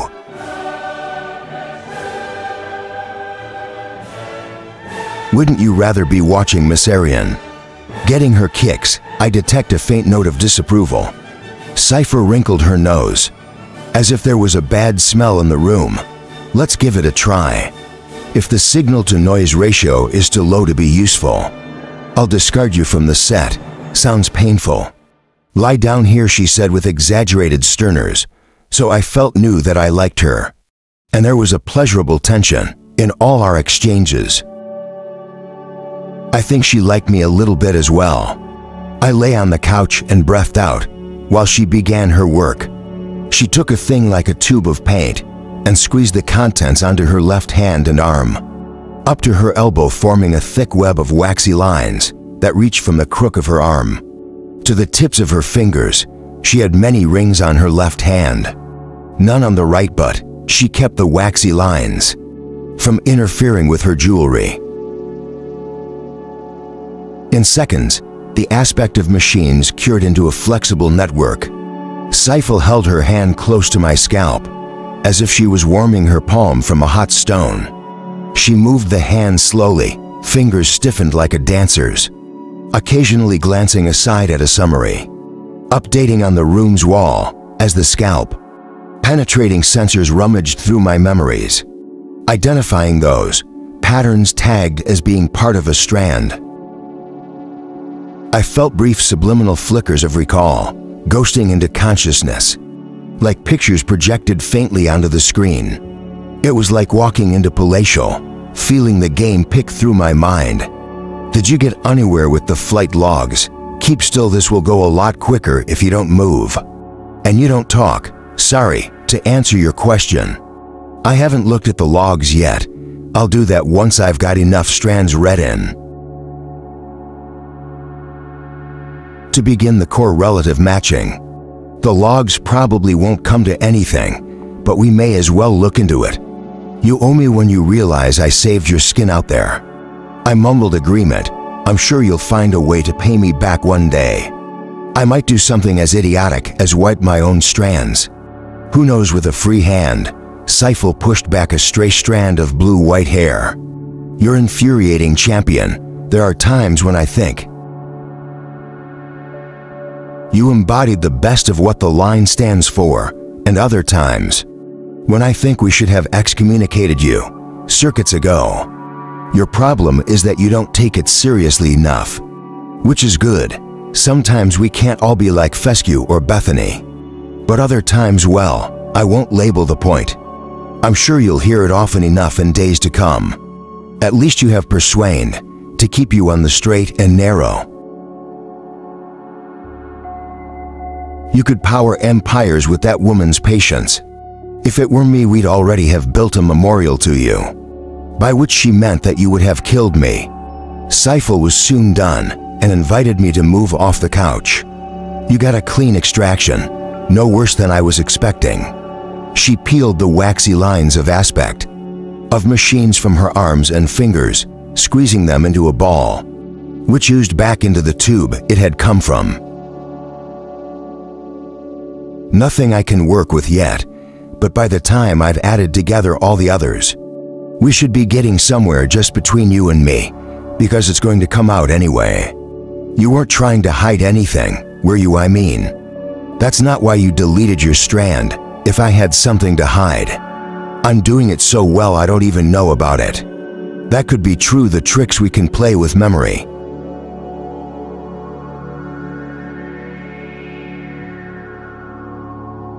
But Sci-Fi trailed off after all this. I do trust you, you have your faults.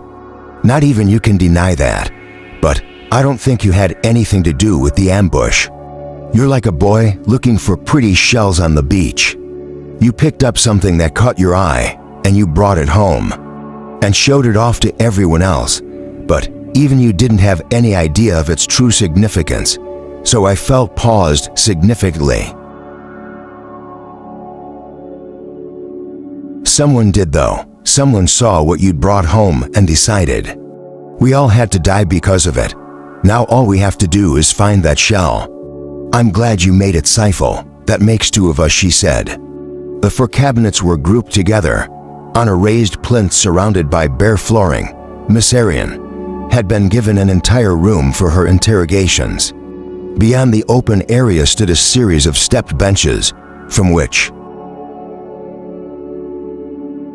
interested parties could witness the proceedings. Beyond the benches rose walls, through which narrow slitted windows admitted pencil. Thin shafts of one daylight. There was more than enough space for all the shatterings, as well as, I guess, send a small congregation of locals. Many witnesses were already present when the conveyor dropped me off outside, having just watched Purslane's shuttle climb back into the sky. I was burning with curiosity, desperate to hear what these frozen prisoners had to say of their part in the crime. Missourian's timing and showmanship were impeccable. By the time she arrived, the atmosphere was electric, and conversation dropped to an alert, anticipatory silence in an instant. She stood to the plinth and stood before it, the cabinets looming over her thin, dark-clad form. Thank you, chattelings and guests, she said, pivoting on her heels to address the audience. Today, I will be using synchromesh to reach the prisoners. She raised one arm high so that her sleeve slipped down to reveal a bulky white chronometer clamped around the pale stick of her wrist. The watch set with pearly dials and many knurled knobs, since you were warned. I presume that most of you have your own mesh or an equivalent.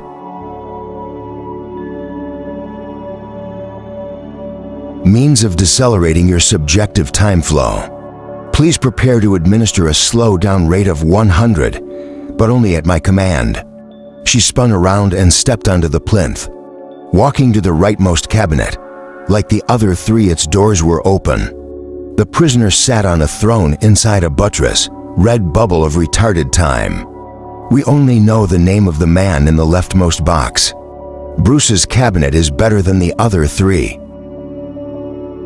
He's got a much stronger chance of surviving emergence into normal time. For the other 3, I consider the chances somewhat poorer. Husking is a distinct possibility. Because of this, I will not risk bringing them out of stasis until I am certain I have learned all I can without external coercion. But they do not know that. Mazarian opened the control panel in the rightmost cabinet, exposing the same kind of graduated dial I had seen in Grills's box when Mazarian had shown it to me aboard Dalian's. The lever was also pushed nearly all the way to the right, indicating a stasis factor near 100,000 a second. For every day that passed in the external universe, near enough in the time that had elapsed since I had met the other chattelings for breakfast. The prisoner might have had time to blink once. It would take 2 or 3 days of my time for him to complete a gesture or express a simple statement. Mazarian tugged the lever to the left until the stasis factor was 100. The prisoner still appeared immobile. From moment to moment, but over the course of a minute, the rise and fall of his chest was just discernible. He was breathing alive. The bubble was now pink-hued rather than scarlet. He sees and hears only me, Mazarian said, looking back over her shoulder at the audience. There's a privacy screen between you and me. Later it may be possible to cross-examine the prisoners. But for now I would rather they dealt only with me. I do, of course, have quarter more authority to lead this investigation. She touched the face of her chronometer with one sharp, nailed finger, I am about to dye myself up.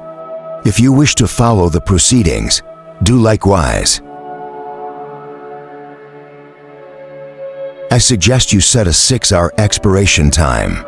Enough for a few minutes of conversation, as the drug slowed her mental processes. Mycerian froze, falling into a pseudo-paralysis. It was in fact only a retardation of bodily functions. Not a complete cessation, but you would have toppled from the plinth, had her clothes not stiffened. To provide the necessary support, now her subjective consciousness rate had been matched to the prisoner's, and her heart and respiratory rates lowered accordingly. Her mouth opened very slowly, and sound appeared to come out of it. It was impossible to speak. Under the influence of synchromesh, the physiology of the human voice box simply did not permit sounds to be generated across minutes of actual time. But her clothes were capable of reading her intentions, and they fed a simulation of Mycerian's voice to both the prisoner and the loudspeakers situated around the room. What we heard sounded as low and mournful as whale song. Throbbing with subsonic undertones, I pulled a black vial from my pocket and squeezed a cold drops of synchronous onto my eyeballs. The drug hit my nervous system in moments, darling my blink reflex using the chronometer. I set the 6-hour exploration and rotated the dial. That would tell the drug how slowly I wished to go, I thought. The usual lurch of dizziness as the mesh took hold.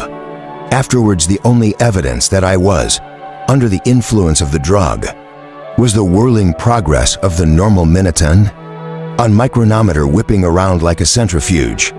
Most of the audience had dialed up at the same time as me. Only a handful was still living in normal time, betrayed by their fidgety, jerky movements. Mycerian's voice had upshifted through the frequencies until she sounded perfectly normal and comprehensible. Of Gentian line, the House of Flowers, she was saying in trance, introducing herself. I had missed only a second or two of actual speech. You are in our custody now, on a world whose name and location I have no intention of divulging. We're not interested in justice, merely cold-blooded retribution. The prisoner said nothing, but he was fully alive now, shifting in his throne restraints and eyeing Mycerian's every move. We are, however, prepared to make concessions for information, she said, occasionally turning to face her hidden audience, her clothes permitting normal perambulation. There are 4 of you, and we only need one of you to talk. Your cabinets are damaged. The chances of you surviving emergence into normal time are not excellent. If you are prepared to tell us what we want, I will make sure. We do all in our power to keep you alive, but only if you cooperate. Only if you tell us everything without evasion. Without ambiguity. Missouri unrested a hand on her hip. What's it to be? The prisoner smiled or smeared. It was difficult to tell which. I saw what we did to you, Yenzen. I know how many we killed. There were survivors more than you realized. And latecomers too. I only have your word on that. You want to see the others? I'll bring you out of spaces. That should feel real enough. You won't risk it. Bring me out, and you stand a very good chance of ending up with nothing. You don't think I'll take that chance? You're not that precious to me.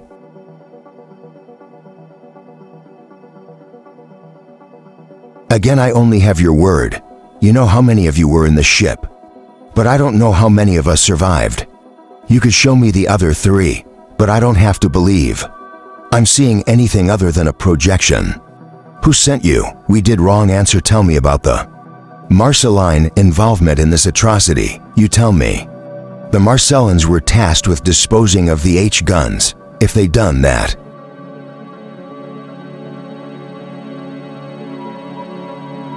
we wouldn't be having this conversation. Is there collusion at line level? Or was Grosser acting independently of the other? Shatterings. Whose grill, sir? My patience isn't infinite, Myssarian said. Her hand was on the level of the Stacy's cabinet. Now I can pull this all the way to the left. Ring you out, would you like me to do that? Whatever makes you happiest. Tell me, what champion's thread had to do with the ambush? What was in it that mattered so much, asked Champion, or did we kill him as well? Are you a member of one of the lines? Are you Marceline? Do I look masculine to you? I'd say you were Melikta if I had to put money on it. I didn't notice the resemblance until you started speaking. But you all have that arrogant set to your jaws. That fuck you glint in your eyes. Myssarian watched him very intently.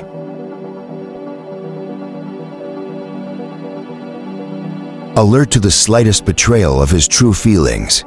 It was frustrating, not being able to look into his mind immediately. But no useful scans could penetrate the stasis bubble. You think I'm working for the House of Moths? Take it up with them, Missouri, and nodded sagely. You're one of them, a star mover, without warning. Her hand pushed the dial to its earlier setting, freezing the shattering into immobility. Even with synchronous, she appeared in Earth, since there were still 1,000-fold gap between. At time raids, if he's Melikta, I want to know now. Myssarian said behind her, the light that ran through the narrow slots in the walls changed its angle perceptibly from elsewhere in the audience. Aconite spoke up, there will be a list of all Moloch, the shuttlings in the trove. It won't guarantee a match. They change their looks the same way we do, but there's no harm in checking. Do it, Myssarian said, and don't forget to check. Against chattlings lost to attrition, Aconite's hand moved to his chronometer. He dialed himself back into normal time and became a blur.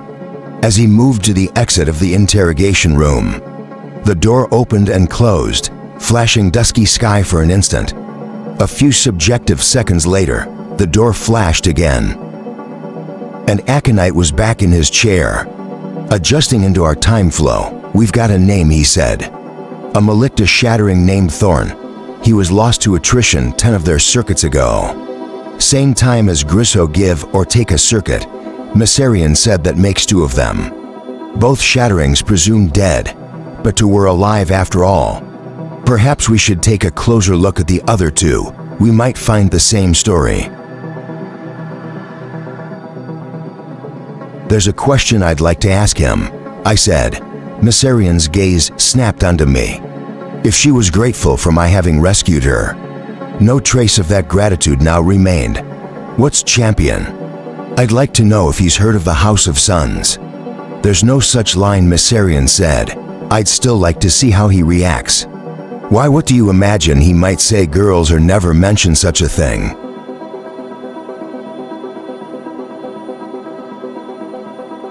I've just got a suspicion that something called the House of Suns may be involved. It was something Hesperus mentioned, although his memory was too damaged for him to say where the phrase originated. How can there be a line no one's heard about? Ask Charlock, we know what we are. Who's in the commonality? Who's been expelled? There's no room in our history for a hidden line. The line could have arisen recently, said Valerian 1. To new to have entered the troves, we might as well ask, Melid said.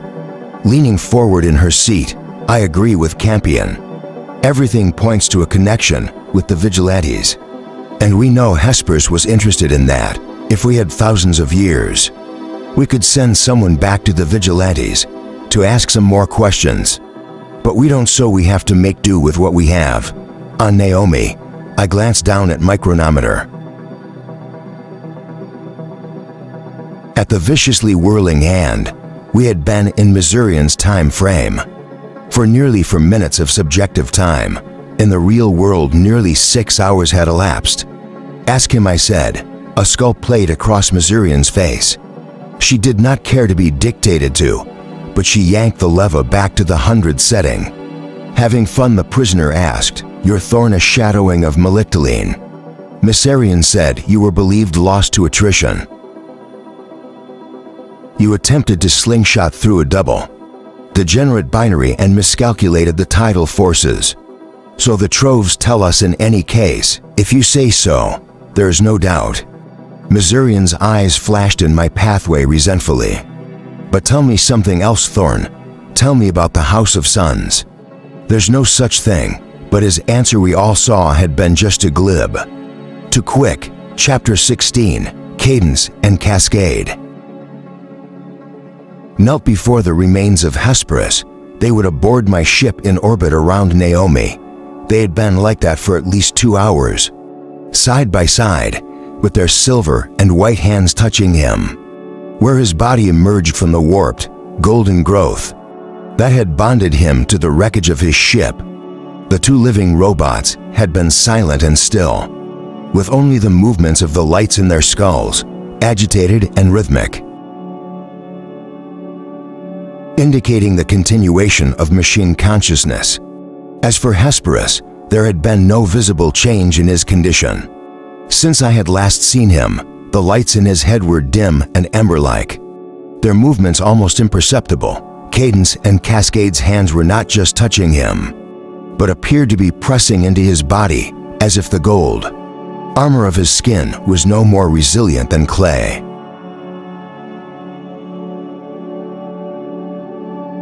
But when they withdrew their hands slowly and in unison, no impression remained. Cadence turned her lovely silver face to mine. He is not dead per slaying, threatened with grave injury. He has consolidated his mental processes, whittling himself down to a tiny, flickering candle of intelligence and memory. He can be saved. But there is nothing we can do for him here on Naomi. I asked. Nothing there either, Cadence said. His voice is soothing and reassuring as ever, even when he was imparting dismal news. He must be returned to the machine, people in the Monasteros ring. There he can be brought back to full functionality and rewarded for his efforts on our behalf. I thought of the tens of thousands of years that might pass before he reached machine space. As much time again might elapse before he returned to us. If that ever happened, even for a shattering, used to thinking in terms of circuits. The weight of those years felt enormous and interminable. Will he survive the journey? That would depend on the ship. Cadence said it would need to be a fast one, to minimize the subjective time interval, since he cannot be placed in abeyance. He must endure every second of the voyage, as measured by ship clocks. Can't we make a stasis cabinet large enough? Not with Naomi technology, and we lack the tools to manufacture one ourselves. Can he be taken apart, broken into smaller pieces? If we can just get part of him into a cabinet, he would not survive dismantling, Cascade said. Besides his sentiences distributed throughout his body, no part of him could be safely discarded. You said he'd consolidated himself, shrunk his consciousness down. I said to Cadence, I was speaking metaphorically. She said the technicalities would not lie within your compass of understanding. Rest assured that transportation is his only chance. Will he survive a trip down to Naomi?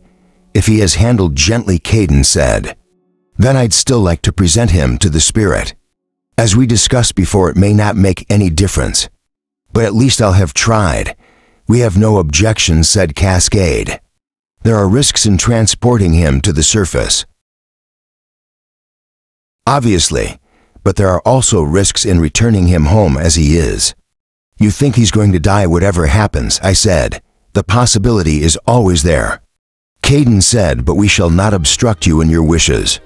Would you like to take him down to Naomi now? We can assist with the operation. I still haven't had the final say. So from the authorities, we will speak on your behalf, if further persuasion is required. Cascade said if he communicated his wish to you, then we are also compelled to honor it. Let us move him now, said Cadence. I stood back. If you think we shall.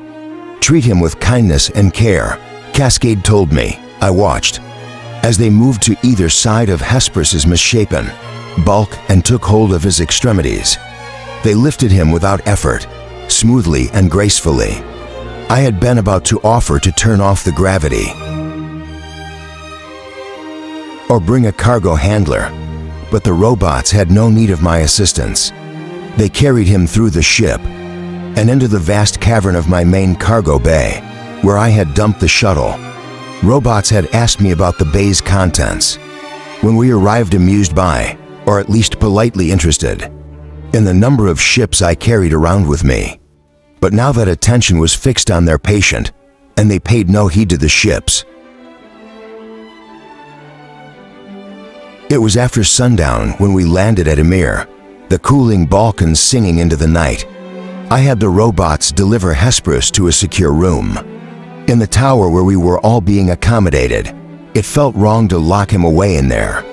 Stored like a piece of luggage, but the room would notify me of any changes in his condition, returning to my own quarters.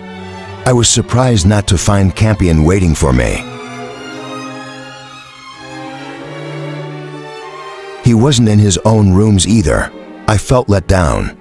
I had seen the concern on his face when I left, or imagined I had seen it. So I had assumed he would be awaiting my return, to let me know he was glad to have me back. Feeling sullen and sorry for myself, and realizing that it was too late to join the other shadowings for the evening meal. I had the room prepare me food to Genshin standards. I ate it without enthusiasm. Sitting on my bed with my shoes off, facing the open window to my balcony, and watching the curtains stir in the warm breeze. Now and then a flying figure buzzed past, colored wings, glowing like stained glass windows in the sky. Most of these honey-colored creatures would be dead before a single Genshin touched down on another world, but they did not appear to mind, nor did they seem any less contented than other galactic cultures. They flew as if they had been born to the air, and their wings were delightful. So what if they had seen nothing of the wider galaxy, beyond what was shown to them by visiting travelers? So what if their civilization, according to our prognostications of the universal, actually showed every indication of being ephemeral, doomed to become part of the endless, rolling despond of turnover within a circuit or two? The people of Naomi were thinking of today, not some century in the distant future. Perhaps the lines had it all wrong. I thought we accumulated experience for the sake of it, stretched our lives out across millions of years. But even when things were going well, even when we were not being ambushed, pushed to the brink of extinction, there was a neurotic anxiety at the back of all our minds.